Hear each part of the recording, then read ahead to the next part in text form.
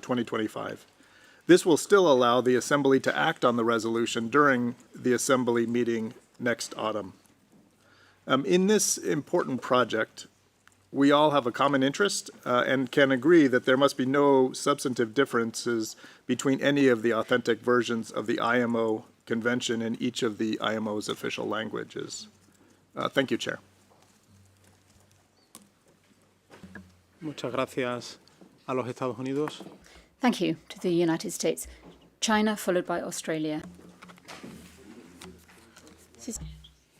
Thank you, Chair. Distinguished delegates, very good morning to you all. We would like to thank the Secretariat for the preparation of this document. Prior to the session of this Council and during the session of this Council, under the lead and coordination of the UAE, we carried out very conducive communication with the Secretariat as well as other relevant countries. Currently, consensus is basically reached on the comprehensive text, except for the newly proposed revision by the Russian delegation, as mentioned by the distinguished delegation of the USA. I would like to take this opportunity to express our appreciation to UAE. We thank him for the excellent work. We support the approval by the Council on the resolution draft of the Assembly to be ready approved, adopted by Assembly 34. Thank you, Chair. Muchas gracias a la delegación de. Thank you very much to the delegation of China, Australia, followed by the United Arab Emirates. Thank you, Chair, and thank you to the Secretary-General. Australia appreciates the Secretariat's work drafting consolidated texts of the IMO Convention, and particularly the legal advice provided by the Legal Affairs and External Relations Division to the Council at its 129th session. We hope Council members can approve the official consolidated convention texts, which we believe will significantly assist all IMO member states. Thank you, Chair. Muchas gracias, Australia. Thank you, Australia. The United Arab Emirates, followed by Peru. يود هذا الوقت. This delegation wishes to thank the Secretary-General for this document. The delegation of the United Arab Emirates participated in informal consultations that took place between interested member states covering the 6 languages with the engagement of the Secretariat since the 132nd session of the Council, trying to address the identified discrepancies during the last session of the Council. We believe that all discrepancies were resolved during the consultation process. As a result, the draft consolidated text of the IMO Convention was revised as set out in the document number C-133/6. This delegation supports the revised draft consolidated text of the IMO Convention.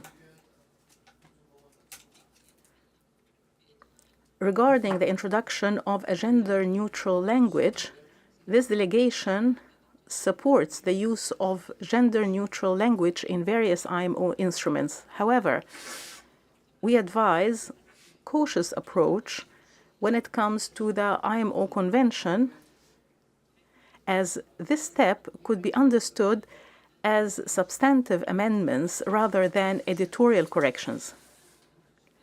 Therefore, this delegation prefers not to include this proposal. Thank you.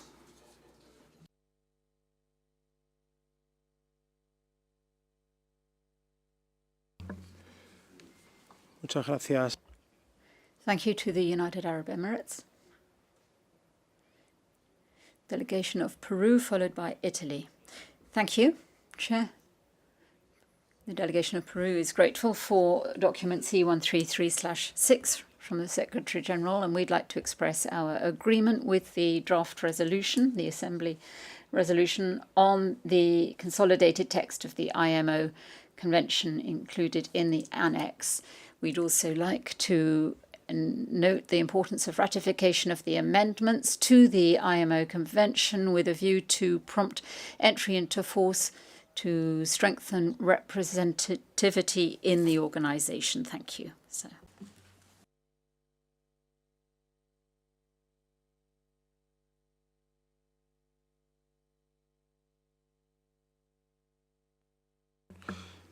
Muchas gracias. Thank you, Peru. The delegation of Italy, followed by Panama. Thank you, Chair. Distinguished delegates, good morning to all. We would like to thank Finland for treating us with a delicious coffee break yesterday. Italy thanks the Secretary General for the document C133/C. Regarding paragraph 6, with respect to proposed change introducing gender-neutral language to the consolidated text of the IMO Convention, while we convey our support for the use of gender-neutral language in IMO instruments, we support a cautious approach to be taken so that the introduction of any changes do not constitute amendment to the Convention. Italy also supports the action request in paragraph 7.2 to approve the draft Assembly resolution on the consolidated text of the IMO Convention as set out in the annex. Thank you, Chair.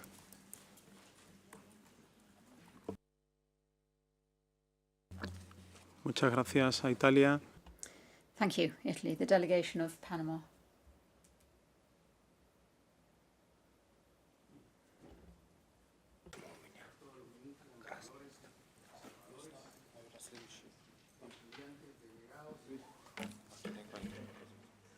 Perdone, delegación de Panamá.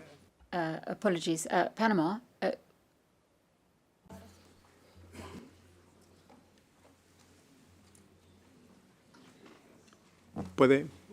¿Tiene su micrófono en rojo? Es que no le veo. Is your mic showing red? Yes? Then fire ahead. Yes. Thank you, and apologies if I made a mistake with the new technology. Thank you, Chair, and good morning to ministers, observers, delegates here present. Good afternoon, good evening to those who are following remotely. We'd like to thank Finland for yesterday's tea break. Chair, firstly, Panama would like to thank the Secretary-General for the introduction of C133/6 and for the efforts that have been undertaken in the intercessional period to make progress towards the production of the consolidated text, the revised consolidated text of the IMO Convention. We are aware of Member States and the Secretary-General's commitment to this important process, and we therefore firmly support the proposal to include all the amendments we currently have into an accessible, consolidated text in the 6 official languages, which will ensure greater clarity, transparency, and universality for all members. In particular, we support the decision to make the Arabic, Chinese, and Russian versions authentic texts, which enhances the inclusive nature of our organization. We also appreciate enhancements to the draft, in particular the consideration of the introduction of gender-neutral language. This is a positive step forward to a more modernized framework, which is more inclusive and representative, and we think that this should be done carefully and respectfully, promoting fairness in all areas of the IMO's work. And finally, Our delegation supports approval of the draft resolution so that the consolidated text could be adopted at the next assembly, thereby consolidating an updated instrument which reflects the values and the principles which are fundamental to our organization. Thank you, sir. Muchas gracias a Thank you, Panama. I have no further requests for the floor from council members. So we'll now take observers, and we'll begin with the Russian Federation. You have the floor. Thank you, Chair. Good morning to you. Good morning, distinguished colleagues. From the outset, we would like to thank all delegations who have provided us with coffee and tea breaks at this session. You are making our life sweeter, of course. Also, Chair, we would like to also express our condolences to all countries who have suffered from natural disasters, in particular Spain, as a result of the flooding. On the matter at hand, we thank the Secretariat for the substantial work undertaken in the intersessional period to prepare the consolidated text.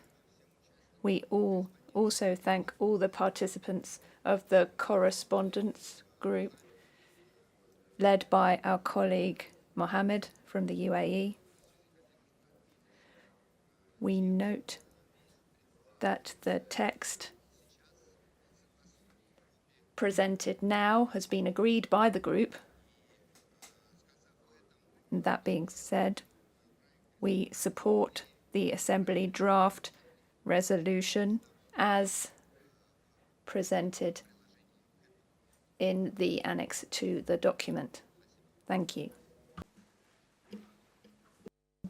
Muchas gracias a la Federación. Thank you to the Russian Federation. Would you please give me 1 minute?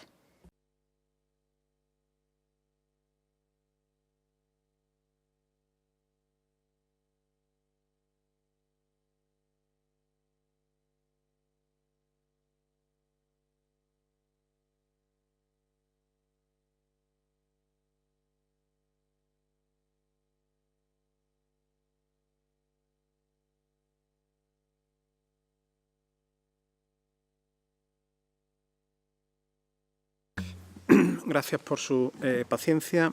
Thank you for bearing with me. In view of the comments that have been made, I take it that Council takes note of the information provided in document C1336 and comments thereto in our discussions. And in light of this, I propose that we postpone approval of the draft Assembly resolution on the consolidated text of the IMO Convention to Council 134. And finally, request the Secretariat to prepare the consolidated draft text of the IMO Convention in the 6 official languages for further consideration at the next session of the Council. If there are no objections, it is so decided.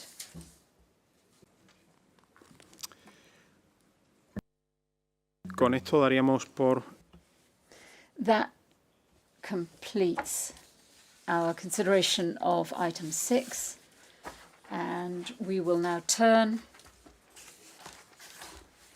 to item 7 on the enhancement of multilingualism. 2 documents have been submitted under this agenda item.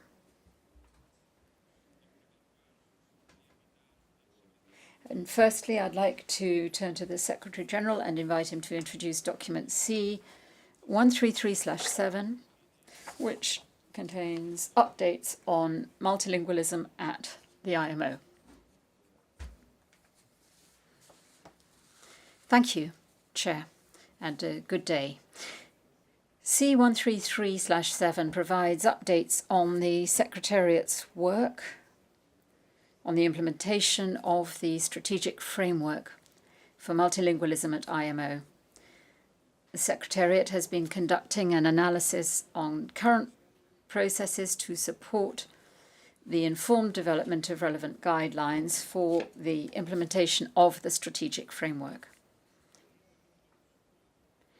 In parallel, the Secretariat has also conducted the trial period of translation of the annexes of the working papers, which covered the period between FAL 48 in April to CCC 10 in September. This trial period is intended to look at the feasibility of the practice of translating the annexes of working papers during meeting weeks, and the report of the trial period is set out in the annex to this document. The Secretariat is currently working on phase 2 of the action plan. However, given the need for a thorough assessment, it has not been possible to finalise it for consideration at this session, and it will therefore be presented to the next session of the Council. Thank you. Muchas gracias, Secretario General. Thank you, Secretary General. And I'd now like to invite comments on the document which has just been presented. The floor is open.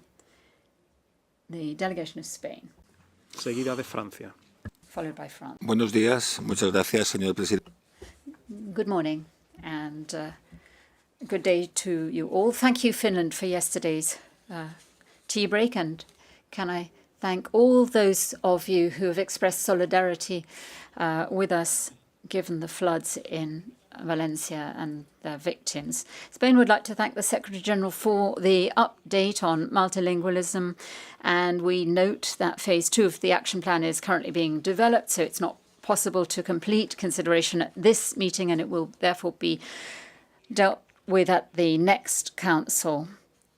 With regard to the Conference Division experience over the last 6 months with regard to translation of all working documents at a meeting week, including annexes, we'd like to say, firstly, that we very much appreciate the tireless work of the Conference Division and all the staff, all those involved in document translation, and the quality of the documents we receive. We'd also like to note that we've seen that there are general challenges which arise with production of working documents at the IMO, as well as the main factors which affect the increased time it takes to process the working documents. We also agree with the proposed prioritization proposed by the Conference Division, namely the prioritization of translation of working documents following the list of priorities which is provided by the technical divisions, and, if time and resources allow for this, also to move on to the translation of the annexes. Finally, we also believe that, while it's clear that some annexes may not be able to be translated by the end of the meeting, measures can be taken in order to facilitate translations by means of the options which are set out in the document's annex. Thank you. Muchas gracias a España. Thank you, Spain. France, followed by Morocco.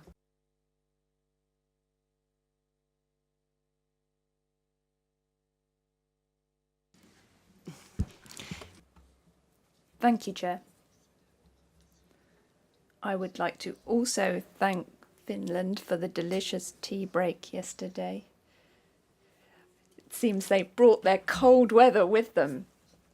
France thanks the Secretary General and the Secretariat for their work and their commitment to promote multilingualism.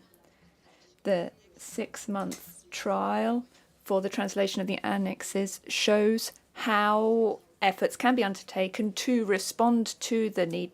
This has been of high quality. We note the process underway to recruit new translators. The implementation of the time to take into account all the different aspects and to identify priorities and a roadmap for phase 2. So our delegation is looking forward to proposals to our 34th session and are also looking forward to working with the Secretariat and other interested delegations to move this work forward. Thank you.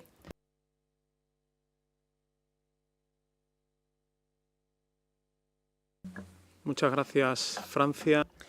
Thank you, France. The delegation of Morocco, followed by Mexico. Merci, Monsieur le Thank you, Chair. First of all, we would like to thank Finland for the tea break yesterday. We thank the Secretariat for C1337. We also thank them for their commitment and the efforts undertaken to implement the Assembly Resolution A1183. We are aware and thank them for the consultations which have been undertaken with member states to promote this. Our delegation approves the report for the finalisation of phase 2 at the next council session, and we are waiting for the administrative and operational guidelines to this end. We believe that instead of developing new guidelines, we already had guidelines to show us the way forward on this. Our delegation has taken note of the trial period of 6 months undertaken by the conference division, and we commend them on their efforts to put in place resources to respond to the translation needs for the annexes in a timely manner. We support the conclusions in the Annex to 1337 and hope that these will be taken into account during phase 2 of the action plan. We believe that the guidelines to be developed need to take into account the conclusions in point 3 on prioritisation, taking into account the need to define criteria for the prioritisation of those documents which need to be translated, and this needs to be mentioned in the guidelines. Thank you, Chair.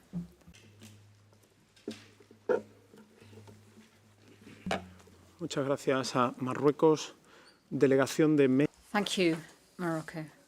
The delegation of Mexico, followed by the United Arab Emirates. Thank you, sir. We'd like to begin by thanking Finland for that delicious tea break yesterday, as others have already said.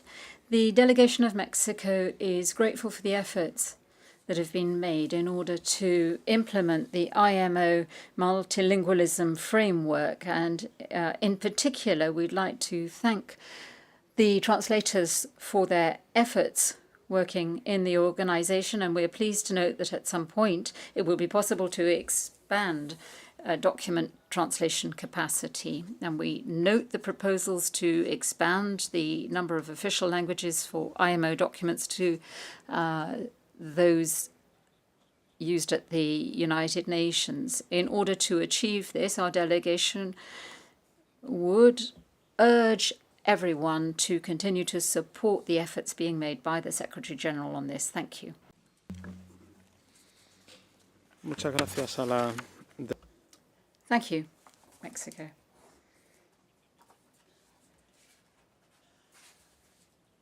Can I just remind you that after this document, 1337, we will come on to the document from the United Arab Emirates, namely 7.1, on the expansion of working languages at the IMO. But for the time being, we'll just focus on the document that has been introduced by the Secretary General. So, United Arab Emirates, followed by Finland. Thank you, Mr. Chair. The adoption of Assembly Resolution A1180-33 and the general support for the strategic framework for multilingualism are great steps to enhance multilingualism at IMO. However, there are more actions needed, particularly in terms of the working languages. This is evidenced from the annex of this document.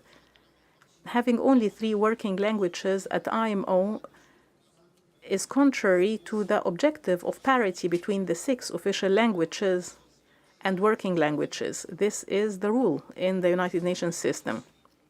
IMO can benefit from the experience of other organizations, such as ICAO, that experienced a similar challenge and was successfully able to include all of the 6 official languages. United Arab Emirates delegation. Apologies for my interruption.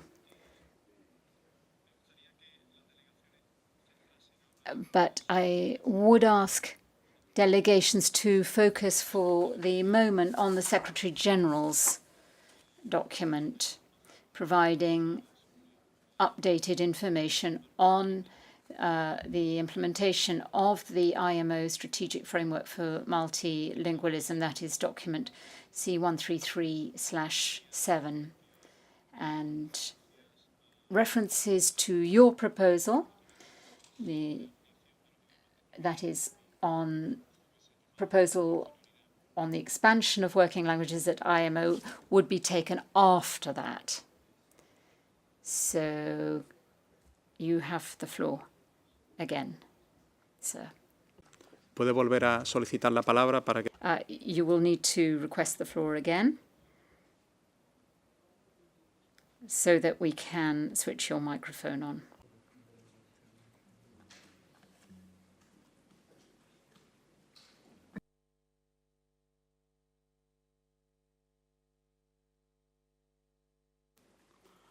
شكرا سيدي الرئيس ونعتذر عن ذلك وسنقدم ورقة عمل لاحقا.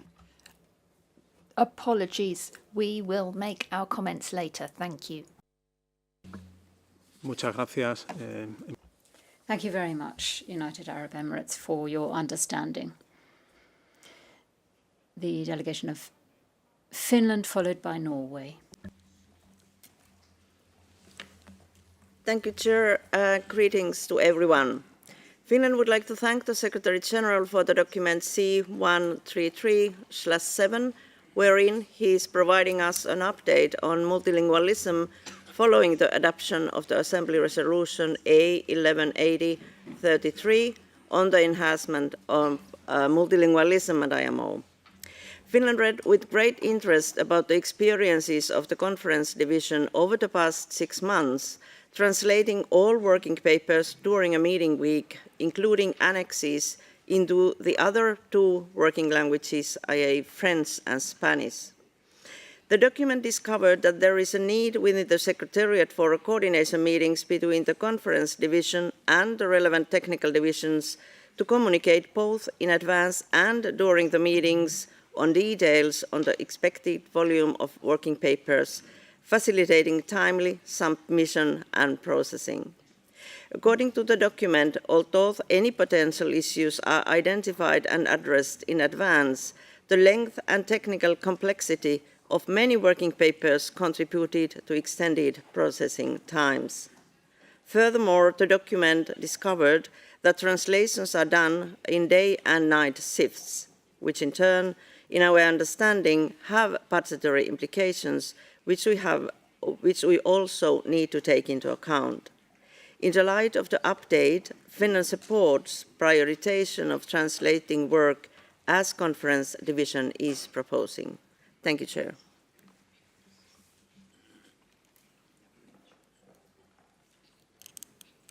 Muchas gracias a Finlandia. Thank you, Finland. Norway, followed by the United States. Thank you, Chair, and good morning to all. We would like to thank the Secretary General for the information provided in document C133/7. We would also like to take this opportunity to share our appreciation to the work of the Secretariat in this regard, and a special thanks goes to the Conference Division and the translators for their continuous efforts in facilitating the translations of our documents and the statements from all delegations. We appreciate the information provided by the Secretary General on the valuable experience gained from the trial period. We do note, however, with concern that the trial period shows that the translation sections frequently have worked extended night shifts beyond the 1 a.m. deadline. For this delegation, it is important that we do our utmost to ensure good working conditions for the IMO staff, and working beyond 1 a.m. must be an exception and not a general occurrence during committee meetings. Bearing this in mind, Chair, we are very much looking forward to receiving recommendations from the Secretary-General on strengthening multilingualism at the next Council meeting. Thank you.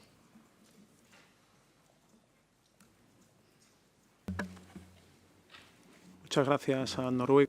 Thank you, Norway. The United States, followed by Cyprus. Thank you, Chair.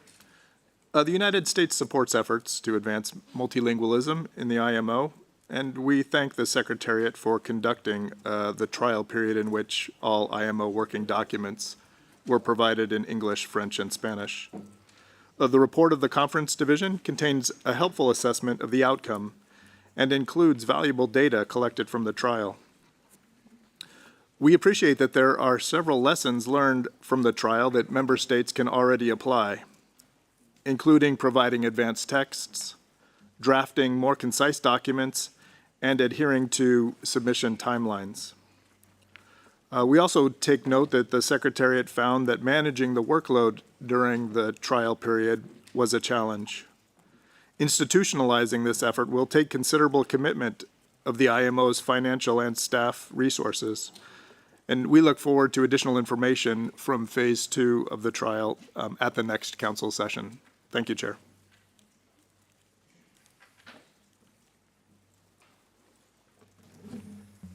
Muchas gracias. Thank you, United States. Cyprus, followed by Sweden. Thank you, Chair, and good morning to you all. First of all, let me thank Finland for the brilliant reception last night, the alcoholic mulled wine, and all the rest. Thank you very much, Finland. On the issue at hand, we understand and appreciate all the efforts made by the Secretariat in providing the best service possible to the wishes of the membership of the organization regarding multilingualism. We maintain full trust to the Secretariat for their efforts towards this task. What can we do? What can we do as member states to assist this process and task? It is essential, we believe, to enhance the efficiency and economy of document drafting for translation.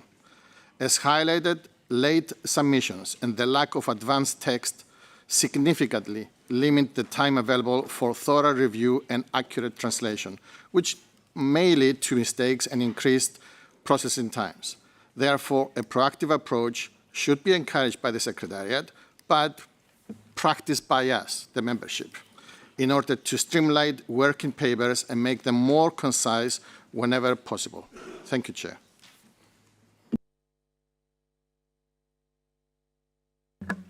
Muchas gracias a... Thank you, Cyprus, for your comments. Delegation of Sweden, followed by Saudi Arabia. Thank you, Chair, and good morning, everyone.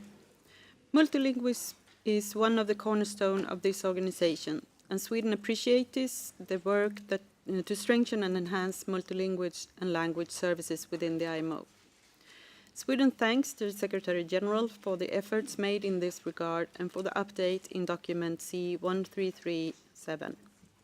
The Secretariat's experience of the trial period of translation of annexes to working papers as described in the document provides valuable input to the discussion of enhancement of multilingualism. As important as we consider this issue to be, it is evident that enhanced translation comes with challenges for the staff and organization of the IMO. It is of our view that multilingualism must be addressed in a responsible manner to ensure a decent workload for the staff of the Conference Division and the avoidance of unpredicted negative budgetary implications. We look forward to receiving further information at the next session on how this can be addressed. Thank you. Gracias, Suecia. Thank you, Sweden. The delegation of Saudi Arabia, followed by Germany. شكرا لك سيد الرئيس. نود ابتداء Thank you, Chair. First of all, we would like to thank Finland for the tea break yesterday. Also, we would like to thank all those who have worked to advance multilingualism at the IMO, and we thank them for their hard work. Saudi Arabia is proud to have played an active role in the ongoing discussions with the Secretariat on this process. We look forward to the future development of administrative and operational guidelines to promote greater inclusivity and ensure that all member states can participate fully and effectively. Thank you, Chair. Muchas gracias, Arabia Saudí. Thank you, Saudi Arabia. Germany, followed by the Bahamas. Thank you, Chair. Germany thanks the Secretariat for the update on multilingualism following the adoption of Assembly Resolution A118033. We share our appreciation for the work of the Secretariat General and the translation sections. Multilingualism is crucial for the United Nations system and therefore for IMO as well. It is both a value and an asset that enhances the legitimacy and effectiveness of multilateral policy and rulemaking. Germany advocates multilingualism. Nevertheless, the initial assessment of the implementation of measures related to Assembly Resolution A118033 raises some concerns, such as the translation of working papers, including annexes. This concerns, in particular, the additional workload of the translation service during night shifts, the time limit for which has been partially exceeded, and is therefore contrary to Council Decision C-106-SR1. The IMO needs to strike the right balance between the need for multilingualism and the protection of employee health. Germany therefore welcomes the Secretariat's proposal to identify and test measures to reduce the workload of the translation section and comply with the Assembly Resolution on multilingualism. We would therefore like to thank the Secretariat for bringing forward recommendations to the next Council in order to reduce or solve these problems. Thank you.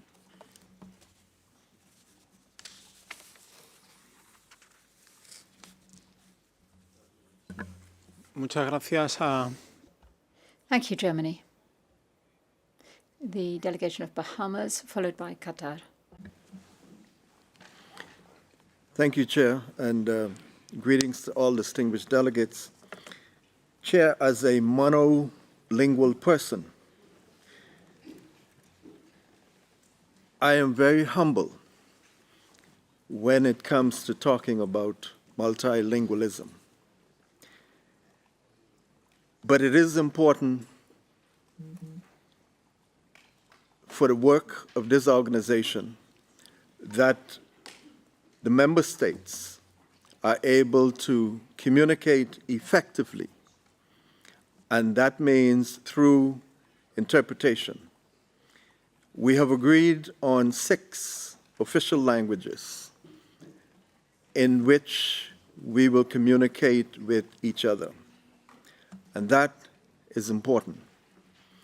But the question before us is, how do we go about bringing parity to the languages as agreed, especially in light of the fact that the language of this organization, that is the language of international shipping, is a specialized language. So not only do we need interpretation, but we need the interpretation and the translation to be able to deal with the specific language of this industry. When we are talking about technical terms that is a part of this organization,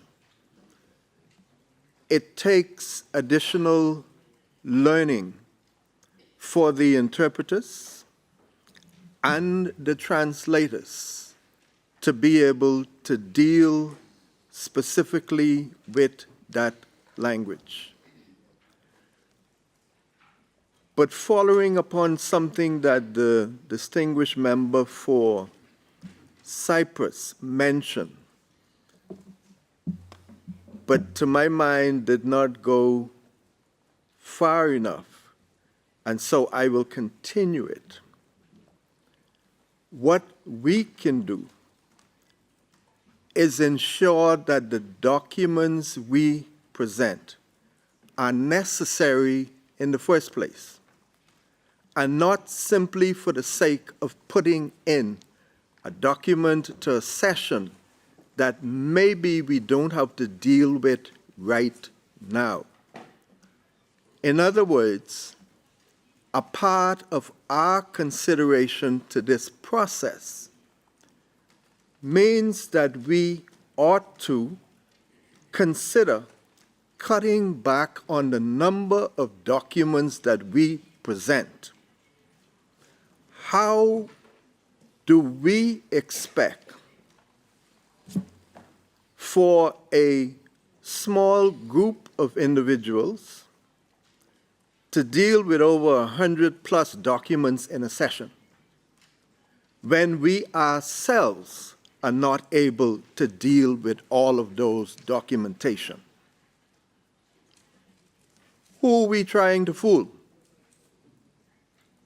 It is better to put in less document and for us to spend more time considering those documentation, which will make it easier for us and for all of the translators and interpreters.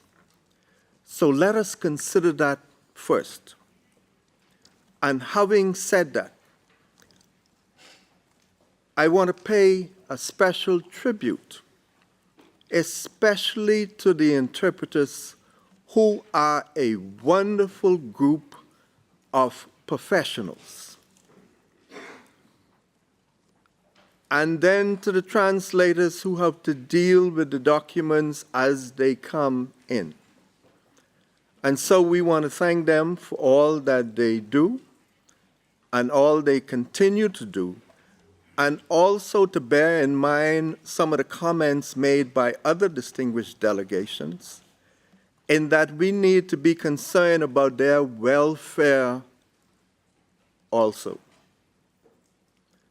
The extra hours that they have to put in. We need to take that into consideration. And not just the extra hours, but the additional cost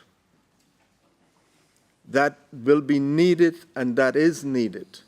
All of these have to be balanced in the round.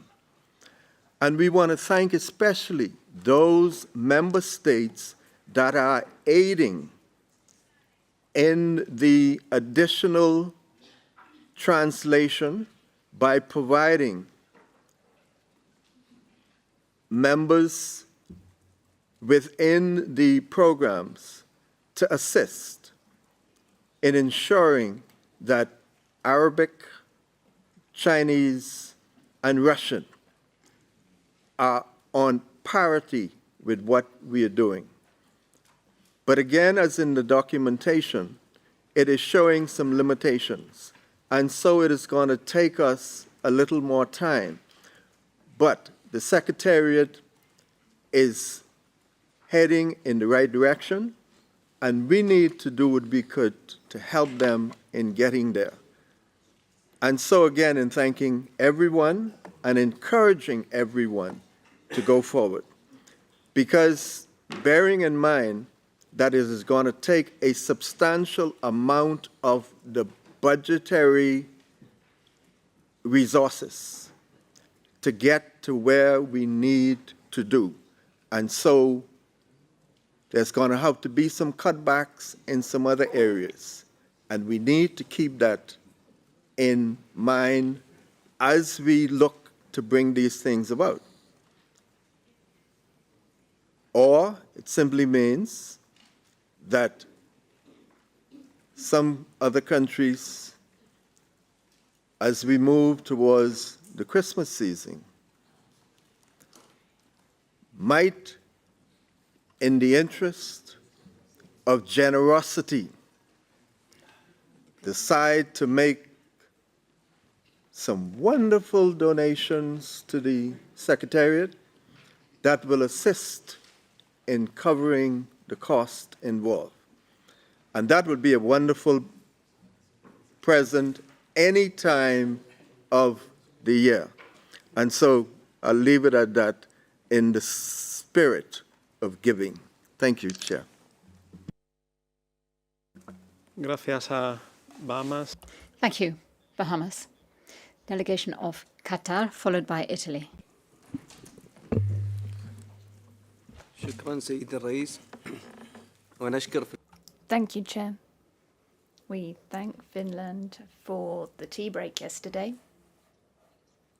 Our delegation would like to express its gratitude to the Secretariat for all the effort undertaken, as well as the Secretary General, of course, and the translation team at this organisation. Their commitment guarantees the universality of communication within this organisation. However, Chair, as is mentioned in the report,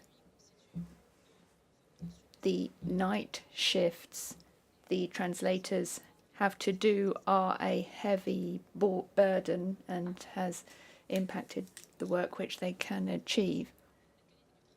It can have an impact in the long term on the quality of their work. We are grateful for efforts undertaken during the trial period for the translation of the annexes and to the working papers. This initiative has been undertaken within the framework of multilingualism, and we look forward to having updated information at the next Council session from the Secretary General on the progress made on this work. Thank you. Muchas gracias a Qatar.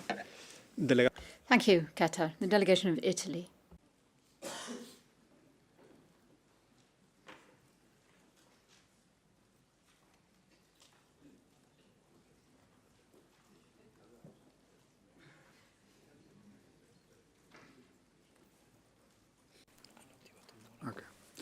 Thank you, Chair. We thank the Secretariat for the submission of document 133/7, and we commend efforts made by the Secretariat so far in its commitment to multilingualism, for which we express our support. We also convey our thanks to the incredible work of the translator. This document, as a whole, shows the complexity and difficulty of managing the translation of the working papers. See paragraph 12 of the annex. In general, working documents can be very detailed, especially since they should be useful to the discussion first. We advocate multilingualism, but we share the concern already expressed by other delegations. To be brief, we would like to echo the statements made by the distinguished delegation of Finland, Norway, Sweden, and Germany. Thank you, Chair.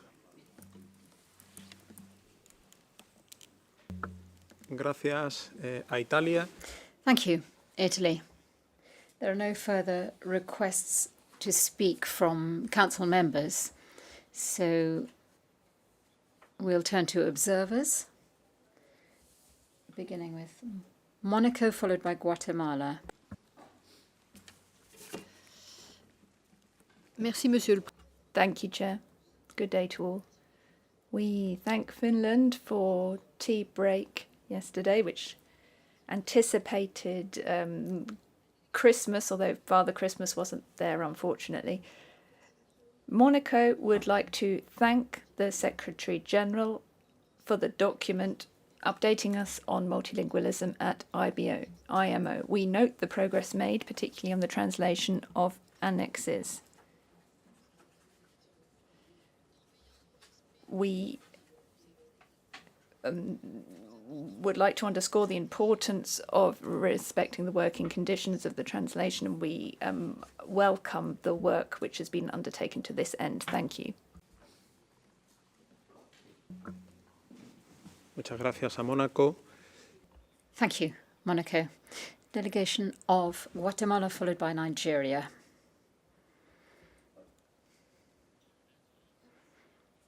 Thank you, Chair.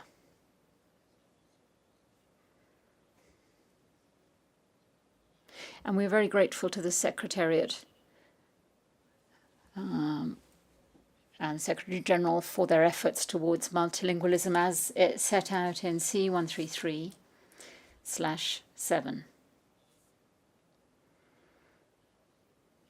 And we note the results set out therein. As a Spanish-speaking multilingual country, indeed, we acknowledge the importance of these efforts. And we acknowledge the quality of the work and of the Spanish translations. We also see that it is important to take into account issues of overload, which may come about in terms of the burden of work. We would urge the organisation to continue with enhancement of multilingualism in Phase 2, as proposed by the Secretariat for subsequent analysis at the next Council session. Thank you. Muchas gracias, Guatemala. Thank you, Guatemala. The delegation of Nigeria. Thank you, Mr. Chair. Distinguished colleagues, greetings to you all. We take this opportunity to appreciate Finland for the refreshment provided yesterday. Nigeria welcome the update on the enhancement of multilingualism within the IMO and express appreciation for the continued effort by the Secretariat, particularly the 6-month trial conducted to assess the feasibility of translating annexes into French and Spanish alongside English. This effort aligns with the principles of inclusivity and accessibility that are vital for global cooperation in maritime governance. We recognize the challenges highlighted in the reports, including the tight deadlines, resource limitations, and the need for enhanced precision coordination to streamline workflows. Nigeria supports the recommended approach to prioritize early submission of documents, concise reporting, and flexible translation solutions during the meetings. These measures would help alleviate pressure on translation teams while ensuring that all member states can fully engage with IMO documents in their preferred working languages. We look forward to the final recommendations at the 134th session and are committed to supporting multilingualism as a pathway to more effective and equitable participation within the IMO framework. Thank you, Mr. Chair. Muchas gracias a Nigeria. Thank you very much, Nigeria. There are no further requests for the floor, but the Secretary General has taken good note, I see, of all the comments.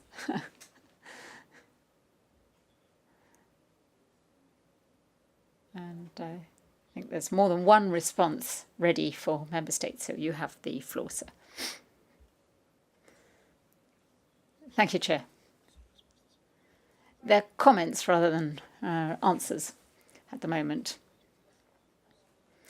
But firstly, I'd like to thank you all for your comments, which are both necessary and relevant for the next stage of the work and the recommendations which we will be making to you at the next session of Council.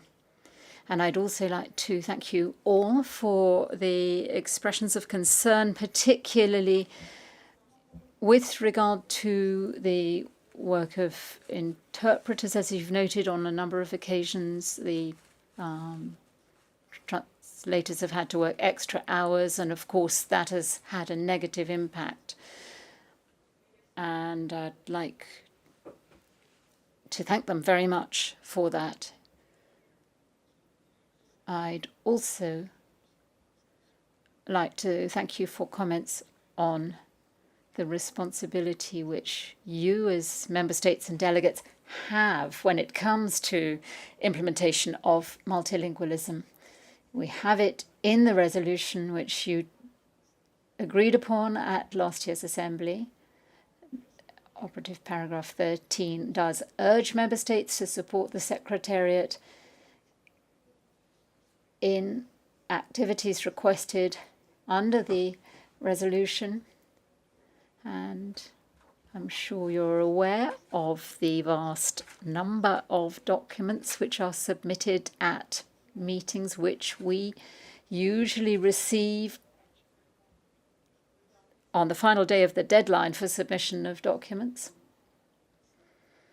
And although our meetings are recorded in the audio, with some final reports, we're asked to reflect almost all statements, which may well be pretty extensive, and that adds to the workload of translation and restricts the amount of time there is for the annexes. Although I thank you, as we've said, for what's been said about priorities, and we will be presenting them in more specific fashion. So I would make this appeal to you to please cooperate with us.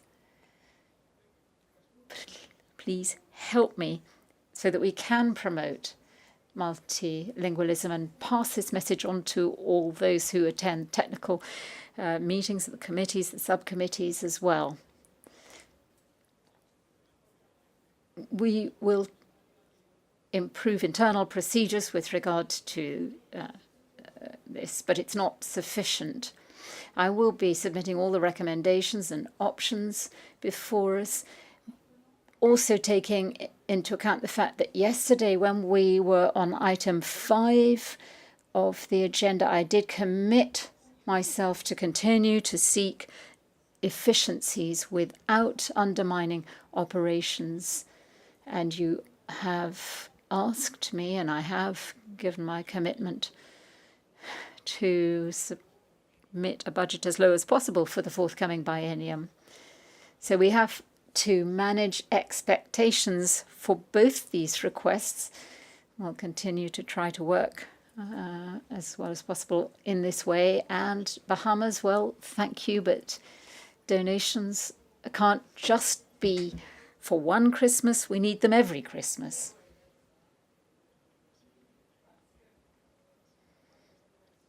Because it's not something that can be done in just 1 year. We have all to be committed to multilingualism, and at the next session I'll be setting out a range of options so that we can have a discussion where you two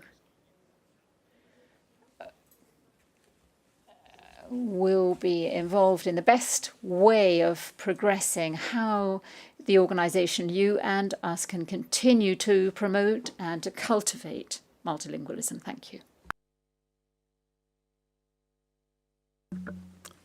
Gracias, Secretario General. Thank you, Secretary General, for your comments.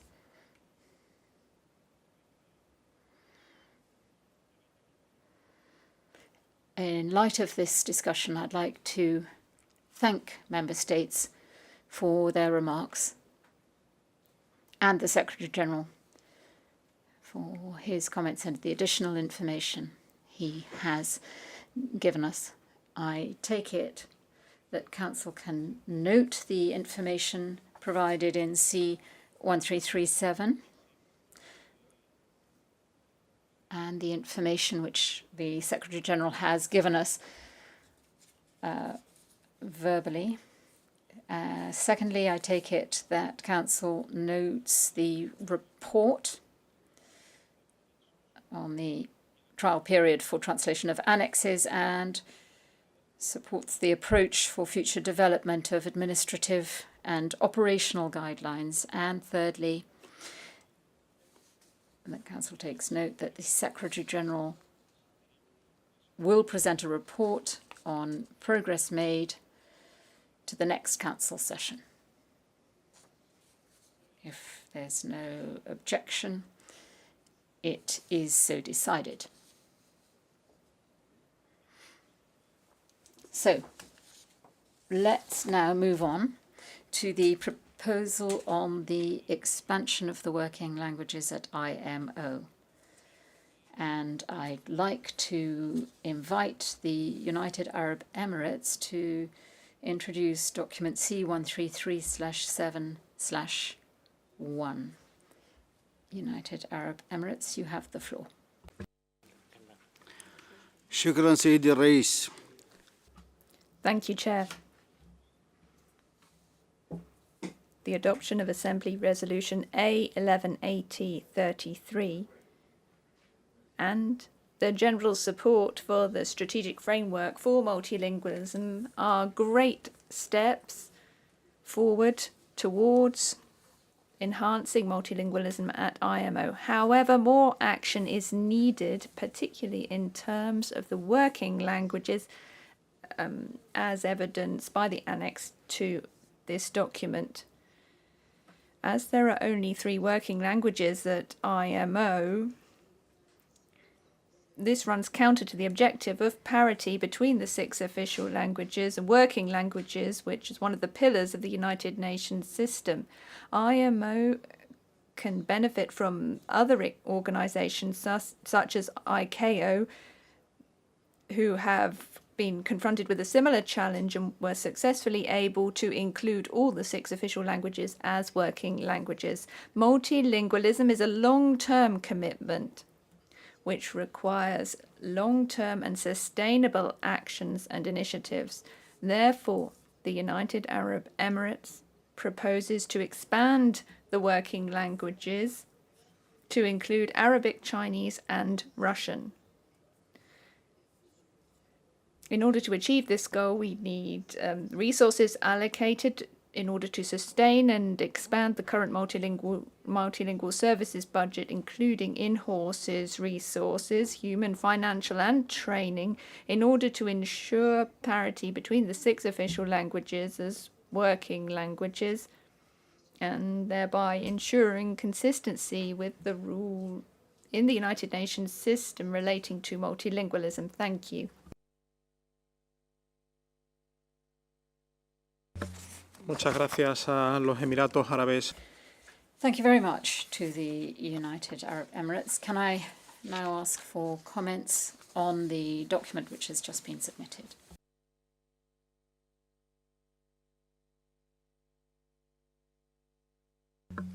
Delegación de España, seguida. The delegation of Spain, followed by Greece. Thank you very much, sir, distinguished delegates. We'd like to thank the United Arab Emirates very much for the submission of their proposal for extending working languages in order to support implementation of multilingualism at IMO. Spanish is both an official and a working language at IMO, and we very much value, therefore, any efforts undertaken to enhance multilingualism at the organization. At the same time, we do note that this proposal from the UAE requires a thorough financial, administrative, and procedural consideration, and we therefore suggest that the Secretariat should conduct an exhaustive, comprehensive assessment of this proposal as part of Phase 2 of the Action Plan. Thank you.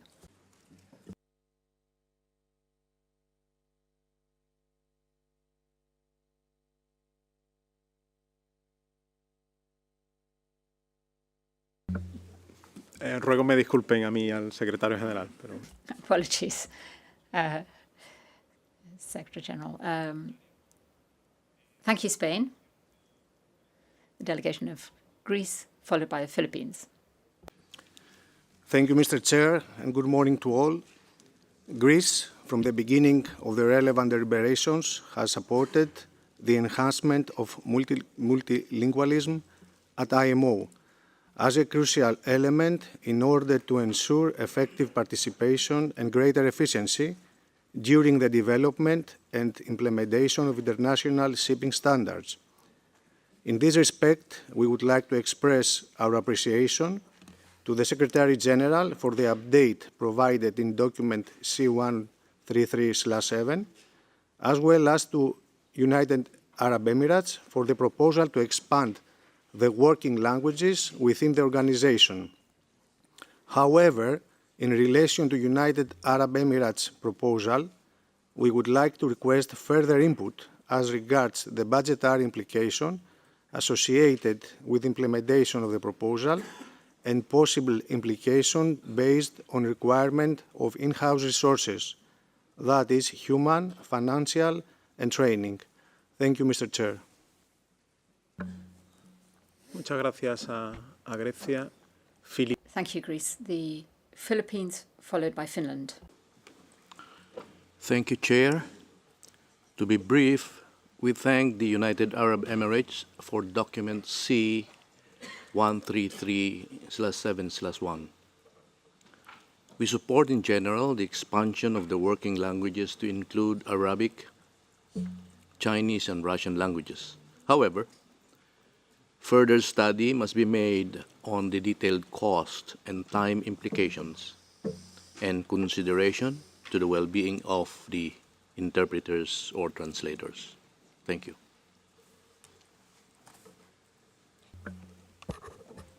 Muchas gracias a Filipinas. Thank you, Philippines. Finland, followed by Japan. Thank you, Chair.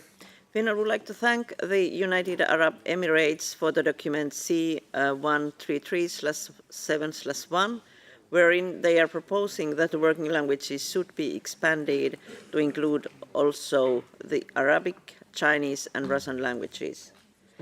In the light of the update by the Secretary General given in the document C133/7, this delegation is not ready at the moment to expand the current multilingual services to cover also Arabic, Chinese, and Russian languages due to the budgetary implications. Chair, Finland would first like to see assessment on the costs of this proposal and also learn more about the experience and practices of other international organizations, including the United Nations and ICAO, in their approach towards implementing their strategy on multilingualism. Thank you, Chair. Muchas gracias, Finlandia. Thank you, Finland. Japan, followed by the United States. Thank you, Chair, and good morning. Japan acknowledges the importance of multilingualism in this global forum, and we thank UAE for the submission. At the same time, as we have just discussed yesterday under Agenda Item 6, the resource management is of paramount importance for us in order to address our common important challenges in an efficient and effective manner. We have to duly recognize that the fact that the expansion of working language will impose significant additional burden on financial and human resources of the Secretariat, as described in the document, Secretary General's document C133/7. Consequently, if we are to simply go with this proposal now, the organization's budget plan would need to be overhauled, and impact on the human resource of the Secretariat is also another issue to be seriously considered. Therefore, like several previous speakers, while Japan expresses our respect to the importance of multilingualism, we see it premature to agree on such a proposal severely impacting the IMO's resource. Thank you. Muchas gracias a Thank you, Japan. The United States, followed by Sweden. Thank you, Chair. Thank you to the United Arab Emirates for paper C133/7/1. We agree that the eventual expansion of the IMO working languages into 6 UN languages is a laudable goal. We would welcome additional information to better understand, however, the full cost implications and staffing needs of the eventual expansion into all 6 working languages. We would also support the request in the UAE paper that the IMO learn more about the experiences and practices of other international organizations, including the United Nations and ICAO, in their approach towards implementing their strategy on multilingualism. Thank you. Muchas gracias a los Estados Unidos. Thank you very much. The United States, Sweden, followed by Panama. Thank you, Chair. Sweden thanks the United Arab Emirates for their proposal in document 13371. We are mindful that this is a matter of high priority for many states and an issue which should be carefully considered. However, in the light of experience regarding the trial period presented by the Secretariat and the discussion we just had, we do not feel that this is the right time to take any decision regarding the expansion of the IMO working language.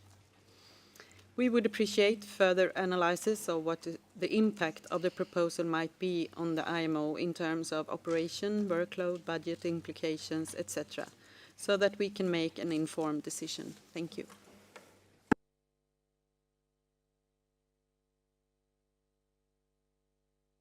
Muchas gracias, Suecia. Thank you, Sweden. The delegation of Panama, followed by Canada. Muchas gracias, señor presidente. Thank you, Chair. Panama would like to express its thanks to the United Arab Emirates for the submission of this document. And we welcome the great initiative taken by the Secretariat in enhancing multilingualism within the IMO. As to the proposal to expand the working languages at the IMO to include Arabic, Chinese, and Russian, we acknowledge and appreciate the UAE's initiative to promote greater inclusivity in the work of the IMO. We believe that this approach would help to ensure broader participation, more effective participation of member states, particularly those whose mother tongue is one of those 3. Nonetheless, we are aware that implementation of a broader multilingual approach would have significant impact on the operational costs of the organization. And we therefore emphasize the need for this proposal to be given careful consideration in phase 2, as has been said by the delegation of Spain. It is crucial to guarantee that any increase in costs which is associated with these measures should not lead to a greater financial burden on member states by means of increased contribution. In this context, we therefore urge the organization to explore sustainable solutions found in other organizations such as resource optimization and the use of innovative technology, which would allow us to make use of this important initiative without otherwise adversely affecting the commitment of member states and the organization. Thank you. Muchas gracias a...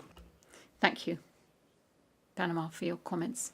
Delegation of Canada, followed by Egypt. Merci, Monsieur le Président. Thank you, Chair. And thanks to the UAE for their submission.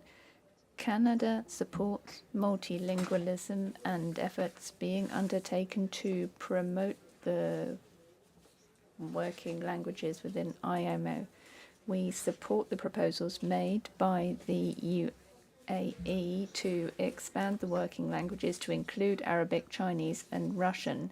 However, before any decision can be taken, we believe that Council members need to better understand the associated costs to this. So we align ourselves with previous speakers and request an evaluation of the costs associated with expanding the working languages and the time frame proposed. Therefore, we suggest postponing any decision being taken until we have that information available. Thank you, Chair. Muchas gracias a Canadá. Egipto. Thank you, Canada. Egypt, followed by Liberia. شكرا سيد الرئيس. نشكر فنلندا على استضافتها. Thank you, Chair. We thank Finland for the tea break yesterday, and we also thank the United Arab Emirates for their submission C13371. Egypt supports all efforts undertaken to expand the number of working languages at IMO. This is in line with the principle of parity between working and official languages. It is important that all official documents be presented in all languages to ensure the broadest possible participation by all member states. Moving to 6 working languages would improve the possibilities available to member states to communicate with one another, including those who do not speak any of the working languages, and this is in line with the rules of IMO. This is why we support the proposal made by the United Arab Emirates to dedicate the resources required to reach this aim, and should be taken into account in the action plan for 2026 and 2027. We encourage all initiatives which aim to improve the capacity of officials working at IMO in the target languages. Thank you. Muchas gracias a Egipto. Thank you, Egypt. Liberia, followed by Saudi Arabia. Thank you, Chair, for the recognition. Liberia would like to thank our dear friend Finland for the facilitation of tea break yesterday. We like to also apologize to the translator because we have modified our comment on this topic. That being said, Liberia thanks the UAE for document C133/7/1. Liberia appreciates the need for multilingualism as demonstrated by the adoption of the Assembly Resolution A118033 on the enhancement of multilingualism at the IMO.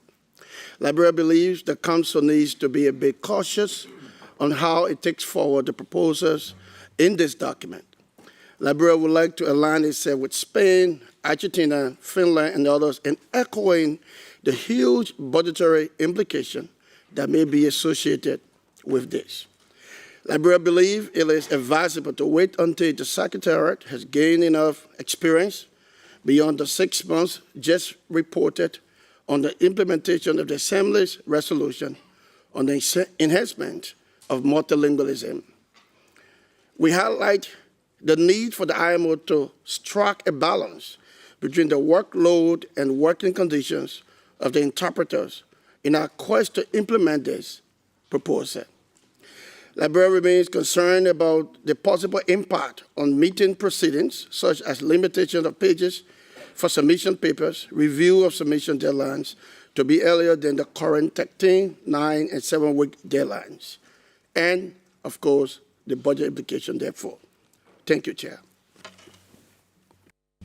Muchas gracias a Liberia. Thank you, Liberia. Saudi Arabia, followed by Indonesia. شكرا سيد الرئيس. Thank you, Chair. From the outset, we would like to thank the United Arab Emirates for their submission.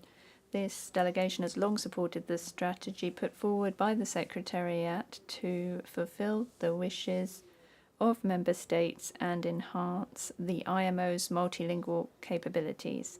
We agree that the consideration of the costs of this enhancement should be considered as early as the 2026-2027 budget, and we believe also that the IMO should cooperate with its sister organizations in the UN system to learn from their experiences in this process. Thank you, Chair.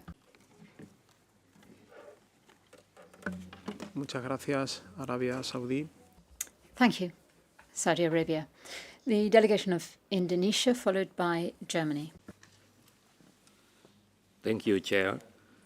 Indonesia would like to thank Finland for the delightful afternoon tea break yesterday and to Thailand for the generous offering of free-flowing beverages last evening.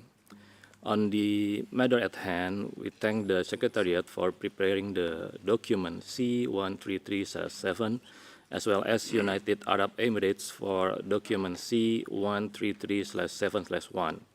We commend the Secretariat for its continued work on implementing the strategic framework for multilingualism and for presenting a comprehensive update on the status of multilingualism in IMO. Indonesia supports the United Arab Emirates for a proposal to expand the working languages of the IMO to include Arabic, Chinese, and Russian. We agree that achieving parity between the 6 official languages of the organization and the working languages is an important step towards fostering inclusivity and ensuring that all member states can fully engage with IMO's work. However, we also recognize that such an expansion will require significant resources, both human and financial, as well as sustained efforts to ensure the successful implementation of multilingualism.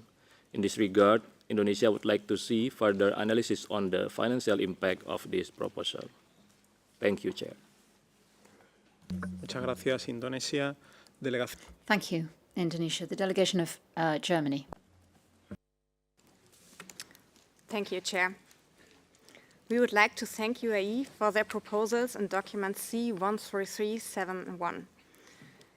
As we said before, Germany supports multilingualism. With a view to the discussions at document C13337 and the concerns shared by several distinguished delegations, we think the UAE proposal in document C13371 should be postponed until the next Council meeting. The extension of working languages would lead to a wider workload in the Secretariat without the existing problems being adequately resolved at this stage. In addition, the proposal to extend working languages could lead to additional requirements in the regular budget and thus to a possible increase in membership assessments.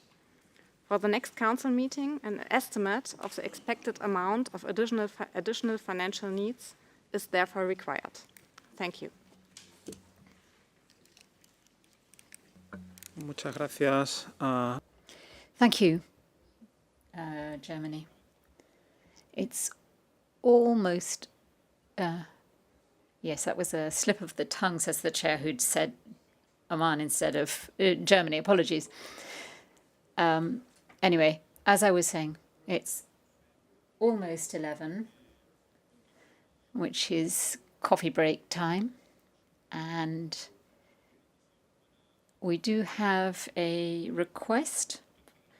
It's something to do with the coffee break, I believe. Delegation of Indonesia. Could you request the floor and press that button, please? Adelante, Indonesia. Yes, you have the floor. Thank you, Chair. In the spirit of enhancing our discussions and warming the atmosphere amidst this chilly weather, Indonesia is pleased to invite all esteemed delegates to a coffee break at the Delegates Lounge on the first floor. Please join us to enjoy refreshing coffee accompanied by a selection of traditional cakes. We also have small souvenirs prepared for everyone. We look forward to seeing you there. Thank you. Muchas gracias. Nos vemos a la... Thank you. We'll meet again here at 11:30.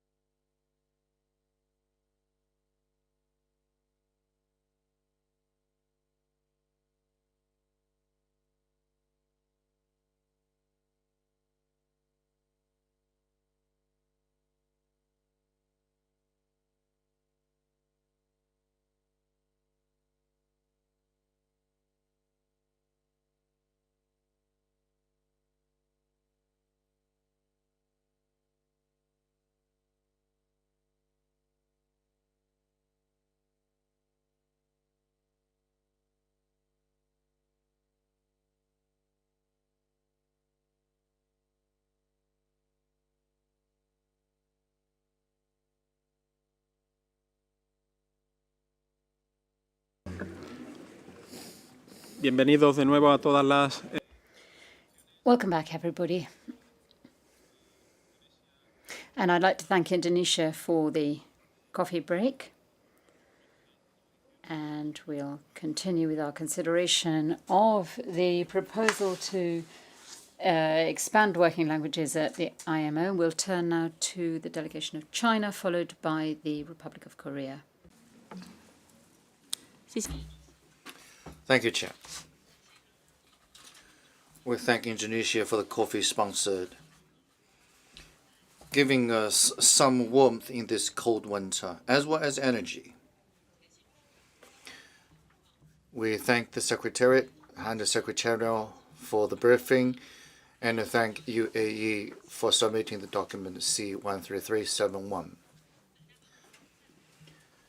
Our delegation supports the proposal in the document to expand the working languages to include Chinese, Arabic, and Russian, and to allocate corresponding resources in terms of personnel, funding, and training.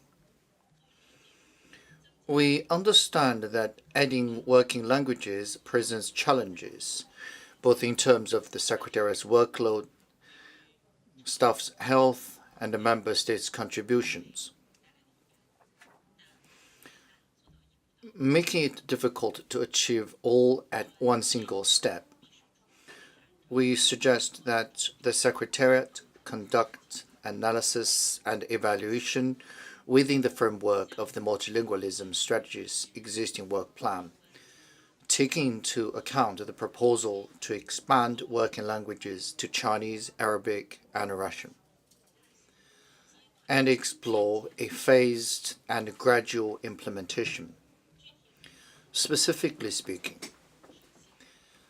consider piloting the expansion first in the Assembly and the Council, while deferring its application to all committees and subcommittees until resources are adequately prepared.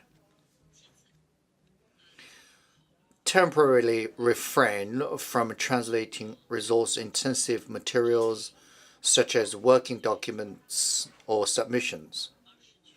Instead, focus on actions that consume less resources but effectively meet member states' needs.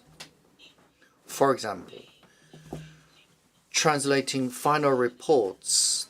The final reports means the reports that is published after the session rather than working paper 1. Translating final reports from subcommittees which are highly beneficial to member states.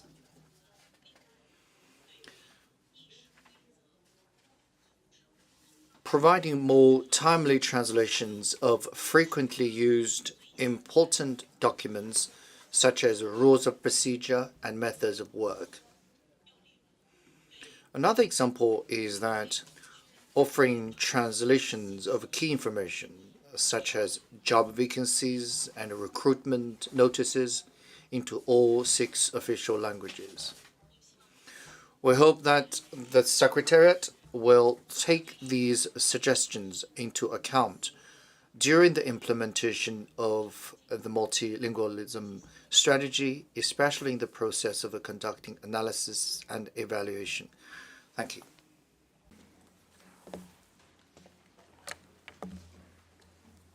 Muchas gracias a la delegación. Thank you to the delegation of China, the Republic of Korea, followed by Australia. Thank you, Chair. We thank the United Arab Emirates for the submission of document C13371. We also thank Indonesia for coffee and delicious cakes. Now turning to document C13371.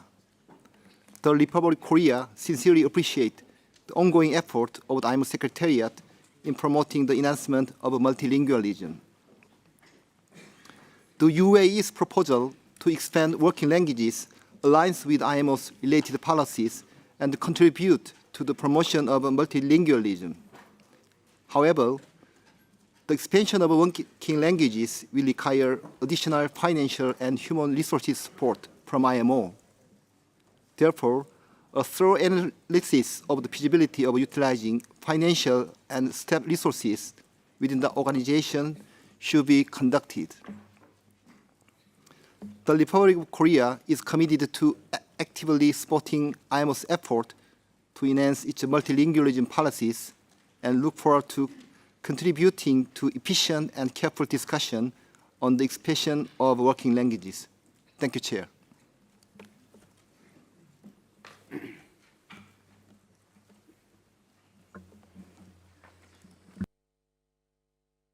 Muchas gracias a la República. Thank you to the Republic of Korea. Australia, followed by Qatar. Thank you, Chair. Australia thanks the Secretary-General and commends the United Arab Emirates for bringing this proposal forward. Australia welcomes proposals to strengthen multilingualism at the IMO, acknowledging this is a core value of the United Nations system. As a matter of principle, we believe this proposal would enrich the inclusivity and the discourse between member states within the IMO environment. Further, Australia notes this proposal aligns with the strategic goals of the strategic framework for multilingualism. We do also acknowledge there is concern regarding the budgetary impacts of this proposal on the organisation. We align with the interventions of Finland, Japan and others in suggesting that it would be useful to have a better understanding of the budget implications of this proposal before we proceed further. We look forward to charting a sensible way forward on this issue, which ensures an inclusive approach to our discussions and decision-making. Thank you, Chair. Gracias, Australia. Thank you, Australia. Qatar, followed by Norway.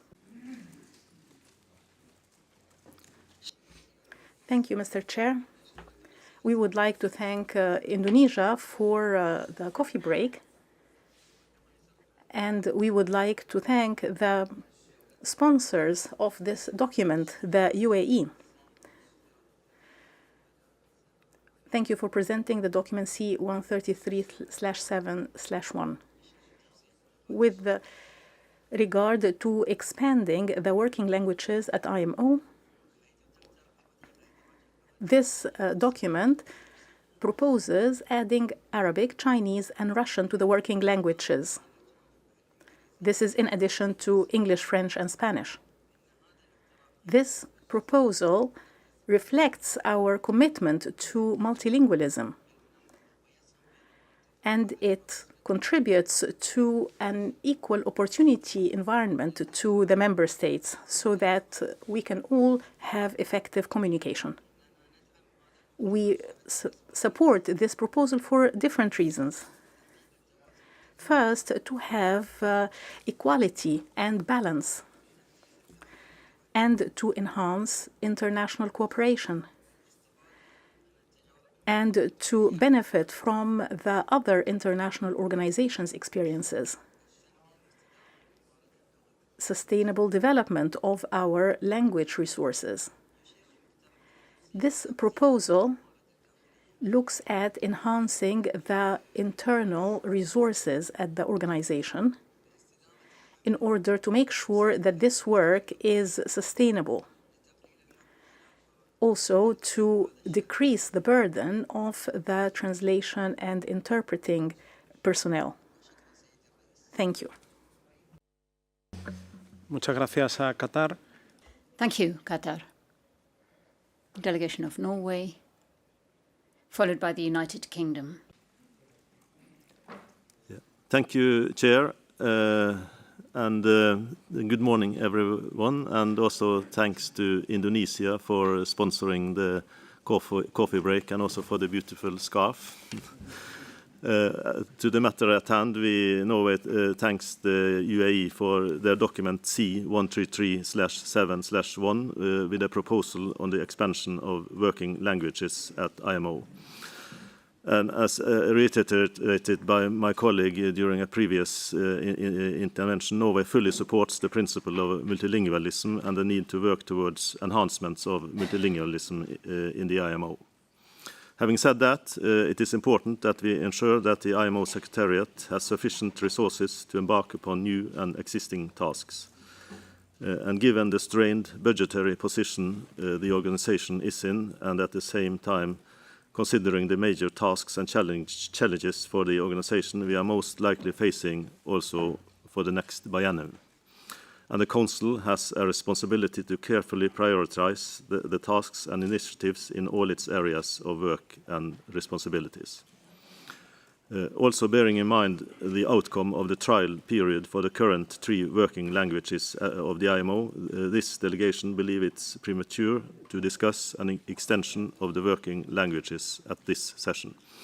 And we are of the opinion that it would be prudent for the Council to await the report from the Secretary-General with the recommendations from the trial period and make a decision on this before we embark upon any extension. Thank you. Gracias a Noruega. Thank you, Norway. The United Kingdom, followed by Chile. Thank you very much, Chair, and good morning all. I'd like to start by thanking Finland and Indonesia for the excellent refreshments. The UK fully agrees with what has been said about the importance of multilingualism in ensuring the inclusivity and effectiveness of the IMO. We appreciate the Secretariat's efforts to advance multilingualism, in particular the trial we discussed earlier this morning. I would like to thank the UAE very much for their proposal, and as others, we would like to request further information on the cost implications before agreeing to further work on this. And we note the considerations detailed by others with regards to working hours, the need to maintain a reasonable workload for the Secretariat, and the expertise required to expand working languages. Thank you very much. Muchas gracias al Reino Unido. Thank you to the UK. Chile, followed by Kenya.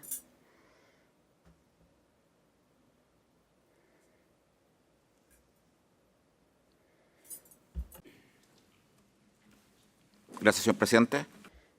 Thank you, Chair. We'd like to thank the United Arab Emirates for their document. Chile supports the idea of moving ahead with enhancing multilingualism, and we can agree with inclusion of Arabic, Russian and Chinese as working languages. However, as has been said by other member states, we think the best way of moving ahead to take an informed decision is to have a proper analysis before us, and it needs to include the needs that will be required with work in these various languages, as well as the implementation of a pilot scheme, as China has suggested, is a relevant idea, we believe. Thank you. Muchas gracias. Thank you, Chile. Kenya, followed by Italy. Thank you, Chair, for offering the opportunity. We equally thank the Indonesian government embassy for offering us the nice coffee. The Kenyan delegation wants to identify itself with the proposal C133/7/1. Chair, multilingualism deepens inclusivity and is the highway for achieving universality, which goes towards a common heritage for humanity in its entirety. We welcome the proposal by UAE for expansion of languages to Russia, Arabic, and China, in tandem with UN and IMO official languages. Of concern is resources, indeed, but the gain outweighs the costs. Chair, we would further wish the Council to explore other avenues of using cheaper ways of these translations or interpretations. More so the internet of late, AIE has been an issue. In as much as authenticity is sometimes an issue, it reduces the bulk of the work. I thank you, Chair. Muchas gracias a Kenia. Thank you, Kenya. Italy, followed by Cyprus. Thank you, Chair. Thank you, Indonesia, for sponsoring the coffee break. Regarding document C133/7/1, we would like to thank UAE for the submission. We remain committed to multilingualism while also sharing all the concern already expressed when dealing with document C133/7. And we are therefore looking forward to the lessons learned from this trial period in order to understand how it can be capitalized with a view to both pursue multilingualism and at the same time reducing the initial cost that and the administrative burden. Secretariat underwent to start the trial period and implement the strategy of multilingualism. Thank you, Chair. Gracias a Italia. Chipre, Thank you, Italy. Cyprus, followed by France. Thank you, Chair, for giving us the floor. In order to be very brief and very concise, if it is possible, then we would like to co-sponsor the intervention by Panama. We only put our card up to, although we would hate to ask and impose any additional burden or work on the Secretariat, if it is possible, if Council 134 be advised about the percentage of the IMO publications in terms of the different languages, if it is possible, and if it is readily available. Thank you, Chair.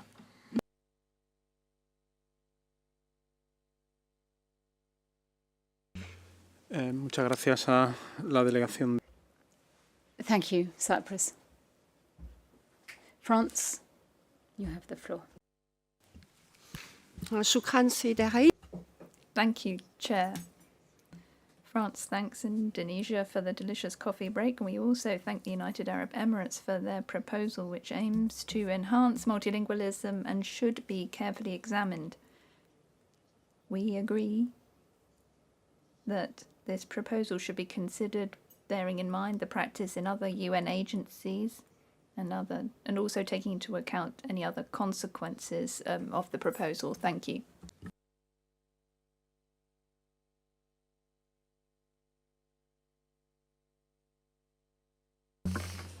Muchas gracias a Francia.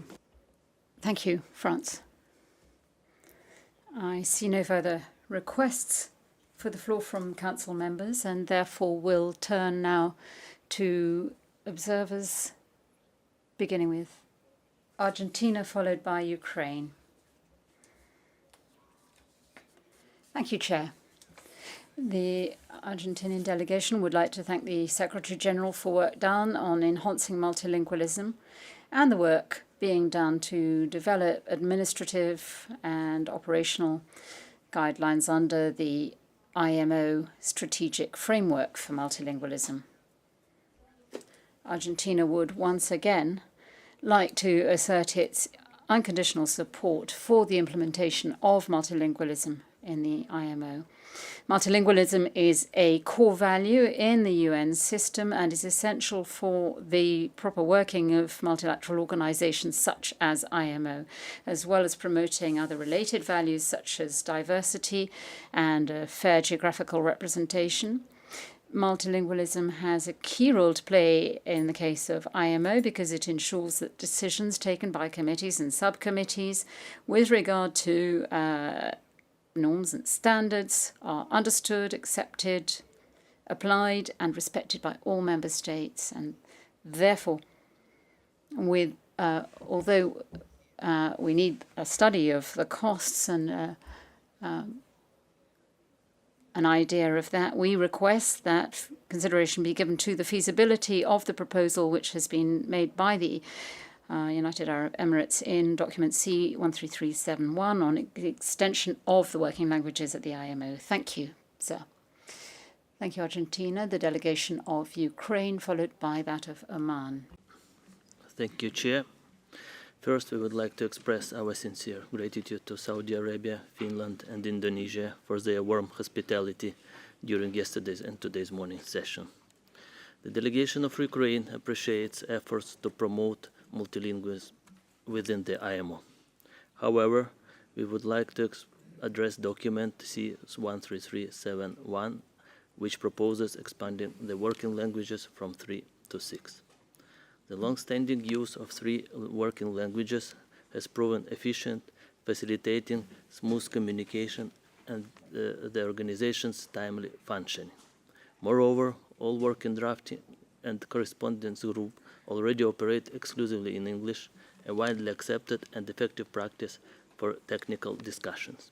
Expanding working languages would impose significant financial and operational burdens on the Secretariat, diverting resources from other critical activities. Additionally, some proposed languages like Chinese and Russian are primarily used only by 2 delegations, which doesn't justify the substantial costs of such change. Importantly, all key IMO documents are already available almost in all official languages, ensuring accessibility for all member states. In conclusion, we propose maintaining the current 3 working language system, which continue to serve the organization effectively. Thank you, Chair. Gracias a Ucrania. Thank you, Ukraine. The delegation of Oman, followed by the Russian Federation.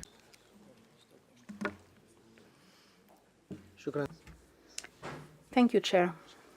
We thank the delegations of Indonesia, Finland, and Saudi Arabia for hosting the coffee and tea breaks in the previous days. We would also like to thank the delegation of the UAE for their efforts in this document and the proposal to support multilingualism. My delegation supports this proposal to expand the scope of working languages to include Arabic, Chinese, and Russian.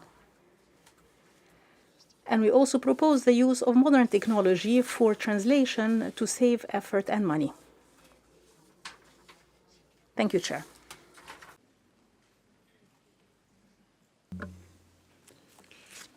Muchas gracias a Oman. Thank you, Oman. The Russian Federation, followed by Honduras. Thank you, Chair. First of all, we would like to thank Indonesia for the superb coffee break and the presents, these scarves, which are appropriate given the weather, and the little green sweet pancakes. I'm absolutely mad for them. I love them. They're delicious. I've eaten 3 of them.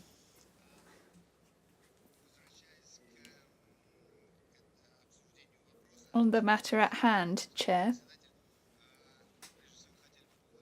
from the outset, we would like to thank the United Arab Emirates for their submission and for the proposals included in it. We are committed to the principle of multilingualism in the UN system, and therefore we support these proposals. But we also understand that, as many have already stated, the budget consequences and the need for additional staffing are matters which need to be taken into account. Therefore, we call upon the Secretariat to undertake the necessary analysis to identify the resources which will be required and also to examine the experience of other organizations in the UN system. We believe it is important to take into account the proposal made by China on a pilot, or I would say a step-by-step approach to this matter. For example, the translation of the most fundamental documents, such as the report of subcommittees or circulars, first of all, and then after that,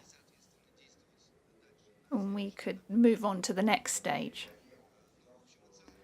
But in general, as I have already stated, we support the proposal in the UAE document. Thank you. Muchas gracias a la Federación de Rusia. Thank you, the Russian Federation, the delegation of Honduras, remotely. Thank you, Chair. The delegation of Honduras would like to express, in general, its agreement with the proposal made by the distinguished delegate of the United Arab Emirates. We are committed to multilateralism, multilingualism, and sovereign participation of member states to the greatest extent possible, in keeping with the circumstances and context of each organization. I think that this would be a step forward, a positive measure in our organization. And of course, it would also depend on the budgetary implications and other commitments or other impacts which this measure might involve.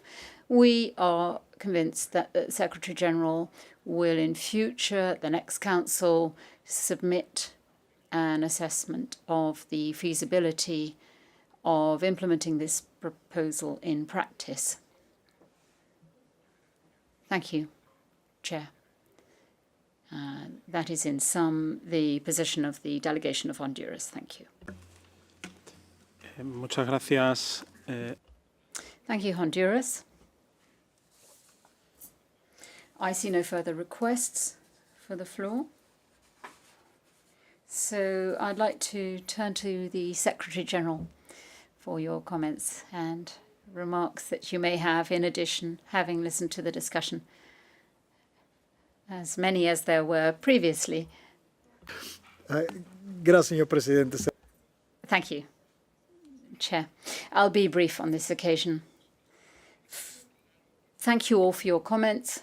It's clear that we all support the goal of enhancing multilingualism among relevant considerations and within the appropriate time frame.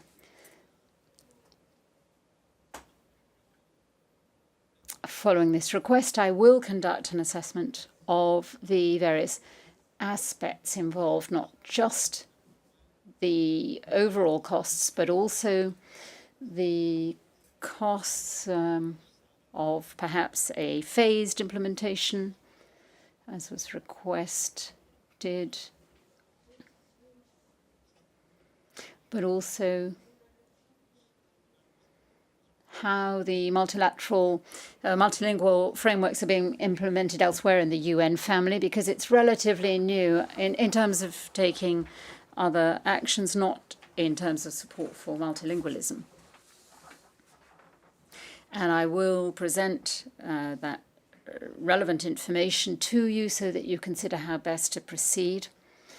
Some comments were made with regard to the use of AI. Just to clarify, we do already use that in the organization, the eLuna system, which the UN family uses, the UN system, but it also requires human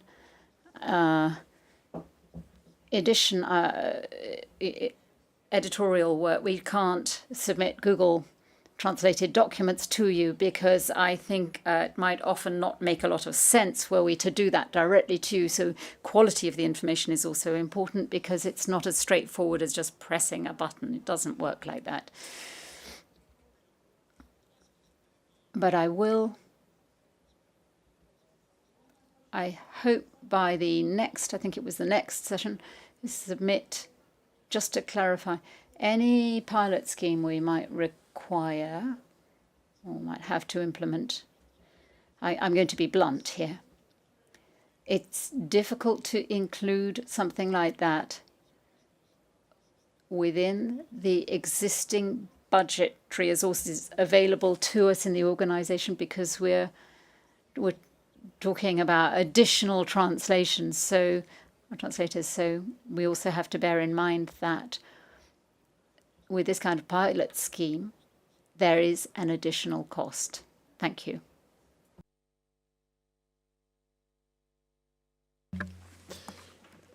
Muchas gracias. Thank you, Secretary General.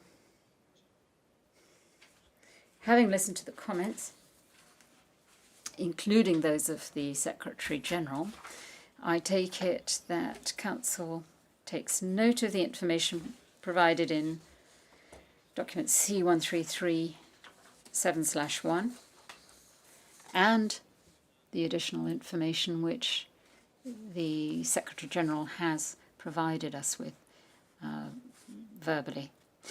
And before proceeding to further consideration of C1337/1 and as part of Phase 2 of the action plan, I propose that Council invites the Secretariat to bear in mind the proposal provided in document C1337/1, as well as the comments made in the course of the discussion. During the thorough assessment of current processes related to multilingualism, which will be provided by the Secretariat at the next session. If there's no objection, it is so decided. Thank you. And that completes our consideration of item 7. We will now move on to item 8, the IMO Member State Audit Scheme. 2 documents have been submitted on this agenda item. And I'd like to begin by inviting the Secretary General to introduce C1338. You have the floor, sir. Thank you, Chair. Document C1338 provides an update on the progress made in the implementation of the scheme, as well as information on the audit schedule, audit management, audit follow-up, reporting, and auditors. To date, a total of 137 audits have been conducted in accordance with the overall audit schedule, and 3 remaining audits are scheduled for 2024, which are proceeding according to plan. Of the 25 audits scheduled for 2025, 22 member states have confirmed their audits. The updated overall audit schedule is set out in Annex 1 for Council's consideration, including the postponement of the audit of Israel to 2025 and scheduling the audit of Somalia at the beginning of the second audit cycle, respectively. In relation to audit follow-up, the follow-up audit for 12 audits carried out from 2017 to 2019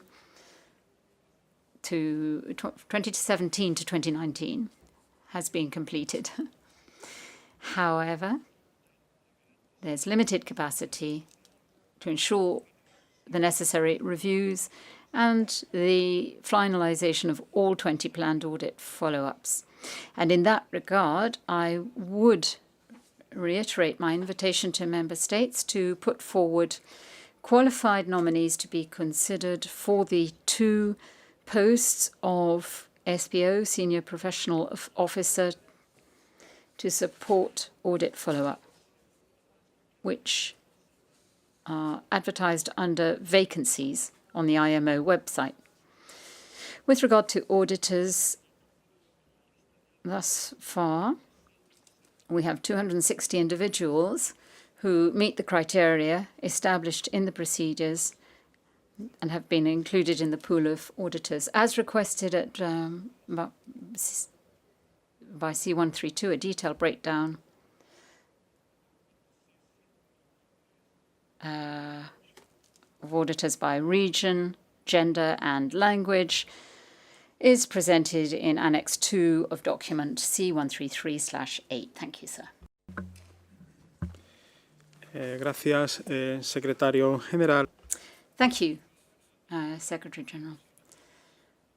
And I now invite comments on the document which has just been introduced, and in particular on the actions requested of the Council as set out in paragraph 18 of document C133/8.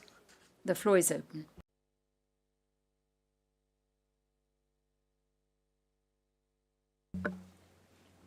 Delegación de Perú, seguida de China. Delegation of Peru, followed by China. Thank you. Chair, our delegation would like to thank the Secretary-General for the information provided in C1338. In May of this year, our delegation received the IMO audit team, and the process was carried out in a dynamic fashion, in a very collaborative and professional manner, thanks to the fact that it was a very qualified team. And currently, Peru is developing the document which contains the corrective action plan, and that will be released in due course. We also think it's very important to emphasize that the IMO audit process has been followed as good practice in our country, and in order to enhance the internal efficiency of our maritime governance. Thank you, sir. Thank you very much, Peru. Delegation of China, followed by the United States. 谢谢主席。本代表团 Thank you, Chair. This delegation would like to thank Secretary General for the document C133/8, the progress report on the implementation of the member state audit scheme. In September this year, China was audited. Through this audit, the capacity and effectiveness of the compliance of IMO instruments in China, as well as the awareness among officials of the maritime and relative authorities, have been significantly improved. Therefore, we also deeply understand the importance and necessity of IMO's member state audits. Towards the end of the audit team work, I made a special phone call to a colleague who participated in the audit in China, and she told me that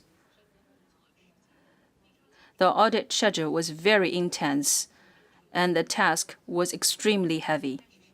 But the audit team made careful preparations and plans in advance. Before they arrived at China, they went through extensive documents and materials, which greatly improved the efficiency of the communication during the on-site audit. The on-site audit activities of the audit team were very intense, and the team traveled to different audit sites almost every day and often worked overtime late at night. The rigorous and serious working style, meticulous dedication, and outstanding expertise of the audit team leader and the member are admirable and impressive. Her words made me deeply impressed and touched.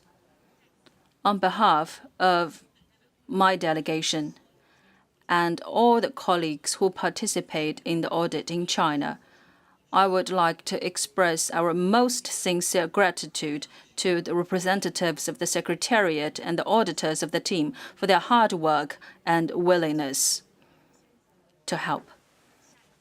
As a next step, we will actively liaise with the Secretariat to ensure that the findings in the audit are properly rectified. Thank you, Chair. Muchas gracias a China por la información. Thank you, China, for that information. The delegation of the United States, followed by Brazil. Thank you, Chair.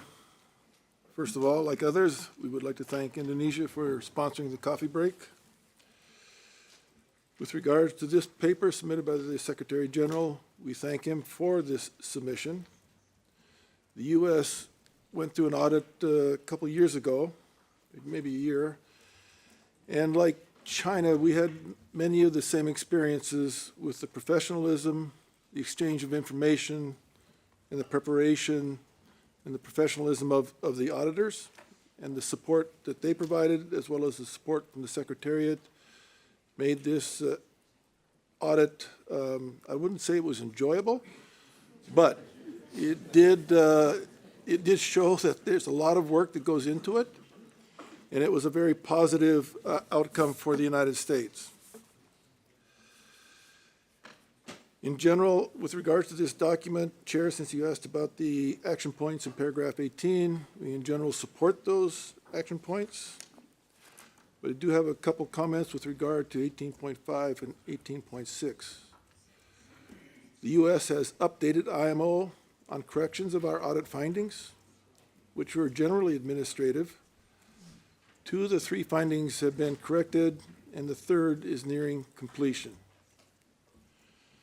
With regard to 18.6 and the recommendation for member states to provide auditors, I would just like to point out that the United States has nominated 6 auditors, of which 2 are women.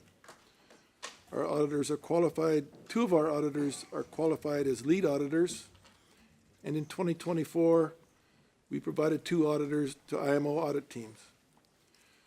The 2 women have been on the list for 6 years, and in that time, only 1 has been assigned.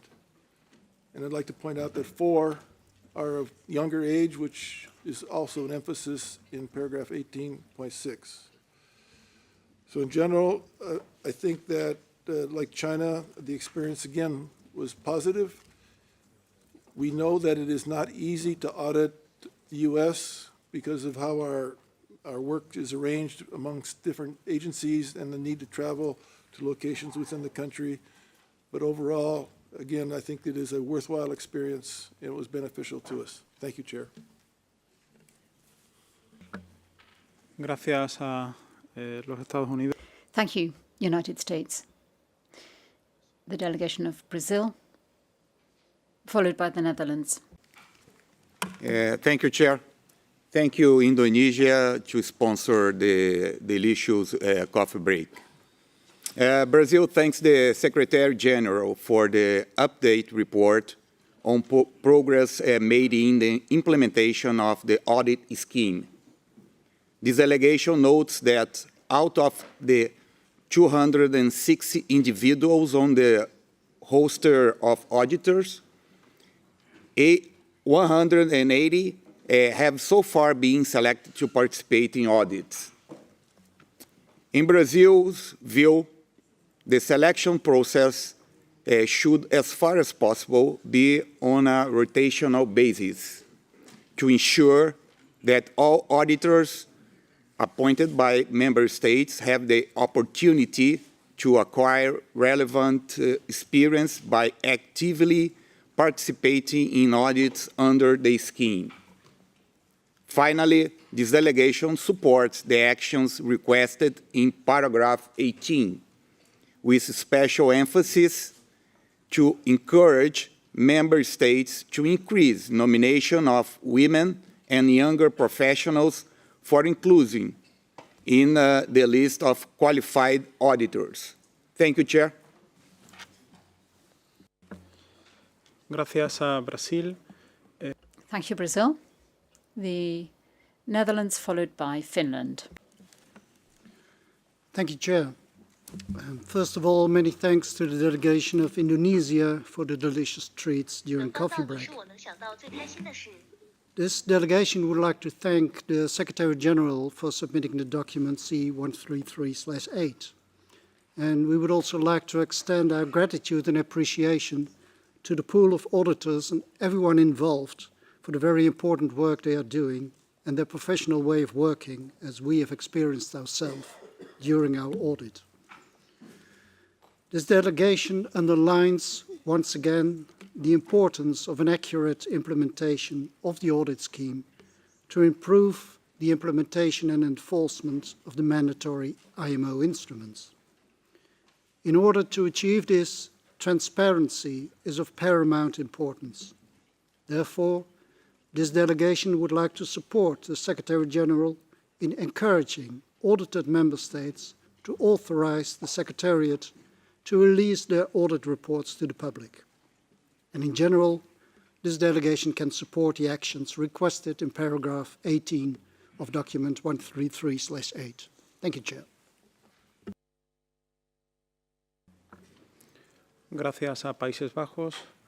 Finlandia. Thank you to the Netherlands, Finland, followed by Jamaica.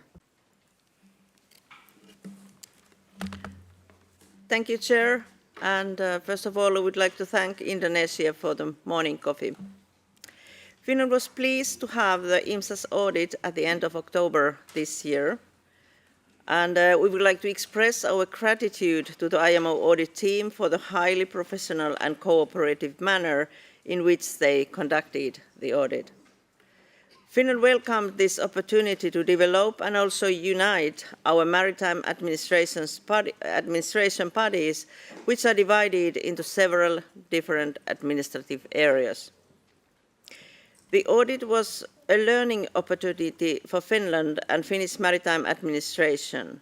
Thus, we are looking forward to receiving the final results, being sure that our maritime administration will benefit from the outcome of the audit. Thank you, Chair. Muchas gracias a Finlandia. Thank you, Finland. The delegation of Jamaica, followed by Mexico. Thank you, Chair. And thanks to Indonesia for the coffee break.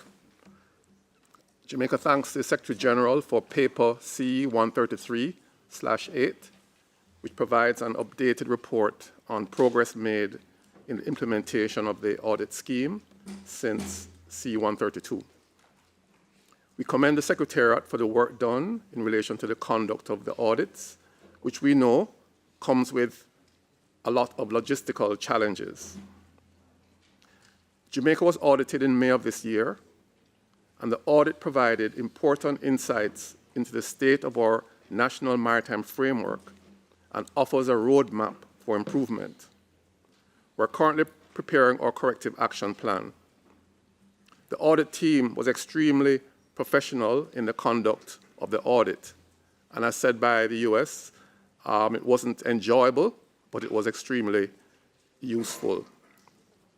A few weeks before Jamaica's audit, the Secretariat facilitated a regional workshop, which was hosted in Jamaica, where valuable information was shared on the requirements and expectations of an audit. We found this extremely useful, and thanks the Secretariat for providing this assistance. The Caribbean has 6 auditors on the roster, 3 of whom are women. And Jamaica has nominated 3 auditors, 1 of whom is female.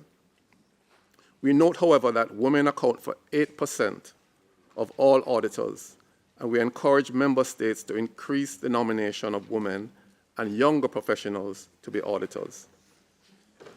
We support the action set out in paragraph 18 of the document, and Jamaica remains committed to the efforts of the IMO to improve maritime governance by way of the member state audit scheme. Thank you. Gracias a Jamaica. Thank you, Jamaica. Mexico, followed by Turkey.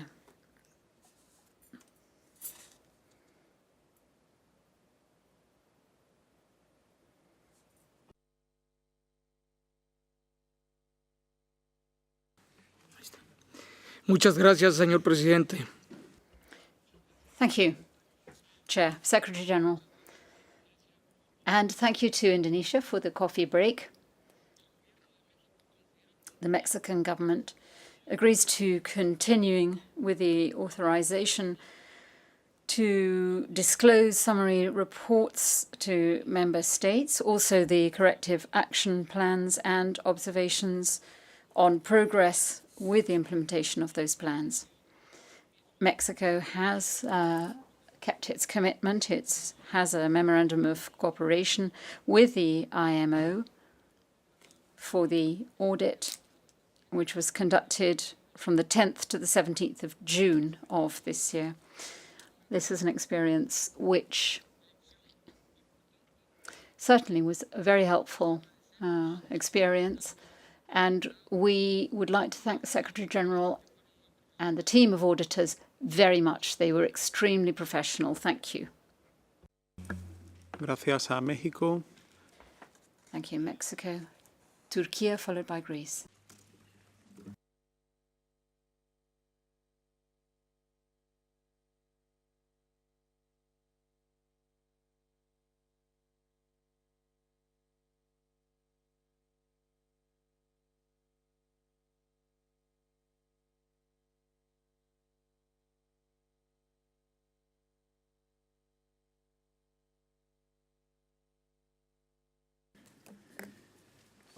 Sorry for my mistake. I just touched upon button.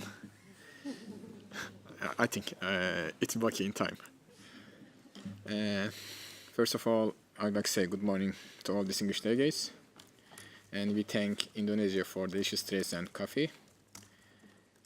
We thank Secretary General for updated report on progress made in the implementation of the audit scheme since last council. This delegation is aware of the current difficulties regarding limited availability of sufficient numbers and qualifications of the auditors nominated by the member states.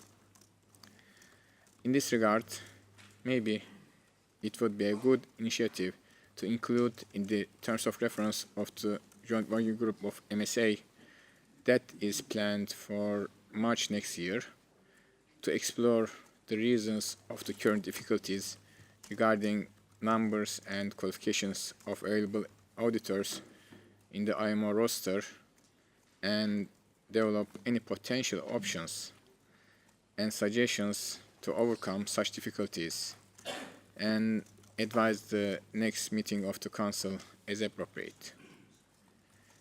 With regards to the paragraph 18.6, this delegation supports the requested action to encourage the member states to nominate women and younger professionals auditors to the pool of the auditors. Thank you.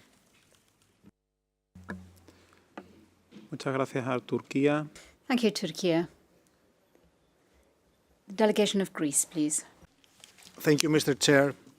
Our thanks to Indonesia for the coffee and the sweets. We would like to thank Secretary General for the update as regards implementation of the IMO member state audit scheme by providing concrete background information on the audits performed, the audit status concerning for the periods up to 2025. Greece attributes particular emphasis to IMSAS as crucial element for ensuring the effective implementation of the IMO conventions, preserving a level playing field and promoting the culture of quality in maritime transport. In this respect, we express our clear support to endorse the revised overall audit schedule set out in the annex, including the decision to postpone the audit of Israel to 2025 and schedule the audit of Somalia at the beginning of the second audit cycle. Thank you very much.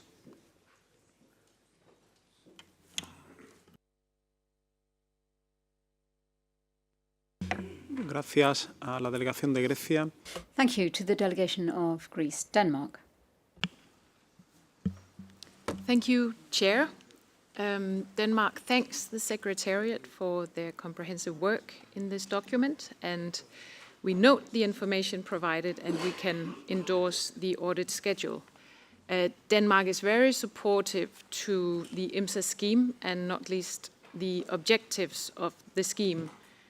To achieve these objectives, facilitation of the sharing of best practices is important, and we support the proposal in paragraph 18.2 of the document. And we're looking forward to see results of the work in the expert group, in particular on this subject. In order to improve the organizational performance of member states and also within this organization, we are in support that the learning from the results of member states' audit is considered by the MSC and the MEPC committees and reported to the Council. Thank you. Muchas gracias a Dinamarca. Thank you, Denmark. It's now 12:30, and I think it's time for us to have a lunch break, and we'll continue with our discussions at 2:30. But before we adjourn, I'd like to hand the floor to the Marshall Islands for an announcement on MARC activities.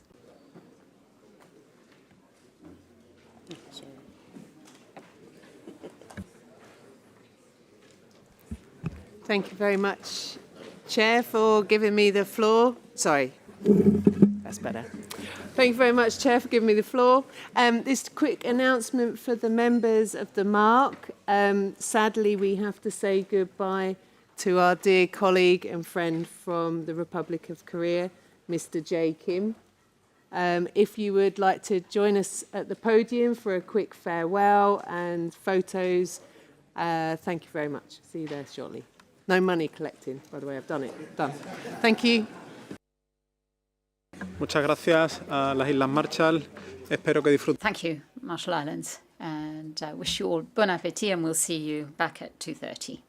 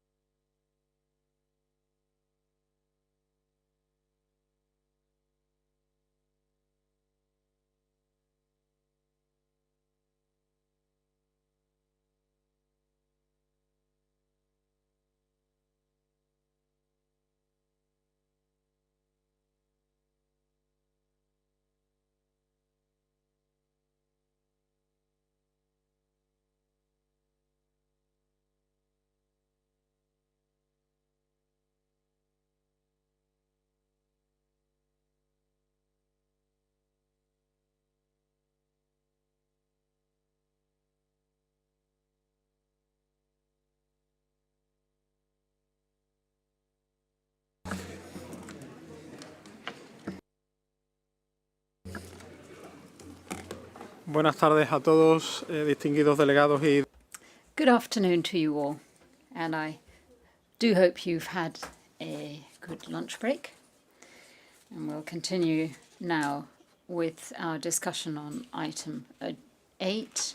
We've had a document introduced by the Secretary-General and will continue to take requests for the floor from delegations who've not yet spoken, beginning with the delegate of Kenya.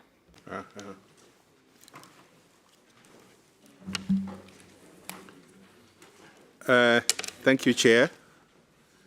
Kenya thanks the Secretary General for the report as captured in document C-133/8 and commends the IMO for the implementation of the IMSAS audit. The audits provide a transparent and structured framework for evaluating member states' adherence to IMO instruments that are crucial for enhancing maritime safety, security, and environmental protection globally. Kenya, having been audited and continually working on corrective action plans, Kenya reaffirms its commitment to leveraging IMSAS findings to strengthen its maritime administration and governance. The audits offered invaluable insights into areas requiring improvement. Kenya, Chair, would like to emphasize the need for capacity building initiatives to help developing states address gaps identified during the IMSAS audits. We believe that the collaborative program for training, technical assistance, and resource mobilization are essential to ensure effective implementation of recommendations. Out of the experience, Chair, one of our officers, a lady, went through the IMO training process and has qualified as an accredited IMSAS auditor, and for that we appreciate IMO for that capacity building. We further advocate for enhanced opportunities for member states to share experiences, challenges, and best practices post-audit in a forum that is wider than, that is more engaging than the short times we have here. Such exchanges would foster mutual learning and enhance collective compliance with the instrument. In conclusion, Chair, Kenya remains fully committed to upholding the objectives of IMSAS and urges all member states to actively engage in the scheme to enhance global maritime governance. Thank you. Muchas gracias a la delegación de Kenia. Thank you to the delegation of Kenya. I see no further requests for the floor from council members. So we'll move now to request from observers to speak. No, I still have the delegation of Malta. And then we will turn to Antigua and Barbuda. So, thank you, Chair. Malta recently underwent an IMSAS audit in April, and we were impressed by the professionalism and expertise demonstrated by the audit team. Their in-depth knowledge of maritime regulations and their flexible approach to the audit process are commendable. We firmly believe that audits are an indispensable tool for ensuring the effective implementation of international maritime standards. They provide a valuable opportunity to assess our operational performance, identify areas for improvement, and ultimately enhance the safety, security, and environmental sustainability of our maritime industry.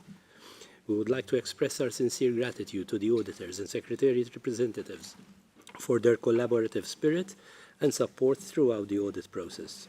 Their guidance and constructive feedback have been invaluable. We eagerly await the official report and look forward to implementing the recommendations to further sharpen our operations. Thank you very much. Muchas gracias a la delegación de Malta. Thank you to the delegation of Malta, Antigua and Barbuda, followed by the Russian Federation. Thank you, Chair. Chair, as this is the first time we have taken the floor, we would like to thank the delegations that have provided refreshments so far this week.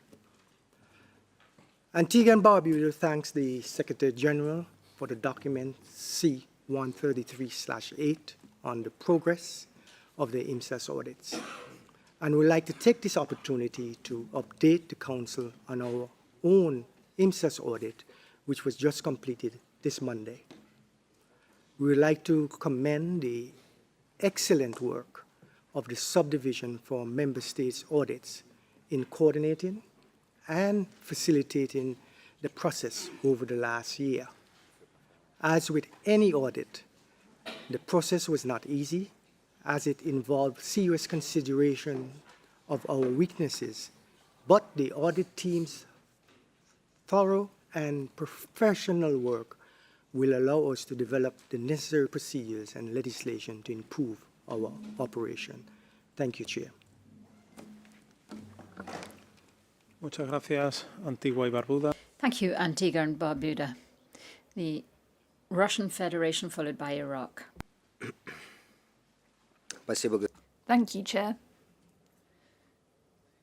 We thank the Secretary General for the preparation and submission of this document, the report on the implementation of IMSAS. Our country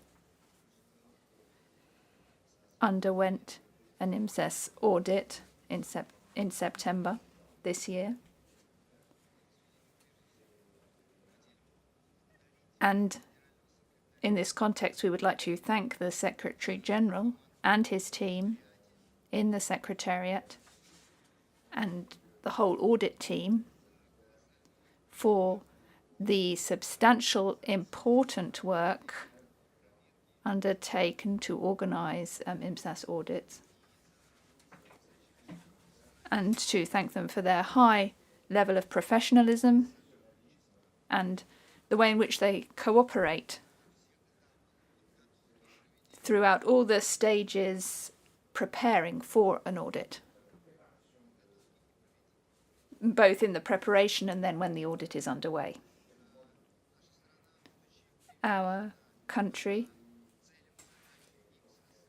is committed to the aims and goals of IMSAS,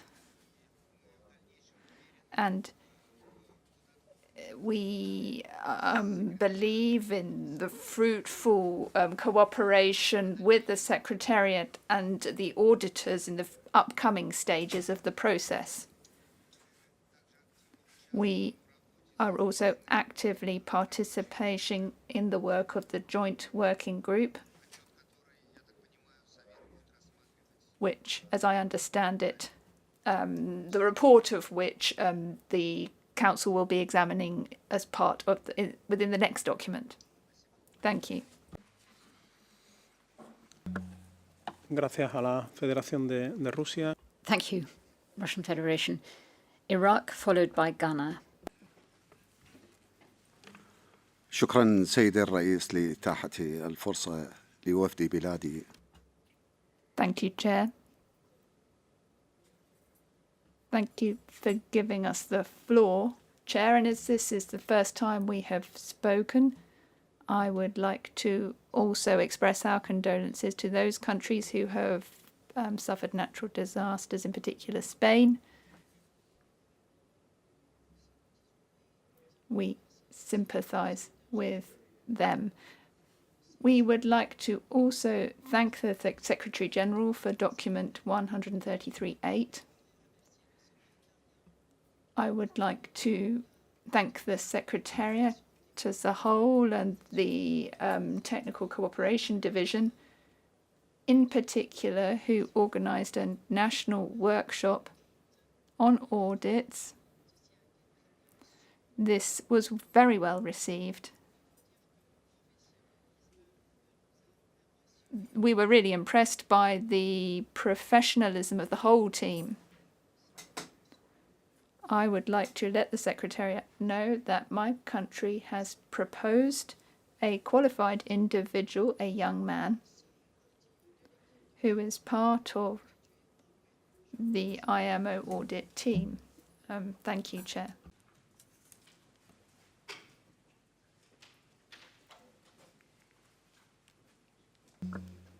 Muchas gracias a la delegación. Thank you to the delegation of Iraq.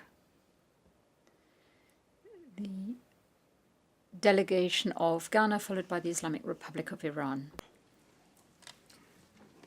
Thank you, Chair. We wish to thank the Secretary General for the comprehensive document on the IMO member state audit scheme and fully support the actions requested.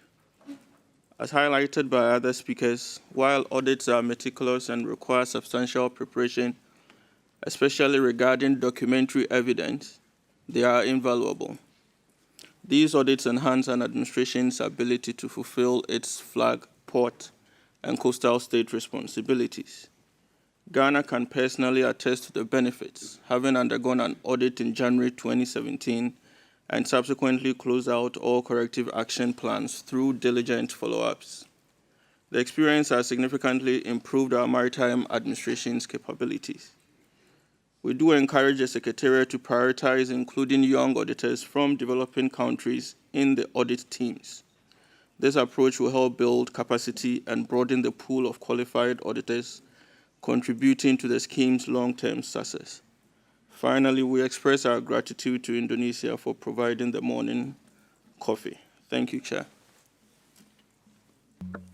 Muchas gracias a la delegación de Ghana.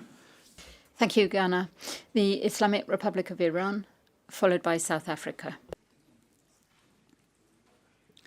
Thank you, Mr. Chair. We would like to thank Indonesia for coffee break this morning for document C1338, while thanking their Secretariat for supporting the Member States auditing programs. Islamic Republic of Iran takes note of action requested by Council in paragraph 18 of this document. As audit process is beneficial for all member states, we appreciate the efforts and actions of Secretariat in managing audits and publishing integrated reports. Also, according to the report, 80 auditors have not been selected so far, so we support Brazil's statement for rotational basis selection of the auditors. Thank you, Mr. Chair. Gracias a la República Islámica. Thank you to the Islamic Republic of Iran. The delegation of South Africa. Thank you, Chair. We thank the delegations of Finland and Indonesia for sponsoring coffee breaks yesterday afternoon and this morning. On the document before us, my delegation thanks the Secretary General for introducing document C133/8, on which we have the following two very brief comments. One, on the general conduct of audits. My delegation would like to echo sentiments already shared by many delegations, spearheaded by the distinguished delegation of China, by commending the audit team that conducted the audit on South Africa in November 2023. The patience, level of preparedness, and professionalism displayed made the experience less painful, I was advised by my colleagues back home. Regarding audit follow-up and auditors, my delegation notes the reported challenges around delays in fully and adequately attending to corrective actions by a few member states, as well as challenges in the enrollment of new, younger, and female auditors. We wish to inform that South Africa has nominated at least 3 officers through the official IMO channels for consideration and possible accreditation as IMO auditors. And we understand that those nominations are currently undergoing the normal, stringent internal processes. Thank you, Chair.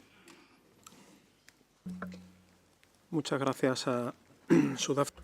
Thank you very much, South Africa. I see no further requests for the floor, and bearing in mind the comments and remarks made, I take it that Council notes the information presented in C1338 and that provided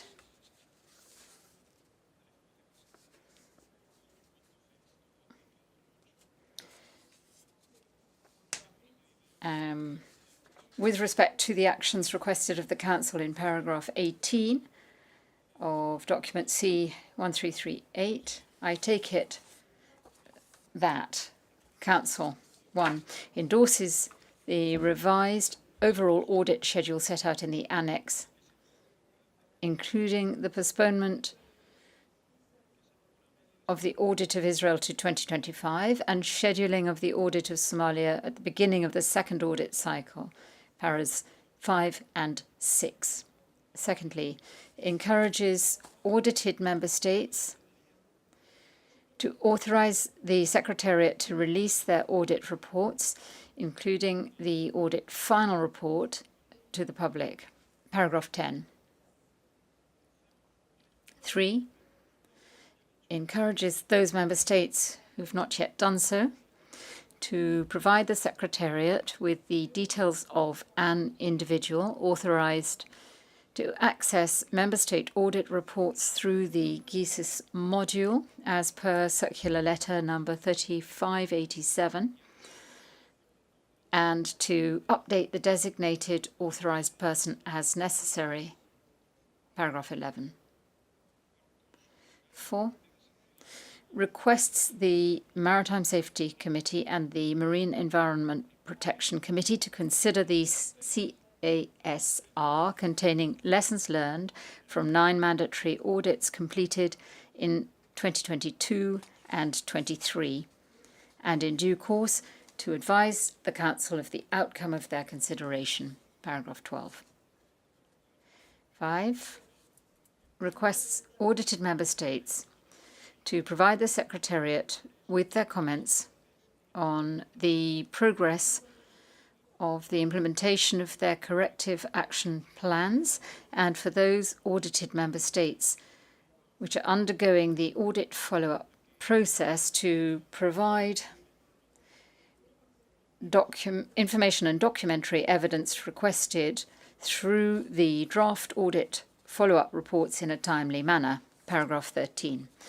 And sixthly, and last, encourages member states to ensure inclusivity and diversity in their nomination of auditors, particularly by increasing the participation of women and younger professionals, in line with ongoing efforts to promote equality and capacity building within the maritime sector, and to use the procedures set out in circular letters number 3547 and add 1, paragraph 16. If there's no objection, it is so decided. We'll now turn to our consideration of document C1338/1 on the report of the 8th session of the Joint Working Group on the Member State Audit Scheme. And I invite the Secretary-General to introduce the document. Thank you, Chair. Document C133/8/1 reports on the outcome of the 8th session of the Joint Working Group on the Member State Audit Scheme, held from the 16th to the 18th of October 2024, under the terms of reference approved by the Council at its 132nd session. The group considered in detail the modalities for the further development of the scheme into the second audit cycle, based on the IMSAS continuous monitoring mechanism and prioritization of audits and audit areas. The group made good progress in the revision of the relevant documentation for the scheme, in particular the framework and procedures, Resolution A 1067/28, as set out in Annex 1 to the document. The group agreed that the completion of the current timetable for adoption of the revised framework and procedures by A34 is on course.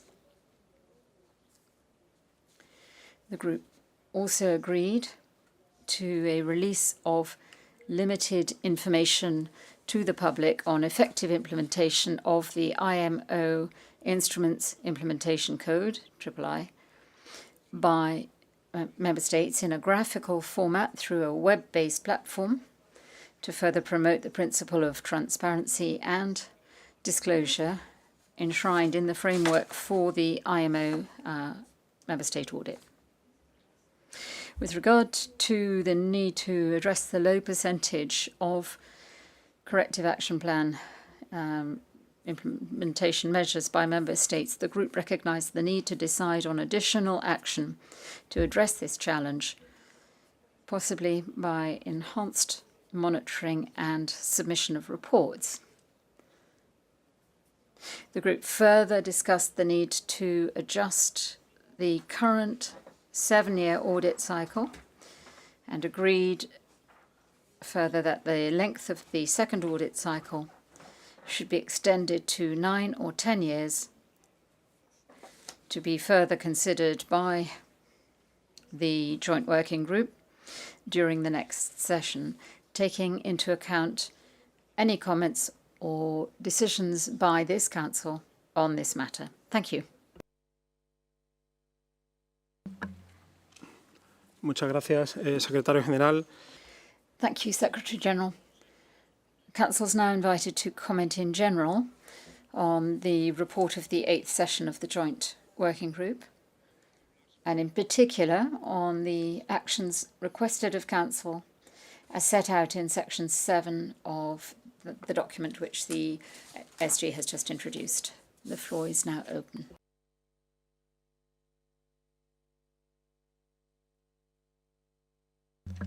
Delegación de China, seguida de Singapur. The delegation of China, followed by Singapore. Thank you, Chair. We thank the Secretary General for the briefing. I would like to say to the Chair of the Working Group, I'm aware that my experts have been persistently challenging you during the working group meetings. Frankly speaking, I often have disagreements and debates with these dedicated workaholics in our regular work as well. I sincerely appreciate your patience, understanding, tolerance, and flexibility, as well as that of the Secretariat colleagues. Turning back to the report itself, China would like to further clarify its position regarding the statement in Annex 6. Specifically speaking, our concern is not only about extending a single audit cycle from 7 years to 10 years or longer, but more importantly, about the insufficient interval between the first and the second audit cycles. Such a short interval does not allow member states and the Secretariat adequate time to conduct a comprehensive, in-depth, and a systematic review and evaluation of the activities and outcomes of the first audit cycle. This process, in our view, should serve as a solid foundation for effectively carrying out the second cycle of audits. In our previous statements, we repeatedly acknowledged the effectiveness of the Secretariat's work and the audit team's efforts, as they have identified many deep-rooted issues during the audits. These issues are often systemic challenges that have accumulated over the years and are highly interconnected, requiring significant time or additional resources to address them. These types of challenges for developing countries like China are even more pronounced. Additionally, we have observed that many of the issues identified during the first audit cycle repeatedly appear in the audit reports of multiple member states, whether we're talking about observations or nonconformities. Whether these issues stem from the conventions themselves or from challenges in the implementation process, requires in-depth research and a thorough analysis to arrive at judgments that can stand the test of practice at time. These efforts demand significant time and resources from multiple perspectives. So the core of our statement is to urge this organization to pay close attention to this matter. Furthermore, we also look forward to the organization following the logic of the successful practice of introducing the hybrid meeting model by adopting more flexible and efficient methods in conducting future audits. This is precisely the rationale behind our proposal for remote audit or limited on-site audits. The purpose of introducing the member state audit scheme is to enhance the implementation of IMO instruments globally, strengthen the maritime governance capabilities of member states and the organization as a whole, and thereby promote the healthy and sustainable development of the global shipping industry. China is willing to work together with all member states and the Secretariat to contribute ideas and solutions for the more effective implementation of the member state audit scheme. Thank you, Chair. The statement is a bit longer. As for the specific action paragraphs, I got 2 comments. Do I do it now or later? Yes, now, please. 好的。 As for paragraph 7.2,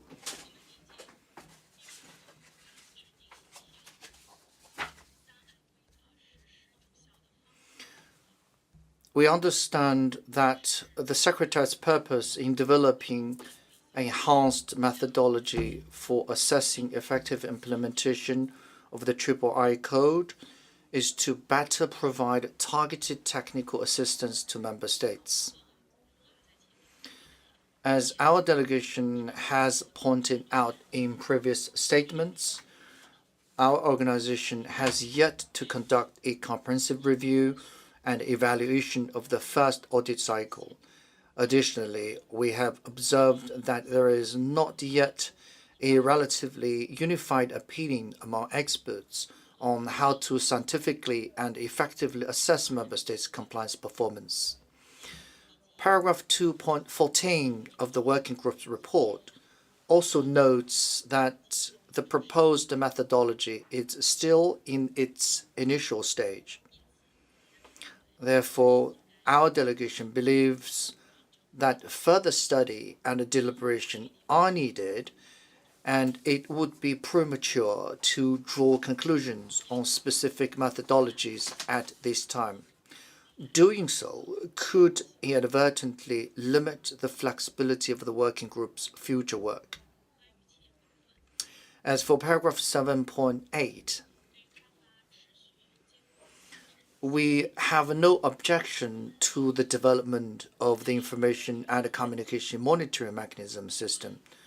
However, we suggest deleting the latter part of the statement regarding the development of this system, taking into account the schedule for the second audit cycle. The reason is that the timing for the second cycle and the transition arrangements have not yet been determined. As we stated in our early remarks, decisions on this matter should be made only after a comprehensive review and evaluation of the first audit cycle. Thank you, Chair.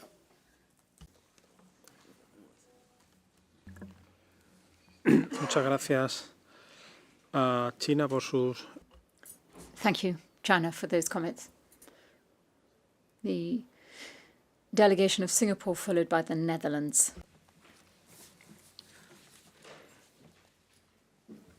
Thank you, Chair. Singapore thanks the Secretary General and the Secretariat for the documents submitted under this agenda. The audit scheme remains an important initiative which assists member states to fulfill their international obligations under IMO instruments. We also recognize the importance of encouraging women's participation in the scheme. On this note, Singapore will host an inaugural regional workshop for the training of women IMSAS auditors in June 2025. The workshop will contribute towards promoting greater gender equality.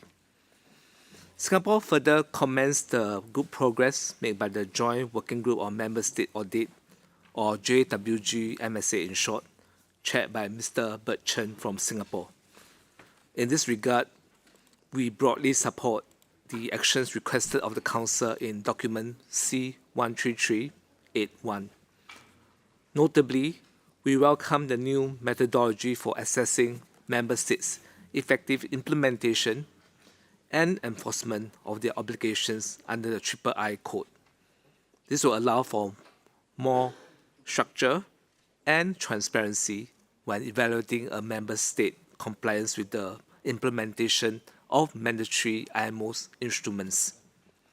The new methodology will also support the delivery of technical assistance to member states in a more targeted and effective way.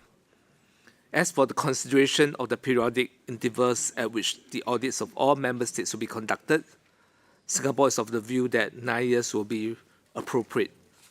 This is on the basis of approximately 20 audits a year and cognizant of the current IMO membership of 176 member states.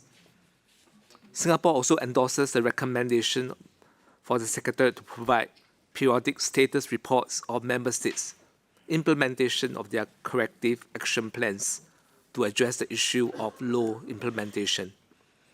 A continuous monitoring approach will ensure that member states remain accountable for non-compliance and will urge consistent action to implement their corrective action plans instead of waiting until the next audit cycle. Finally, Singapore agrees on the need to prioritize the development of the necessary IT infrastructure, such as IMSA's continuous monitoring mechanism web-based platform, before the commencement of a second audit cycle in July 2027.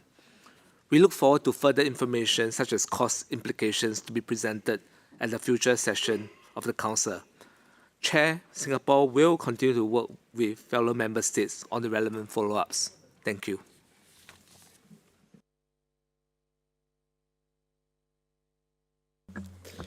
Muchas gracias a Thank you, Singapore. The Netherlands, followed by Denmark. Thank you, Chair. First of all, this delegation wishes to express its thanks and appreciation for the various constructive contributions made by participants in the 8th session of the Joint Working Group on the Member State Audit Scheme, which led to this report. We praise the progress being made to prepare IMSAS to be a more efficient and sustainable instrument to ensure the effective implementation of the IMO instruments into the future.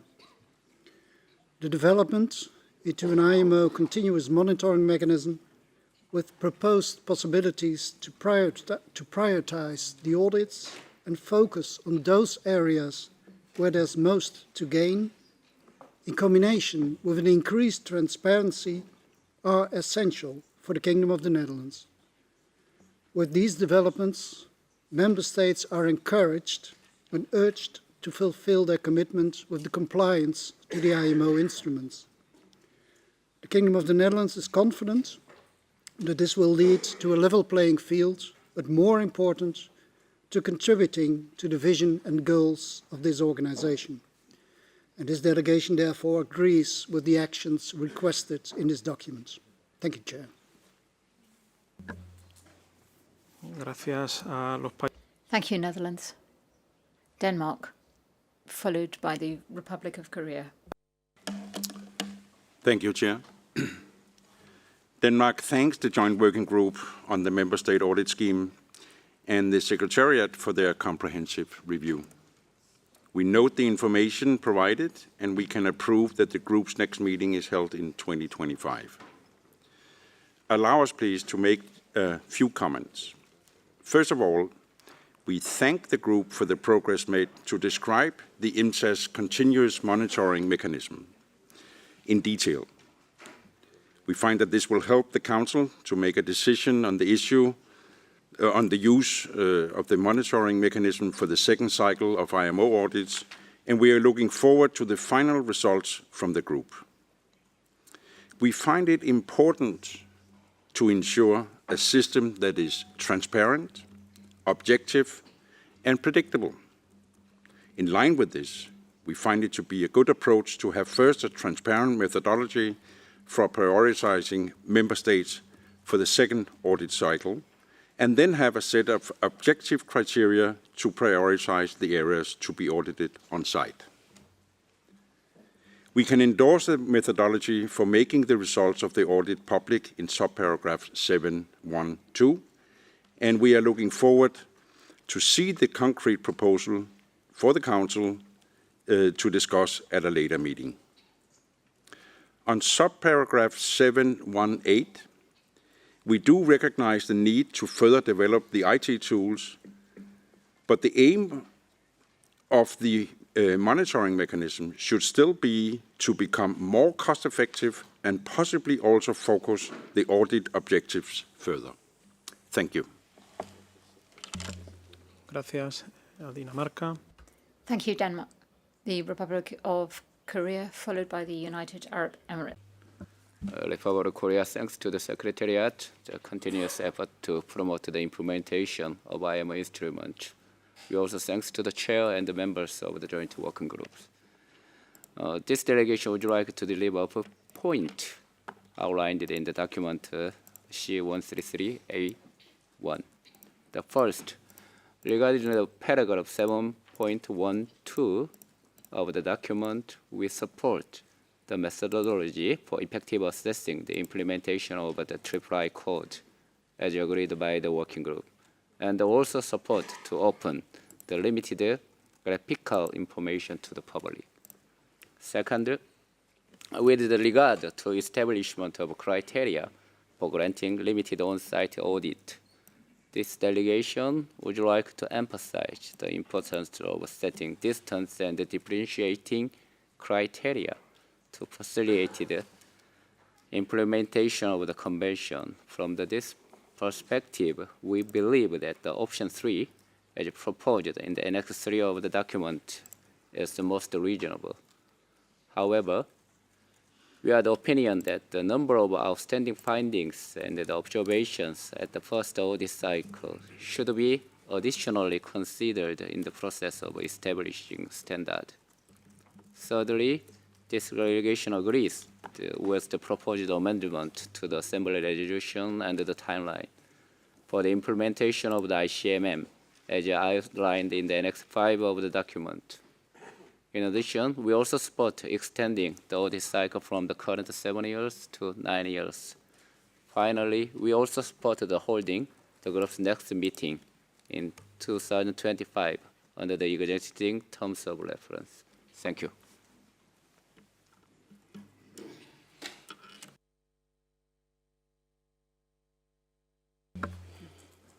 Muchas gracias a la República. Thank you to the Republic of Korea, the United Arab Emirates, followed by Italy.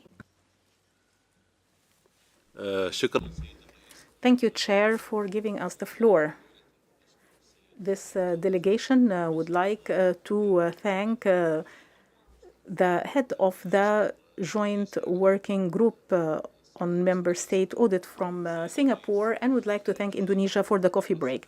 This delegation participated in the 8th session of the Joint Working Group on the Member State Audit Scheme. In principle, we support the outcomes as presented in this report. However, during the discussion, there were different views that were expressed during inserting observations alongside findings. Therefore, the group agreed to keep the text and observations in square brackets until we receive directions from the Council, and we requested the interested member states to submit proposals in this regard to the next session of the Joint Working Group or to C133.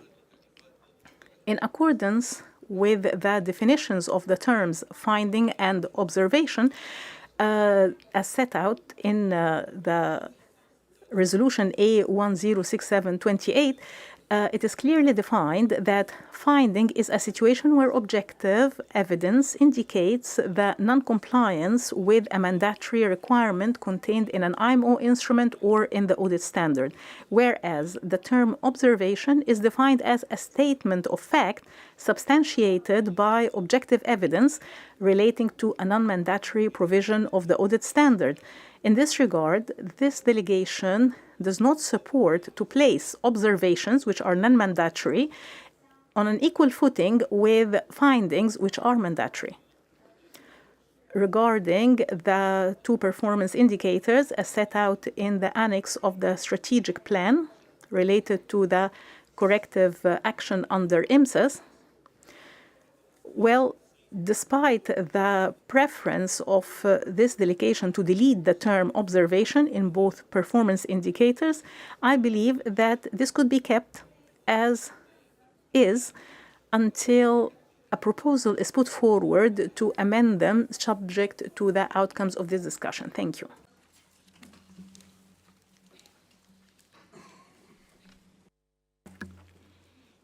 Muchas gracias a Emiratos Árabes Unidos. Thank you to the United Arab Emirates.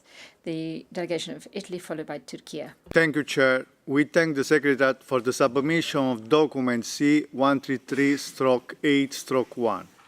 With regard to the actions requested from the Council referred to the paragraph 7 from point 7.1.1 to 7.1.10, we agree to approve and or take note of the decision of the 8th session of the working group, and in particular in approving the scheduling of the 9th session, as well as the approval of the report in general.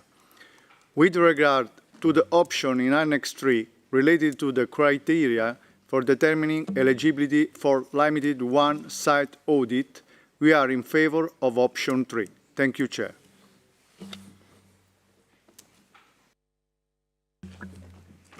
Muchas gracias a la delegación.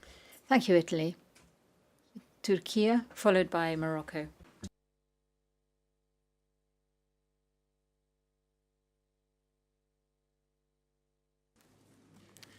Thank you, Mr. Chair. First of all, we'd like to thank Secretary General, Secretariat for submitting this document, and Chair and members of the Joint Working Group. I'll comment action requested by paragraph. Point 2, we agreed to endorse the agreement of the group with a remark. The remark is the group, if established, may consider in its next session to add one more bar to the graphical report. The additional bar should show the total effective implementation percentage, which should be percentage calculated as shown in Table 1 of the Annex 2. For subparagraph 3, we concur with the agreement of the group as provided in paragraph 3.37. Furthermore, we believe that option 3 is the best way forward the determination of limited on-site audits. Setting this, we are of the opinion that the formula to calculate the verification indicator is quite transparent and simple, but the formula for the gap analysis tool indicator may prove confusing due to the large number of obligations in the non-exhaustive list. Accordingly, if the group wishes to make simplification in this calculation, it would be better. Simplification may be done by sampling or grouping of the obligation. Furthermore, this delegation believes that observations revealed in the audits are valuable indicators of effective implementation of the IMO instruments. Member states are required to develop and implement cap for observations. Accordingly, number of observations should remain in the calculation and square brackets removed. With subparagraph 4, we can endorse the agreement of the group as provided in paragraph 3.27, as it would increase the transparency and further motivate the member states for effective implementation of the corrective action plans. For subparagraph 5, we are of the view that increasing the intervals between the audits would not serve the objectives of the audits. Audits aim to ensure consistent, timely, efficient, and effective implementation of the IMO instruments. Audits are carried out assisted by member states with their implementation and enforcement of the IMO instruments. By increasing the intervals, we would not achieve such principles and objectives. We have been discussing the continuous monitoring, and at the same time, we should not discuss increasing the periodic intervals. In addition, we would like to remind that between the audit cycles, audits are suspended for 1 or 2 years for preparations for the next cycle. So in practice, the actual intervals is more than 7 years anyway. There may be other interruptions in between, as we witnessed during the COVID pandemic. As an example, Turkey had audits in 2013 and 2024, and there was an 11-year interval between the 2 audits of our country. Consequently, if we agree and plan for 9 or 10 years audit cycles in practice, it may be 12 or 14 years. Under such circumstances, we are afraid that the IMO audit would completely lose its meaning. With subparagraph 6, our expectation is that working group finalizes the manual during the next meeting. We believe that the auditor's manual serves very important issues regarding the consistency of audits. As you might know, there are several areas in the III Code that needs to be clarified. Therefore, the manual should be drafted in a way to provide unified interpretations and to ensure the uniform approach by different audit teams, the gray areas of the III Code. For subparagraph 9, regarding action requested in this subparagraph, this delegation, during the deliberations of the previous document, Council C133/8, provided that if the IMO Secretariat is having difficulties in finding auditors and the lead auditor with sufficient numbers and qualifications, he might include this in the terms of reference of the joint working group for the next meeting. Joint working group might explore the reasons of current difficulties regarding numbers and qualifications of the available auditors in the IMO roster and develop any potential options and suggestions to overcome such difficulties and advise the next meeting of the Council. We wish to know about the opinion of the Secretariat about this issue, specifically if there are having any difficulties during assembly of teams regarding sufficient numbers and qualifications of the auditors and lead auditors. Thank you.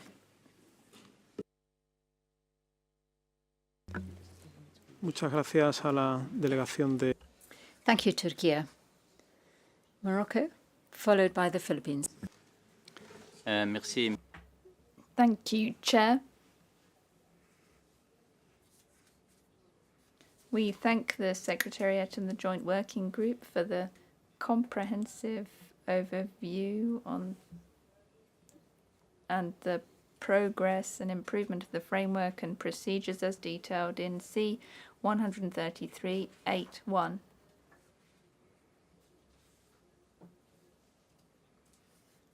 We support in general the conclusions of the report and the introduction of criteria and processes for a risk-based audit prioritization to guide the development of the second audit cycle within the ICMM framework.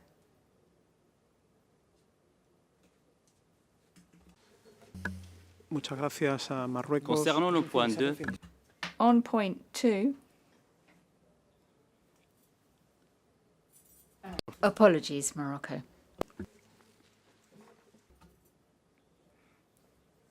on action point 2, we can endorse the group's agreement on the methodology for assessing the effective implementation of the III Code and for limited information graphical format to be released to the public through a web-based platform.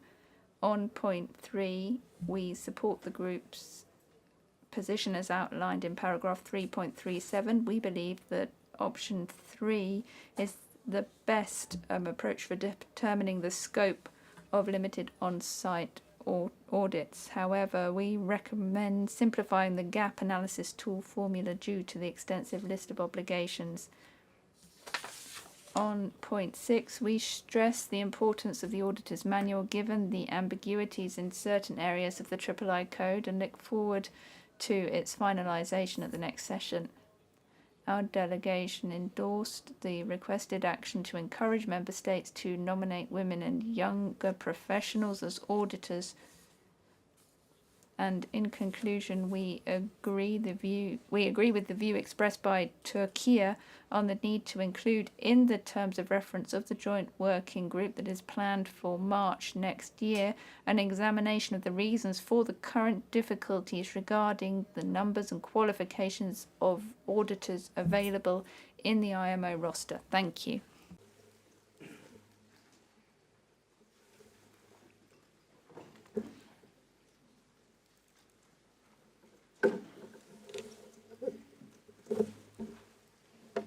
Muchas gracias a la delegación de.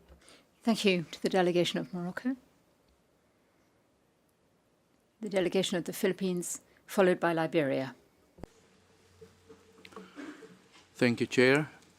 Thank you, Indonesia, for the coffee during the morning break. Our delegation conveys our appreciation to the Secretary General for document C-133/8/1 and the Joint Working Group on the Member State Audit Scheme. We appreciate the hard work based by the working group on the report. We echo the concern of one of the delegates in the working group on the urgency of conducting the second cycle when the rate of implementing corrective actions is low, and the focus should be on improving the implementation of corrective actions through technical cooperation and capacity building. Some member states need not only address the implementation by incorporating IMO instruments in domestic laws, but also the financial considerations in addressing the audit findings. Thank you, Chair.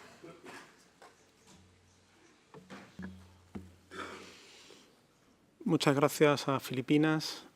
Thank you, Philippines. The delegation of Liberia. Thank you, Chair. Liberia would like to thank Indonesia for the wonderful tea break this morning and the beautiful scarf that you gave us. Beautiful craft work. To the matter, Liberia thanks the Secretariat for the report on the outcome of the 8th session of the Joint Working Group and notes the progress made. With regards to item 5 and 7, Liberia is of the view that clarification is needed. We understand that the period between the first and second audit cycles, taking into consideration lessons learned from the first cycle and that of the revised framework, procedures, and implementation of the ICMM framework in the transitional phase. As such, with regards to the first and second cycle audit, Liberia shares the views expressed by China that the next Joint Working Group should further consider or address these gray areas and provide more clarification for future consideration of the Council. Thank you, Chair.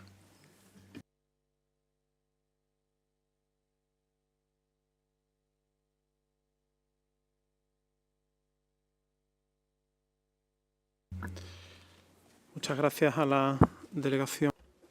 Thank you to the delegation of Liberia. There are no further requests for the floor from Council members, so I'll now take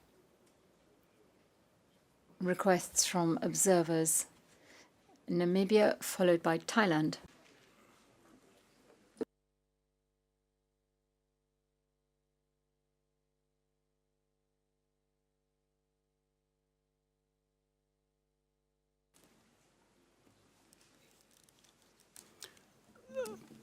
Thank you, Chair, and good afternoon to all. We want to start by thanking Indonesia for the morning refreshments and the scarves. On the matter at hand, we thank the Secretary General for the report of the 8th session of the working group. Namibia supports, in general, the actions proposed in the document.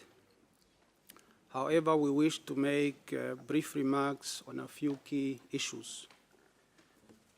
We take note of the proposed criteria for the prioritization of audits under the continuous monitoring mechanism, and we support this risk-based approach because it could reduce the need for full on-site audits for compliant states, which could optimize resource use. However, we anticipate that this approach is going to be data intensive. Therefore, we encourage the Secretariat to consider regional technological disparities in order to ensure fair and transparent implementation of this approach for all member states. We also support the enhanced methodology for assessing effective implementation, but we emphasize that this methodology should not be viewed as a standalone measure of compliance.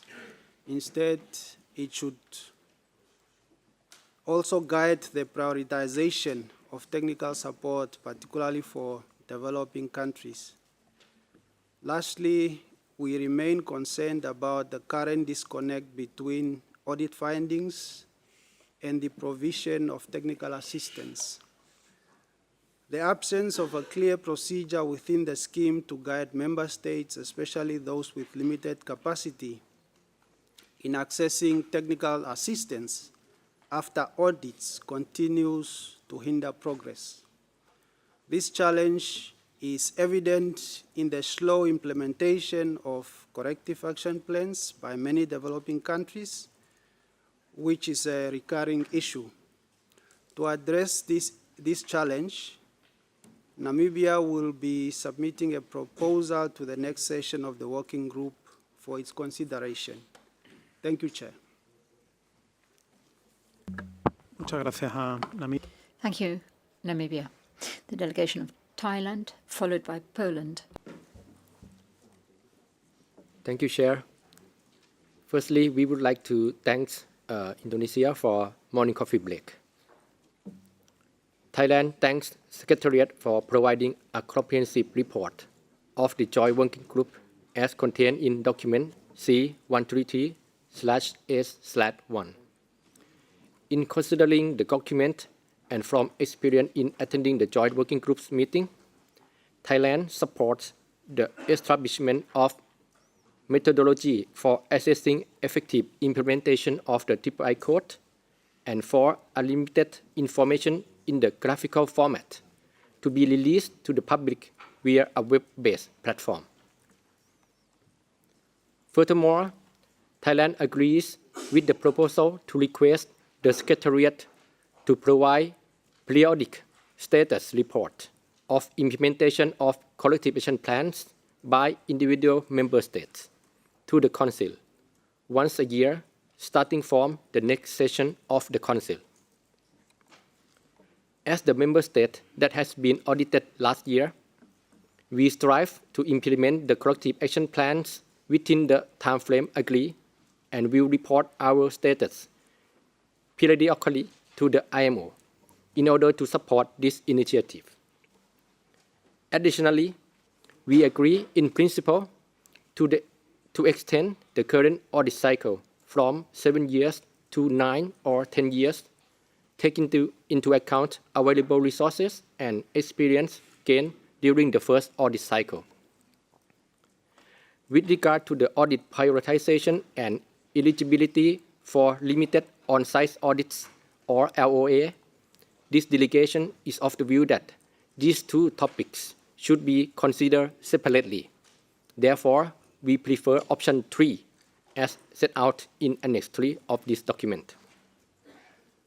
Finally, as the draft Framework and Procedure of Audit is a living document and will be finalized at the future session. This delegation is of the view that some consideration can be given to improve the text in the draft documents, in particular on the definition of audit follow-up in the procedure for IMO member state audits, as we gave our view during the Joint Working Group meeting. Thank you, Chair.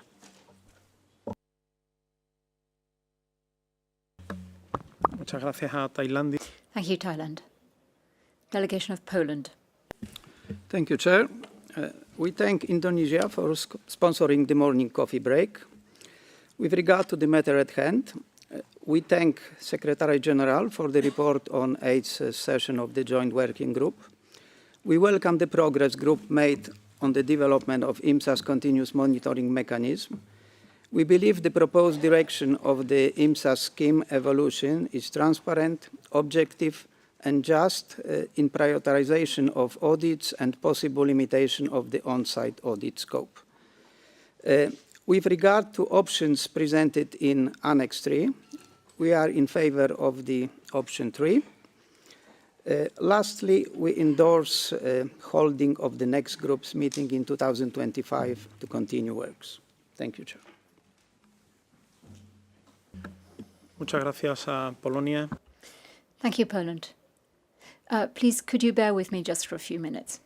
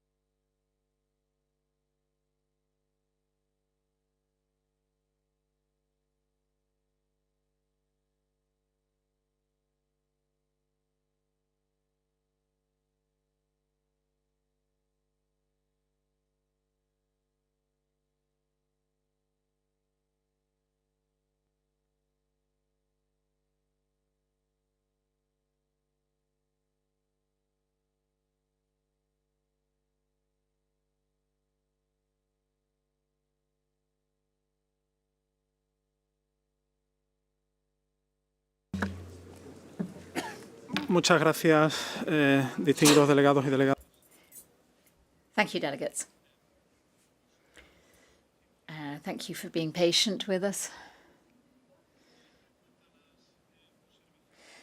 Considering the comments made in plenary,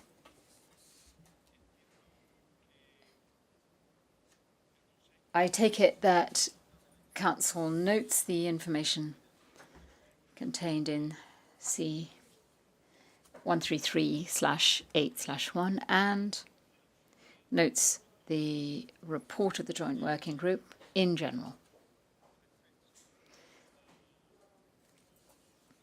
With regard to comments made by delegations, we invite the Secretariat to consider these comments and submit a document at the next meeting of the Joint Working Group for them to be addressed by the group,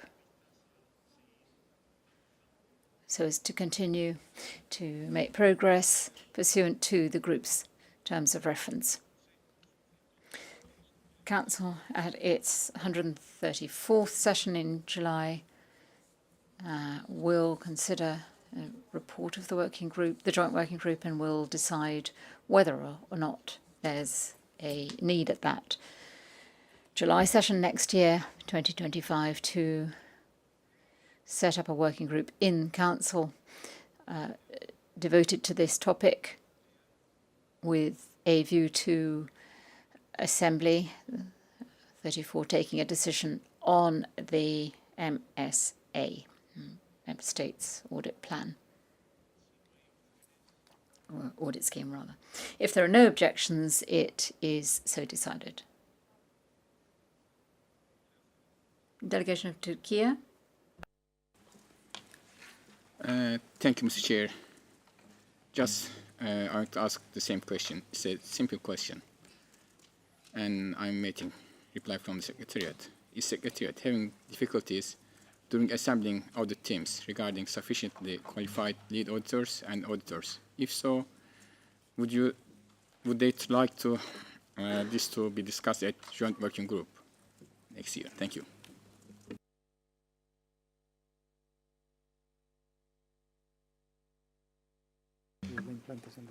Muchas gracias a Turquía. Le ofrezco. Thank you, Turkey. We'll turn to the Secretary General. Thank you, Chair.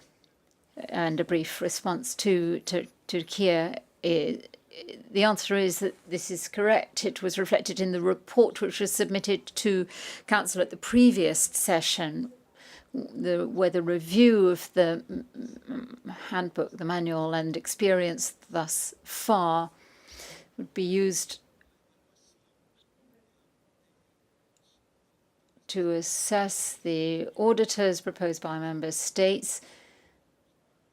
And I think I recall at that session too, we heard of limit or restrictions that some auditors had. They didn't have sufficient time to be able to provide all the necessary time to the audit process, but it's something the group is already considering, and of course additional information will be presented at the next council session. Thank you. Muchas gracias. Thank you, Secretary General.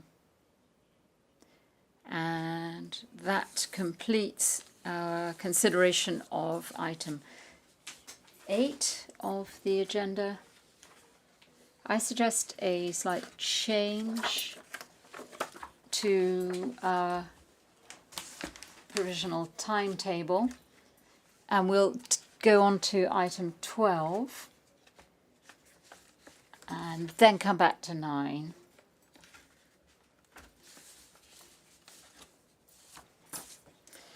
So we'll move on to item 12, specifically 12A, on relations with the United Nations and the specialized agencies. There's a document under this agenda item, 12, and I'd therefore like to ask the Secretary General to introduce that document 12A. Thank you, Mr. Chair. Document 13312A reports on a resolution adopted by the United Nations Human Rights Council of relevance to IMO and informs the Council about recent progress with relevant ocean-related intergovernmental processes. Thank you. Gracias, Secretario General. Thank you, Secretary General. I now open the floor for comments or observations on this document. Si no hay...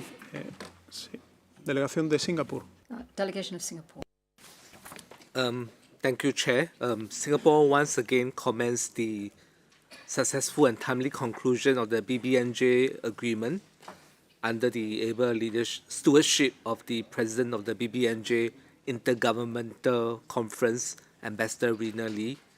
As heartened by the ongoing work to adopt the agreement, Singapore deep involvement in the BBNJ process reflects our commitment to conserve and sustainably use the oceans and their biodiversity.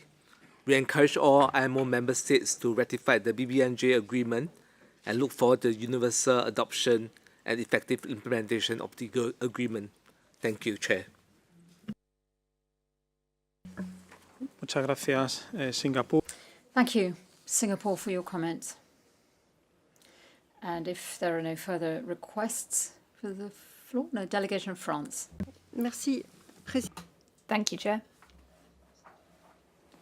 France, and an honour to organise with Costa Rica and to host in Nice, with a delegation of Costa Rica, a meeting in Nice dedicated to blue ports.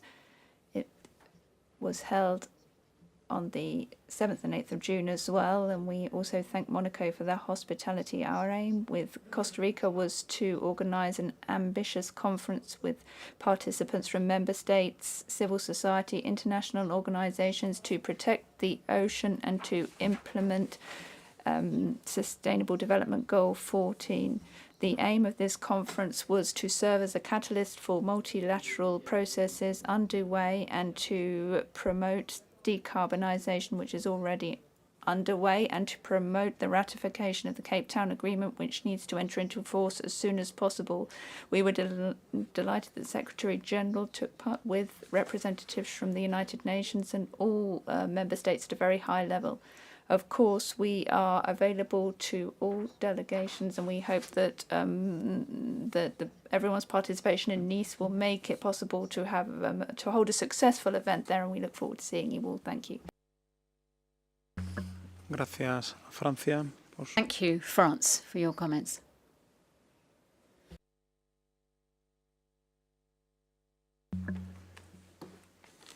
Parece que no hay más peticiones. I see no further requests for the floor, and take it then that Council notes the information provided and requests the Secretary General to keep it informed of any relevant developments on these issues just addressed. And if there is no objection, it is so decided.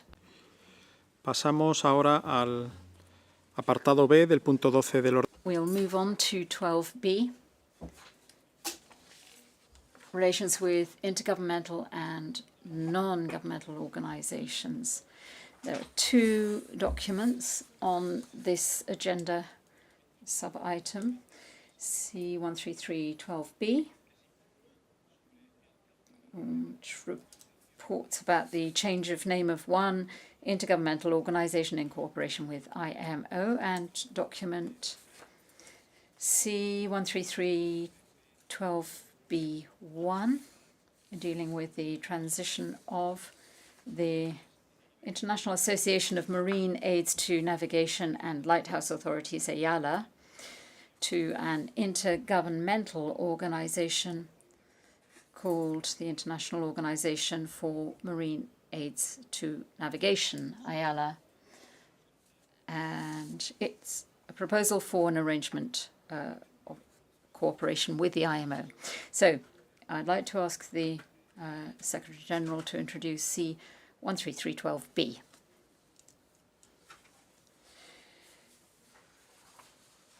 Thank you, Chair. Well, as you can see in paragraph 1 of C13312B, Council's invited to note that the organisation previously known as the Intergovernmental Standing Committee on Shipping, ISCOS, has officially changed its name to Maritime Organisation for Eastern, Southern and North Africa, MOENSNA, on the 27th of June 2024. Thank you.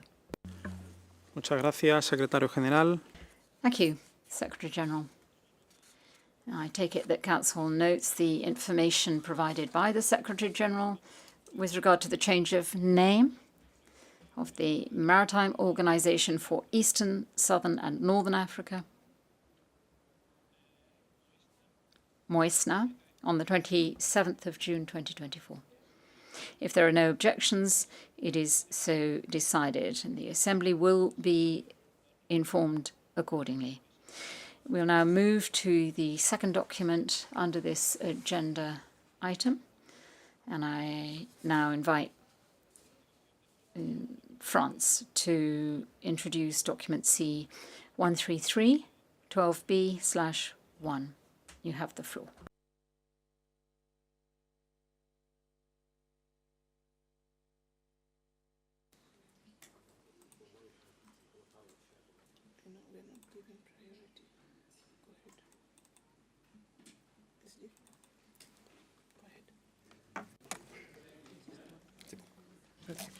Merci, Président.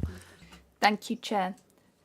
It is an honour for France as a host country and the depository to inform you of the change of status of the IALA, which was previously a non-governmental organisation, to the IMO, to the International Organization for Marine Aids, to Navigation, an intergovernmental organisation following on from the 22nd of August this year. 35 member states have ratified, approved or acceded to the convention, and we encourage those who have not yet done so to proceed with this.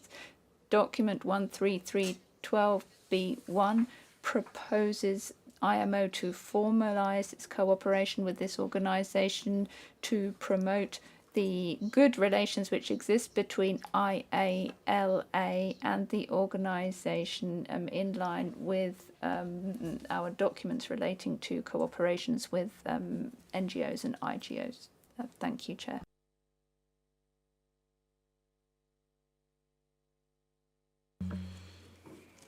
Muchas gracias a Francia. Thank you, France. And I now open the floor. Permítanme ofrecerle la palabra a la Organización Marítima. I'd like to give the floor to MOESNA, Maritime Organisation for Eastern, Southern and Northern Africa. Because we hadn't seen their request to speak when that document was considered. So you may now speak. Thank you, Chair, distinguished guests. Good evening. Since we are taking the floor for the first time, we would like to thank and appreciate all the delegations that have sponsored coffee and tea and lunches. I would also like to take this opportunity to inform the Council about the change of the name of the organization from the Intergovernmental Standing Committee on Shipping, ISCOS, to the Maritime Organization for Eastern, Southern and Northern Africa, MOESNA. The change of the name approved by the ministers responsible for shipping and maritime affairs from the states in Eastern, Southern and Northern Africa represents a commitment by the regional states to embrace unity of purpose in addressing multifaceted shipping and maritime challenges, building synergies, leveraging on each other's strengths, and setting a strategic path for transformation of region's shipping and maritime sector. Moesna, originally ISCOS, was formed in 1967 by the regional states of Kenya, Tanzania, Uganda, and Zambia to promote, protect, and coordinate their shipping and maritime interests. In principle, the 27 ESNA regional states have agreed to collaborate under Moesna, and the following states have already finalized their internal processes and admitted to the full membership of the organization: the Democratic Republic of Congo, DRC, the Federal Democratic Republic of Ethiopia, Republic of Burundi, and the Republic of Botswana. The remaining regional states are at various levels of formalizing their membership to the organization. Moesna continues to work with member states, other regional and continental organizations in harmonization and promotion of shipping and maritime affairs. Recently, the organization led in development of regional maritime transport policy, which was adopted by 21 regional states and is under implementation. We continue to work with IMO in adoption, ratification, and promotion of IMO instruments in the region. Finally, we express our sincere appreciation to all member states and IMO Secretariat for their support. I submit. Thank you.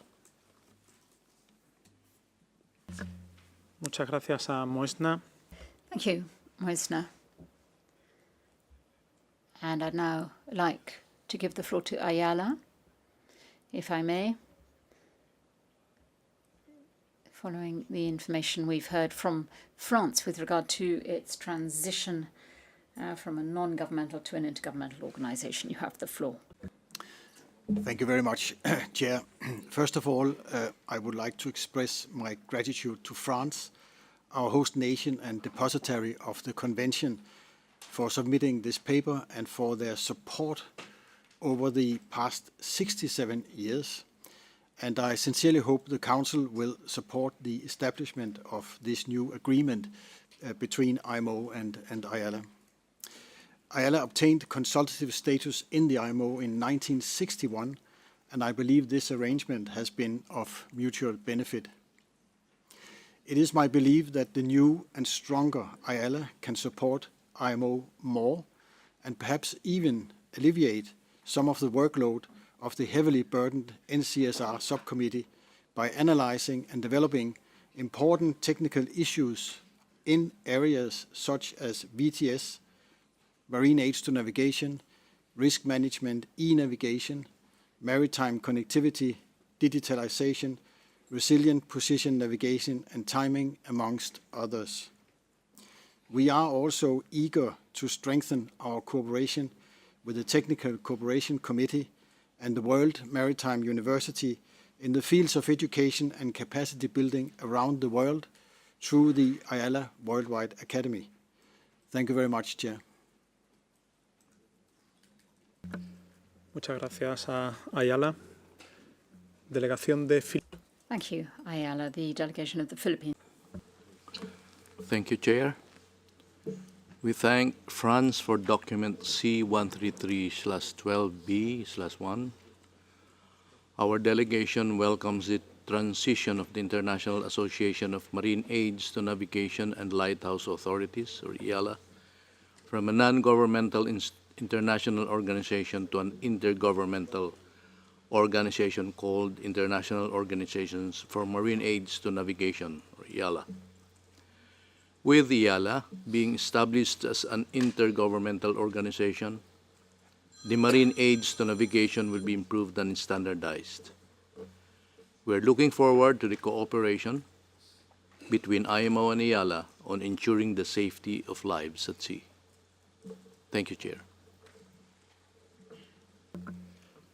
Muchas gracias a Filipinas. Thank you, Philippines. Well, it's nearly 4 o'clock, and I think it's time for us to have a tea break. I'd like to turn to the delegation of Bahamas for an announcement. Thank you very much, Mr. Chair, Excellencies, distinguished delegates. In the spirit of Thanksgiving and in honor of the Consul 133rd, the Bahamas requests the pleasure of your company to afternoon tea. Unfortunately, not in the garden, but we have a nice, warm delegate lounge. Have some sweets and some tea, and coffee, and some Bahamian hospitality. So please do enjoy. Muchas gracias por la invitación, Bahamas. Thank you very much for the invitation, and we will meet back here again at 4:30. Thank you.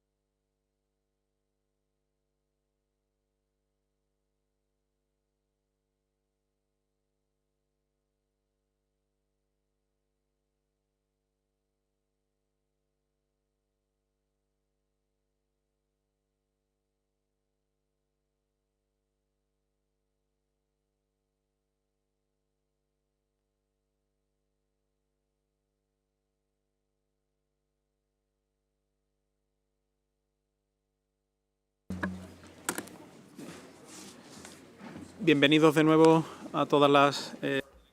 Welcome back, everyone. And thank you, Bahamas, for that coffee break.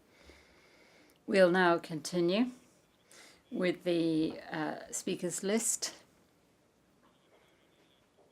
And we'll turn to the delegation of Kenya, followed by the United Arab Emirates.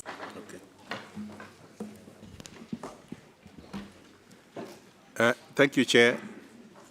Let me thank Bahamas. The sweets are still sweet in my mouth. We thank you for the coffee. Now, I want to make comments on the Moesna. From its establishment as the Intergovernmental Standing Committee on Shipping in 1967, Kenya has been pleased to serve as one of the founding members. Now, through a host agreement and an establishment protocol, Kenya continues to support Moesna operations. And as an important entity, the organization has consistently demonstrated its commitment to enhancing maritime cooperation of its member states in addressing maritime challenges in the region. Kenya supports its change of name and expansion to serve as the Eastern, Southern, and Northern African states in uniting the shipping and maritime interests of the region. Thank you, Chair. Muchas gracias a Kenia. Thank you, Kenya. The United Arab Emirates, followed by India. سيد الرئيس Chair. لا نشكر دولة From the outset, I would like to thank Bahamas for the tea break. We thank them for their warm hospitality. We also thank the Secretary General for his submission, which we take note of. However, we would like more information on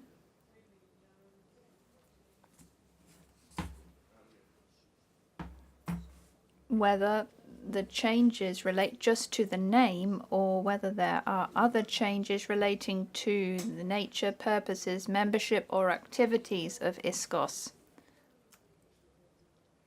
We heard Moesna's statement, which said that the nature of their work is related to the work of the IMO, and therefore we have no objection to the change in the name. In addition, the Council may recall that at its last session 132, it considered document C132WP2 on the report of the third session of the Intersessional Working Group on Relations with Non-Governmental Organizations, ISWG NGO 3, particularly on the need to limit the number of non-governmental organizations of a particular type, for example. In this case, alternative fuel-related organizations or to consider any other alternative options. The Council decided in principle that there was no need to limit the number of non-governmental organizations of a particular type and also decided to seek the views of MEPC in this regard.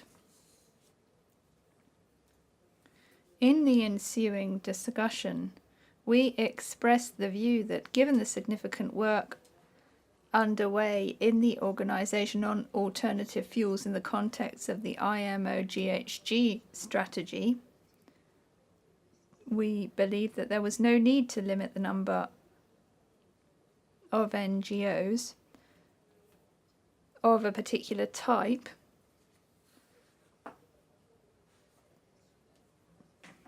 for example, organizations dealing with alternative fuels, and that therefore the existing grouping of NGOs could accommodate requests for new applications from NGOs seeking consultative status with the organization, taking into account that granting consultative status should not lead to duplication or conflict in accordance with the rules and guidelines for consultative status of non-governmental international organisations with the International Maritime Organisation, Resolution A 1144/31. Thank you. Gracias a Emiratos Árabes. Thank you very much to the United Arab Emirates, the delegation of India, followed by Singapore. Thank you, Chair. Thanks to Bahamas for the excellent coffee and snacks during the break.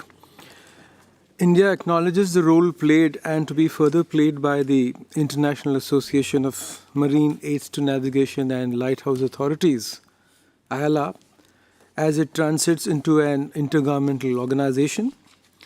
IALA's long-standing commitment to advancing global maritime safety and enhancing the standardization of marine aids to navigation for the benefit of the international maritime community are commended, as these have supported the member states in fulfilling their obligations under SOLAS and other relevant conventions. India fully endorses the proposed arrangement for formal cooperation between IMO and the new Intergovernmental Organization for Marine Aids to Navigation, which will ensure the continuity of this valued relationship and foster enhanced collaboration. India looks forward to contributing to and benefiting from this cooperation, which will undoubtedly support safer, more secure, and environmentally responsible navigation across all waters. Thank you, Chair. Muchas gracias a India. Thank you, India. Singapore, followed by the Netherlands. Thank you, Chair. Singapore would like to thank France and IALA for the document C-133/12B1 and fully supports the formalization of a cooperation agreement between IMO and IALA. Such an agreement will facilitate discussions on issues of common interest to both organizations and allow for close collaboration on issues that impact the safety of international shipping. Singapore will continue to work in close partnership with the IMO and IALA to further the development of the international maritime sector.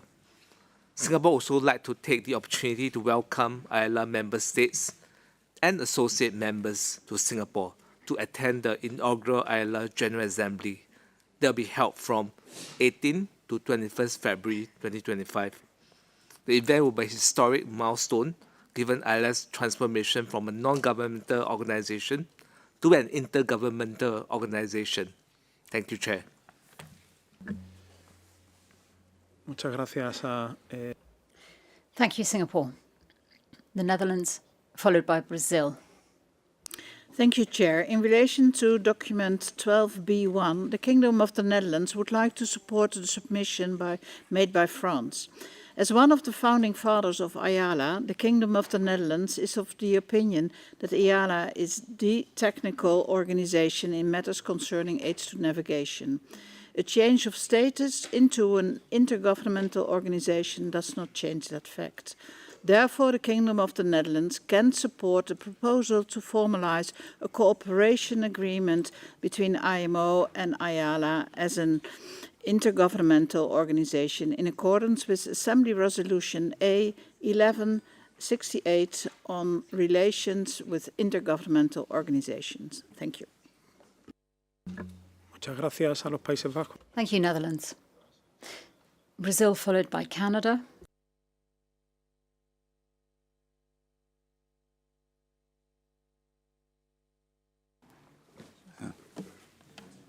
Thank you, Chair. Brazil thanks France for this document and supports IALA's request for arrangement of cooperation with IMO. Thank you. Muchas gracias a Brasil. Thank you, Brazil. Canada, followed by Panama. Merci, Monsieur le Président. Thank you, Chair. Canada thanks those who have presented information under this agenda point.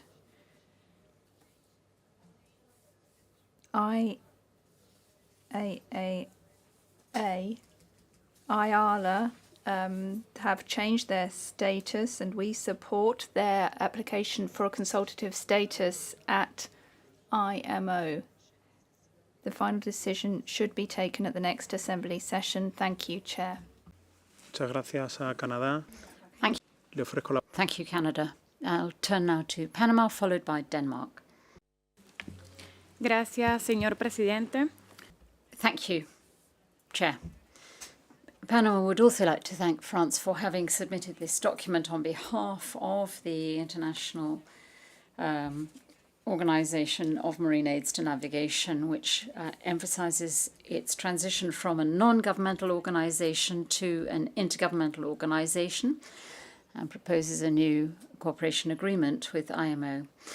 IALA has been a key ally for the IMO for decades. It's provided us excellent technical advice developing international standards which have improved safety of shipping and the efficiency of shipping. With its new status as an intergovernmental organization, IALA will consolidate its leadership in the global harmonization of aids to navigation and strengthen its cooperation with member states, thus guaranteeing a more effective governance and a more robust legal framework. This transition, beyond just consolidating IALA's position as a technical leader in this maritime world, also extends its ability to promote cooperation between countries, to share specialist knowledge, and to adopt new technologies. We're convinced that as an intergovernmental organization, IALA will be a great support to member states in addressing existing and future global challenges to the benefit of the marine environment and compliance with international standards under the SOLAS Convention. By way of conclusion, we appreciate the opportunities that this new IALA structure and the new IMO cooperation agreement will bring. Formalizing a cooperation agreement between IMO and IALA as an intergovernmental organization will consolidate and strengthen a relationship which has been mutually beneficial, and therefore we support it. Thank you, sir. Panama. Thank you, Panama. Denmark, followed by Chile. Thank you, Chair. First of all, thanks to the Bahamas for coffee and sweets. Now, on the request from IALA, Denmark has been a strong supporter of the transition of IALA into an intergovernmental organization. In our view, IALA plays an important role with regards to harmonization and standardization of marine aids to navigation. In today's world, we find that navigational aids and infrastructure becomes a pivotal point in ensuring maritime safety and security, and a strong governance around it is indeed important. We consider it natural and strongly support formalizing cooperation arrangements between IMO and IALA, and by approving the request as proposed. Thank you, Chair. Muchas gracias a Dinamarca. Thank you, Denmark. Chile, followed by China. Thank you, sir. We'd like to thank France for having submitted this document. We support the signing of this cooperation agreement between the IMO and the new intergovernmental Organization on Marine Aids to Navigation, IALA. We've been a member state since 1963, of IALA that is, and we are convinced that this will allow for better global harmonization and will serve to strengthen maritime safety, particularly in areas where navigation on shipping is complex. This will consolidate the framework, and it will bring together the two under the convention, the SOLAS Convention. Thank you. Gracias a Chile. Thank you, Chile. China, followed by Turkey.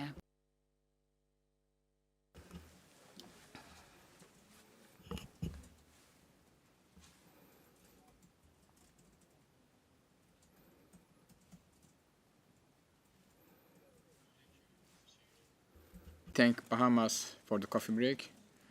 Also, we thank France for their submission. They gave me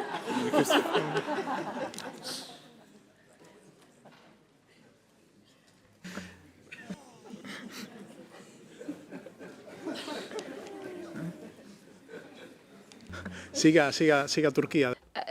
Go on. Go ahead, Turkey, and you can sort it out afterwards with your Chinese colleagues. But anyway, sorry about the confusion.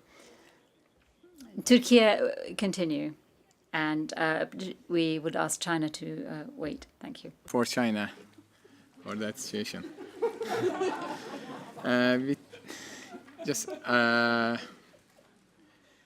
I'll be brief, Mr. Chair. As a member of IALA, since 1958, we support the approval of the IALA's request for the arrangements for the cooperation with IMO. Thank you. Gracias, Turquía. Thank you, Turkey. China, would you mind requesting the floor? Adelante. Yes. 谢谢主席. Thank you, Chair. We'd like to thank Bahamas for offering the tea and snacks. We also thank France for its submission. China participated in the drafting of the IALA Convention and has already ratified this convention. We welcome IALA as an intergovernmental organization, establish a cooperation arrangements with IMO, and we look forward under the platform of IALA, we can further the cooperation with IALA. Thank you. Muchas gracias a China. Thank you, China.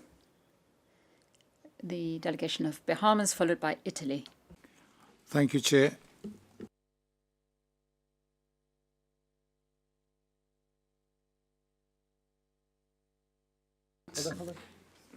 Siga. We refer to the document 133/12B/1 from France. We thank them for this important document, and we fully support the application for the transition of IALA from a non-governmental international organization to an intergovernmental organization of marine aids to navigation, and the proposal for an arrangement of cooperation with the IMO. Thank you, sir. Muchas gracias a Bahamas. Thank you, Bahamas. Italy. Thank you, Chair. Italy thanks Bahamas for treating us with a coffee break.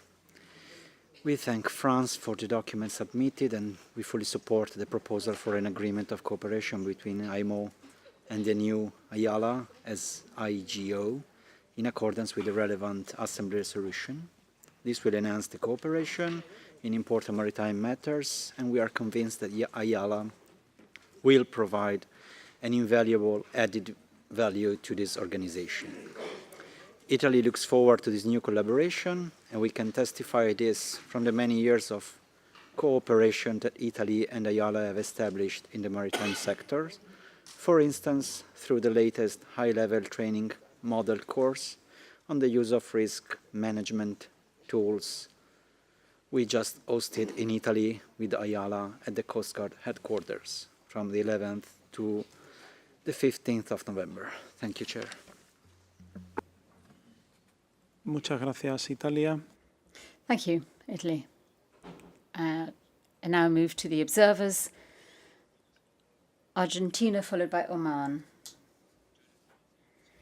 Thank you, Chair.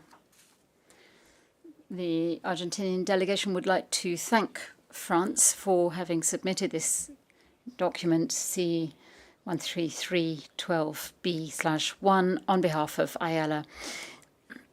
We would like to say that Argentina has been a member of IALA since 1960 and has been very much involved in all activities of the organization. We support the work of the technical committees, and we also cooperate with the Worldwide Academy,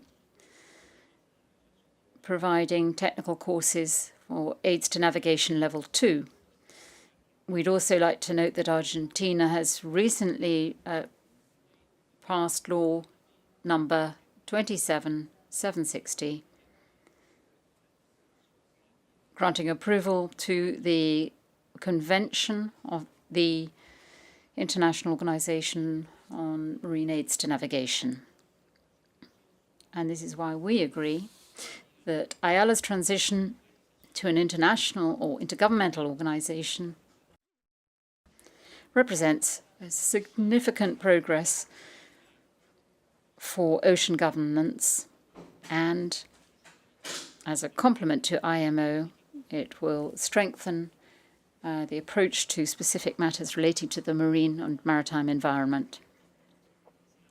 Therefore, Argentina, sir, would like to support the proposal to formalize a cooperation agreement between IMO and Ayala as an intergovernmental organization in keeping with the provisions of Resolution A 1168 of 32. That's IMO Assembly Resolution on relations with intergovernmental organizations, and we would urge that Council should agree to approve this request for the cooperation agreement. Thank you. Muchas gracias, Argentina. Thank you, Argentina. And we'll turn now to Oman.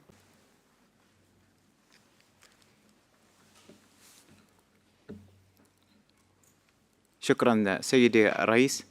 نشكر البهامس على Thank you, Chair. We thank Bahamas for the tea break. And we thank France for their submission. Our delegation supports the change. Our country was one of those that supported the change. Thank you. Muchas gracias a Oman. Thank you, Oman. There are no further requests for the floor, so I would like to turn to the Secretary General to see whether he has any additional comments to make. Thank you, Chair. Just one comment. It has to do with the remarks from the United Arab Emirates. The request received for Council is a change of name from ISCOS to Moesna, and as submitted, it's simply a change of name. There is no change of any other sort notified. And the comments relating to Council decisions at the previous session on the number of NGOs and requesting information from MEPC on these applications. Well, there is a difference because ISCOS or Moesna is an intergovernmental organization, and that is different to what was discussed in Council at the past session, applicable to non-governmental organizations, and the two procedures are different. Thank you. Gracias, Secretario. Thank you, Secretary General. So I'd like to draw Council's attention to 12D.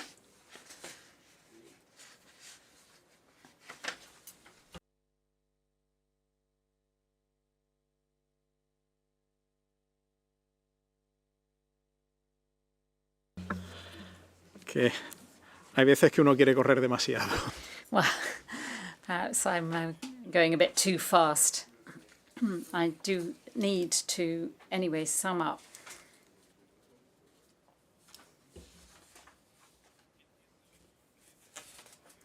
I take it that, having heard comments, Council notes the information provided by France on behalf of Ayala, and I take it that we can agree to approve the request from the International Organization for Marine Aids to Navigation, Ayala, for an arrangement of cooperation with the IMO. If there are no objections, it is so decided. And as we said, this decision will be submitted to Assembly for its approval, Assembly 34. And we can now move on to D, not C, 12D. And this has to do with IMO awards.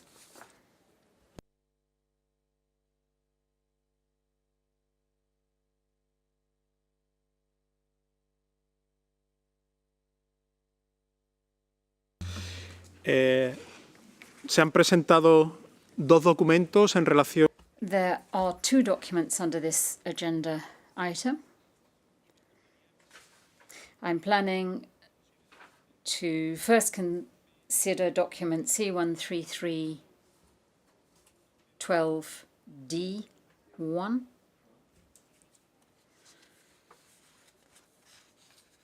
On the Gender Equality Prize, and I'd like to ask the Secretary General to introduce this document. Thank you. So, C13312D1 reports on the nominations received for the 2025 IMO Gender Equality Award, as well as the recommendation of the assessment panel for the award.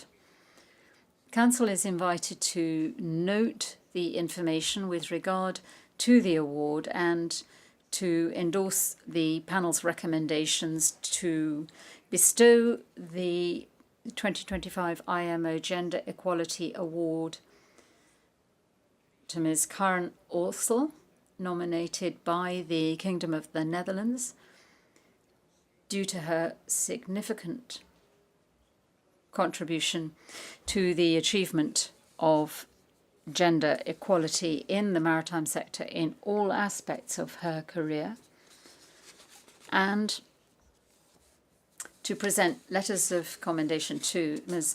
Flavia Takahashi, nominated by Brazil, Captain Chunpei Zhan, nominated by China, Ms. Katie Ware, nominated by the International Chamber of Shipping, Ms. Elvia Bustavino, nominated by Panama, and Ms. Jung Min, nominated by the Republic of Korea. Thank you, Chair.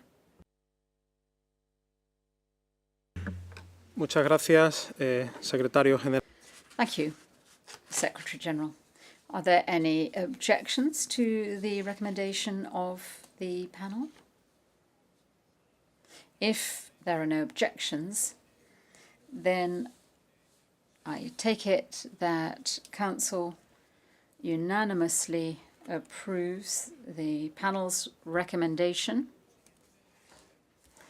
and I therefore declare Ms. Karen Orsel, nominated by the Kingdom of the Netherlands, as the recipient of the 2025 IMO Gender Equality Award.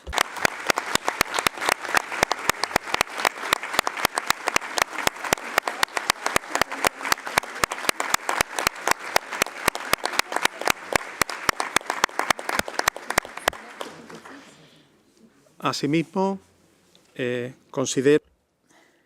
And I take it that the Council endorses the panel's recommendation in respect of the recipients of letters of commendation.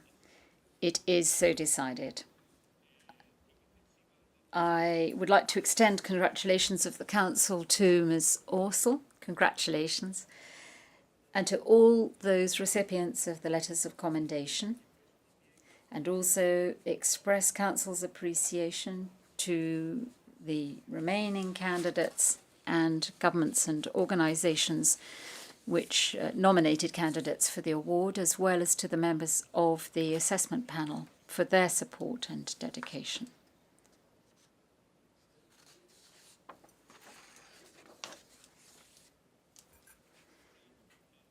And I now invite the Secretary-General to advise Council of the arrangements for the 2025 IMO Gender Equality Award ceremony.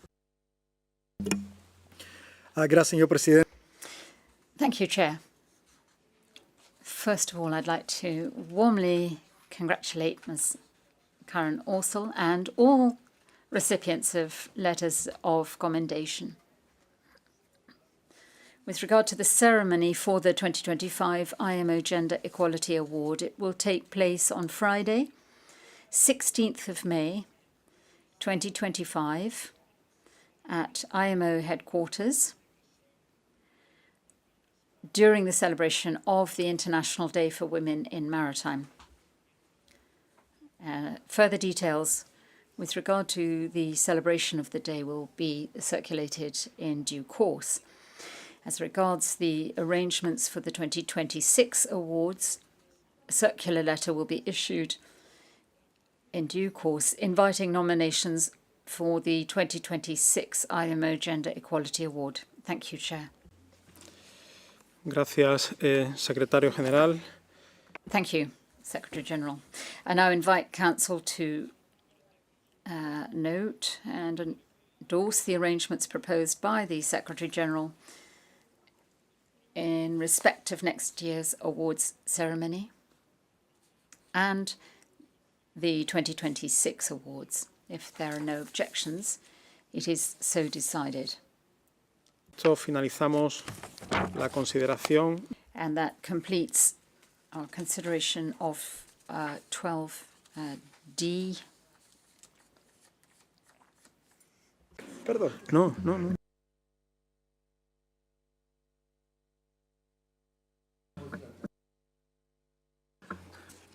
Creo que esta presidencia necesita. I think your chair needs a rest, actually. We haven't completed D, of course. We have to go back. And we now turn to the first document under that agenda item, and that's 12D. And I would now like to ask the Secretary General to introduce it. Thank you, Chair. C13312D contains draft guidelines for the nomination and selection of winners of the International Maritime Prize, which have been drafted to align with those of other IMO awards and enhance the processes related to the administration of the prize in support of ensuring that it continues to recognise exceptional contributions. The proposed guidelines further refine the assessment criteria and reinforce the prize's alignment with IMO's goals and objectives and aim to provide a structured and inclusive framework for the assessment of nominations. The prize, which was established in 1979, is awarded annually and recognises those having made a significant contribution to the work and objectives of the organisation. I hope that the proposed guidelines will encourage a diverse range of nominations while preserving the prize's long-standing integrity and prestige. Thank you. Gracias, Secretario General. Invito ahora que Thank you, Secretary General. And I now open the floor for comments, if any. de India. Delegation of India. Thank you, Chair. This delegation would like to draw the attention of the Council to Para 2 of the draft guidelines contained in Annex to Document C133/12D with respect to purpose and criteria, which include efforts towards advancing maritime safety, maritime security, the prevention of marine and atmospheric pollution by ships, shipping efficiency, maritime law, or fostering international cooperation in maritime governance. Chair, India suggests specific mention of words welfare of seafarers may also be considered by Council as one of the criteria for nominations for the International Maritime Prize. Thank you, Chair.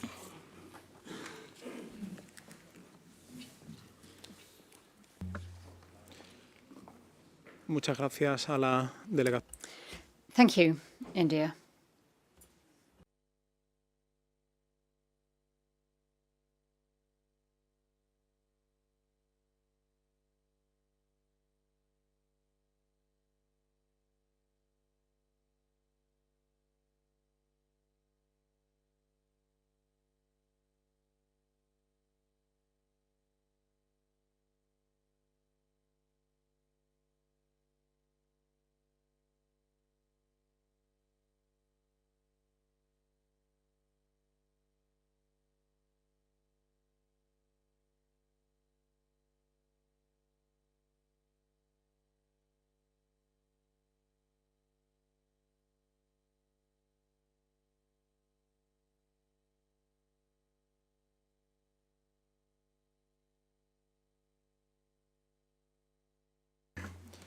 Muchas gracias a la delegación de la India por sus comentarios.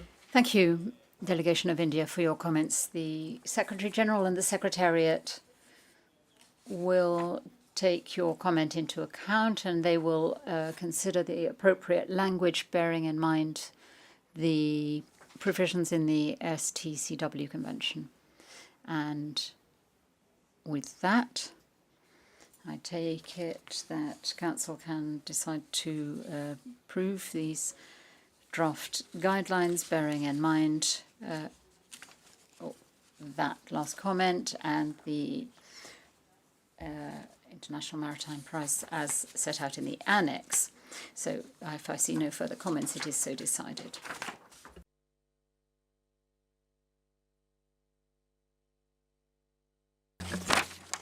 Pasamos ahora al apartado. Now we will move on to C, 12C.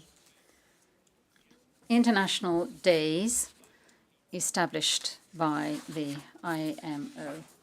There are two documents under this agenda item. And I'd like to invite the Secretary-General to introduce 13312C. Gracias, señor presidente. Thank you, Chair. This document reports on the arrangements made in 2024 to celebrate the International Day for Women in Maritime, the Day of the Seafarer, and World Maritime Day. Several activities and events, as set out in the document, have been held to promote the themes and topics chosen for the year. I'm very pleased with the outcome of this year's celebrations, and I trust that Council will share this view. I'd like to take this opportunity to convey on behalf of the organisation my sincere appreciation to governments, organisations and other entities and IMO staff who have celebrated the International Days established by IMO and so generously lent their support and assistance to their commemoration. And I would also like to thank all member states who've joined in the initiative to light up their iconic buildings and other emblematic landmarks in blue to promote the year's theme and to raise awareness of the vital contribution which shipping makes to the world. I now refer to paragraph 21 of the document concerning the World Maritime Day parallel event organised by the Government of Spain in conjunction with the IMO, which was celebrated in Barcelona from the 20th to 22nd of October. A full report on the event has been submitted by Spain in document C 133/12C/1. I'd like to extend my warm thanks and profound appreciation to the Minister of Transport and Sustainable Mobility of Spain and all the organisers, including your chair, as well as participating panellists and those representatives of IMO member governments and international organisations who attended and contributed to the splendour of the celebration in Spain. Thank you, Chair. Gracias, Secretario General. Thank you, Secretary-General. And I'd now like to invite Spain, who hosted this year's World Maritime Day parallel event, to introduce their document C 133/12C/1. Thank you, Chair.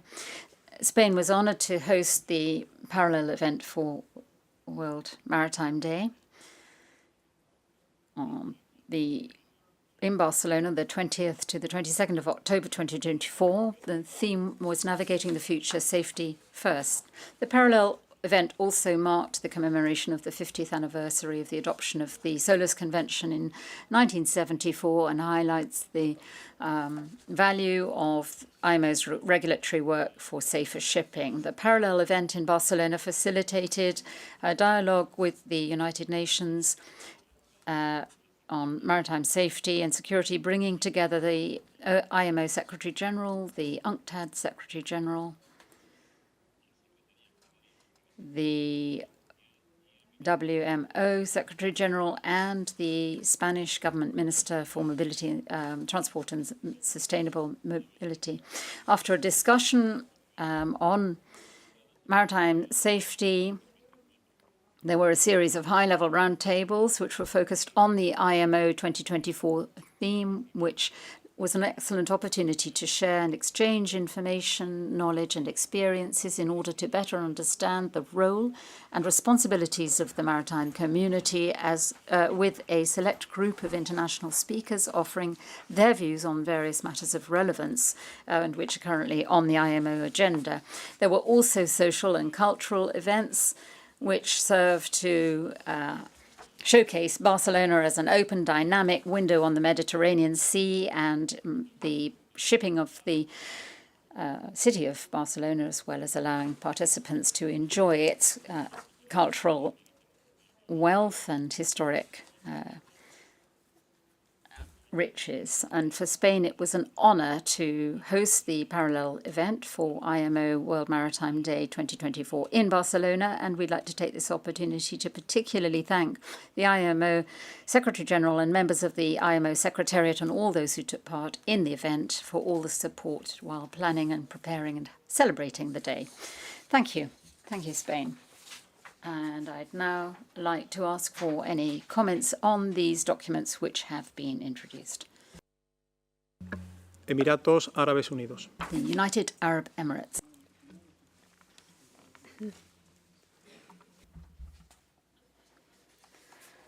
I take this opportunity to thank the government of Spain for this document. On behalf of the UAE, I would like to express our sincere congratulations to the Kingdom of Spain for such a wonderful and successful World Maritime Parallel event that was hosted in the lovely city of Barcelona. This event has brought together all stakeholders across the shipping chain industry with the sole goal of ensuring the safety of our shipping industry to make it future-proof. Next year, it will be our privilege to host you all to celebrate the World Maritime Day parallel event in 2025 under the theme, Our Ocean, Our Obligation, Our Opportunity. The theme aligns perfectly with our vision as we are committed to protecting the ocean and strongly believe it presents ample opportunity for economic growth and environmental protection. As the majority of global trade is being transported by sea, oceans are at the heart of the world economy. They provide jobs for millions of people around the world and are home to our precious marine life, in addition to their importance as the planet's greatest carbon sink. As the largest sector operating in the ocean space, shipping has a central role to play in the protection of the marine environment and management of ocean resources. We need to work together to make sure the shipping industry is sustainable, resilient, and regulated. In the UAE, we will meet with a shared vision of joining forces to ensure the sustainable and safe use of ocean resources. We stand ready and genuinely look forward to welcoming you all to our beautiful country. Muchas gracias.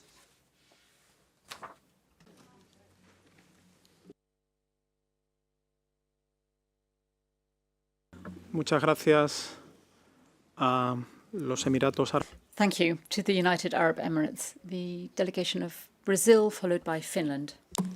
Muchas gracias, señor presidente. Thank you, Chair. Brazil thanks Spain for the report to the Council on the IMO World Maritime Day Parallel Event 2024, held in Barcelona, and congratulates the host for providing a unique opportunity for everyone to participate in an event that combines relevant technical issues and social events, both at the highest level of excellence. Spain really raised the bar. Congratulations, Mr. Chair, and your team about the organization of this event. Muchas gracias. Muito obrigado, Brazil. Thank you, Brazil. And thank you for those kind words. Delegation of Finland, followed by Mexico. Thank you, Chair. Firstly, we would like to thank Bahamas for the afternoon coffee. And Finland wants to thank also for all documents submitted under this agenda item. Finland wants to thank the IMO Secretariat and especially Secretary General Arsenio Dominguez for raising the issue of gender equality in shipping, which is, in our view, very important initiative and needed one. We just would like to share with you, all of you, that on May 16th this year, Finland organized an event in celebration of Women in Maritime Day here in London. The event was titled Navigating Challenging Waters, Women on Specialized Vessels and in Maritime Administrations, and it showcased many of the challenges women unfortunately still face in the shipping industry. We were honored to host a panel with female captains and maritime experts from Liberia, the United Kingdom, and Finland, as well as an audience of many IMO colleagues. We want to thank the permanent mission of Liberia to the IMO and wish the UK for their kind cooperation. Thank you, Chair. Muchas gracias, Finlandia, por la Thank you, Finland, for the information. Mexico, followed by Panama. Thank you, Chair. Thank you, Secretary General. Thank you, Spain, for your document and for all your efforts at the maritime event in Spain. And congratulations, Chair, to you and all your team. And we'd also like to thank Bahamas for the tea break.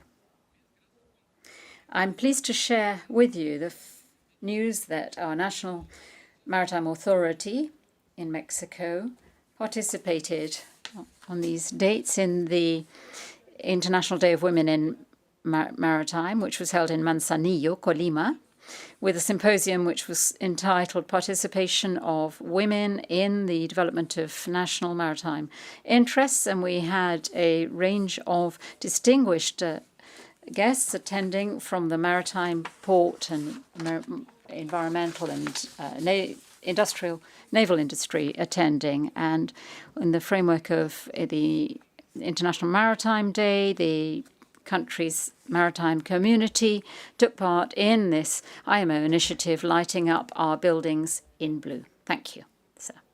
Gracias a México. Thank you, Mexico. Panama, followed by Chile. Thank you, Chair. Panama would like to thank Spain too for submitting that report, and we'd like to congratulate the Spanish government on the impeccable organization of the parallel event for World Maritime Day 2024 in Barcelona. It certainly highlighted that theme of navigating the future safety first, and it provided a unique opportunity to discuss the challenges and the opportunities of the maritime sector as it moves towards a safer, more sustainable future. Panama was fortunate to attend the event, which addressed key matters such as decarbonization, digitalization, and the use of alternative fuels. The roundtables and the high-level discussions were excellent fora for sharing ideas and strengthening and enhancing international cooperation in keeping with IMO goals. We'd also like to underscore dialogue with UN representatives. This certainly enriched the discussions on maritime safety and the impact of the energy transition on the industry. These sorts of exchanges are crucial in order to address the challenges facing the sector and to strengthen our global efforts towards a more efficient and sustainable shipping sector. And finally, we appreciated the cultural aspects of the event, which allowed us to link up with Barcelona's rich maritime tradition and to create stronger links between the various stakeholders in the maritime community. We'd like to repeat our thanks to Spain for a very successful event, and we restate our commitment to work together in order to face the challenges of global shipping and wish the United Arab Emirates all the very best next year. Thank you, sir. Muchas gracias a Panamá, Chile. Thank you, Panama. Chile, followed by Italy.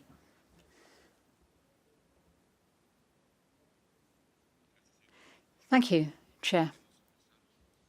We'd like to express our most sincere thanks to the government of Spain for that generous invitation, the leadership, and the excellent organization of the parallel event of World Maritime Day in Barcelona this year. It was a tremendous opportunity for us to think of and discuss the challenges facing our sector. But it was also a chance to enjoy the warmth and the hospitality of this country, and particularly the Spanish Maritime Administration team. Thank you, Victor, Andres, and the whole team. Thank you all. Muchas gracias a... Thank you, Chile. Italy, followed by Qatar. Thank you, Mr. Chair, for giving me the floor. Italy thanks Spain for submitting the document and for hosting the very successful World Maritime Parallel event in Barcelona on the theme Navigating the Future Safety First. All the panels organized were extremely interesting and insightful. We would also like to thank UAE for hosting the World Maritime Parallel event in the year 2025, and we look forward to attending it. Thank you, Mr. Chair. Muchas gracias a Italia. Thank you, Italy. The delegation of Qatar.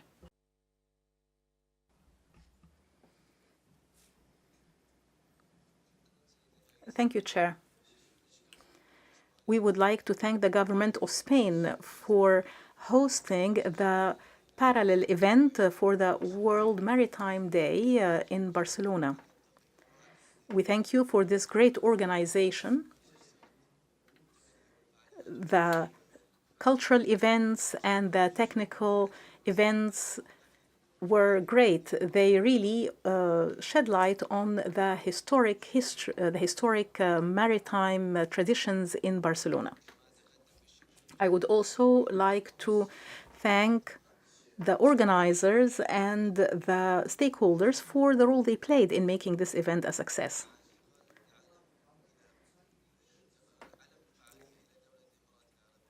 As this event is going to be held in the UAE next year, we look forward to attending and participating.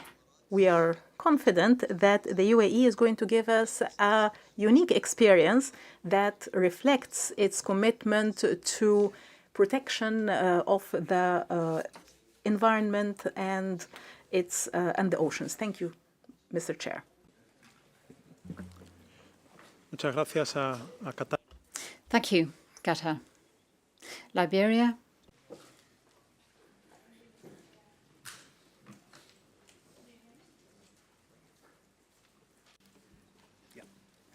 Thank you, Mr. Chair. Liberia thanks the Secretary for the document. We are pleased to report that we too celebrated the International Day for Women in Maritime last year in Monrovia. The event highlighted the need for women in the sector, as well as creating safe spaces for women within the maritime industry. We thank the delegation of Finland for the opportunity to celebrate with them as well. Liberia is always open to furthering the agenda for the support of women within the sector. We'd like to thank Spain for hosting this year's event. We enjoyed the kind hospitality, the cultural and technical events hosted in Barcelona, especially the food. We also enjoy watching Victor dance. I look forward to that again. Next year, we will look forward to the UAE event and all other celebrations. We believe that these events highlight our IMO spirit in ensuring gender equality, diversity, and inclusion. Thank you, Mr. Chair.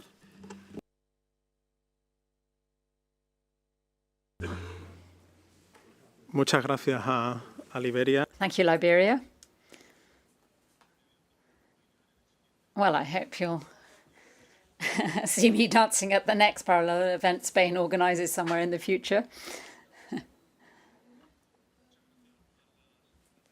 Thank you, everyone, for your kind words with regard to the holding of the World Maritime Day parallel event in Barcelona. And I'd like to take this opportunity to thank all members of the Spanish delegation, Andres, Julio, and all the rest who were involved here in London and in Spain in organising that.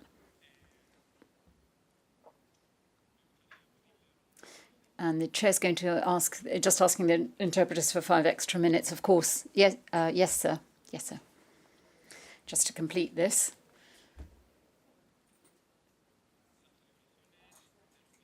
The celebration of the International Days established by IMO, as well as the World Maritime Day parallel event in Barcelona, have been a great success, and therefore I take it that Council would wish to extend its appreciation to all those involved in the preparation and arrangements made for their celebration. Council takes note of the very worthwhile contributions which various member governments, organisations and individuals made to the success of IMO's International Days by their attendance at the events held at IMO headquarters and through events organised by them, by joining in the Illumination initiative to promote the year's theme, as well as messages sent to the Secretary-General on those occasions or posted on social media. Council will no doubt wish to join the Secretary-General in expressing its appreciation to all those governments, organisations and individuals, and in particular to the Government of Spain for successfully hosting the 17th World Maritime Day parallel event. If there's no objection, it is so decided. We'll move on to IMO's International Days in 2025. The arrangements to celebrate those days will be finalised in due course, and member states will be advised accordingly and in good time for their own preparations. With regard to next year's World Maritime Day theme, Council will recall that at its 132nd session, it decided that the theme for 2025 should be Our Ocean, Our Obligation, Our Opportunity. And as usual, the Secretary-General will make all the necessary arrangements for the celebration of the World Maritime Day in accordance with past practice. With respect to the World Maritime Day parallel event, let me remind you that the forthcoming event will be hosted by the United Arab Emirates, and can I seize this opportunity to wish them, on behalf of Council, all the very best and the greatest success in their organising and hosting of that parallel event. And that concludes our consideration of item 12. of the agenda and our discussions today. Before we adjourn, I'd like to turn to the delegation of Cyprus for information. Thank you, Chair. Apologize for the delay. This is going to be very brief. This is to announce that the Shipping Deputy Ministry of Cyprus, Ms. Marina Hadjimanoli, is holding a cocktail reception on the 4th floor. And this delegation will be quite pleased to see everybody up on the 4th floor for a drink and to enjoy this lovely day that we had today. So I am told that the reception just started a few seconds ago, so it is on the 4th floor. Thank you, sir.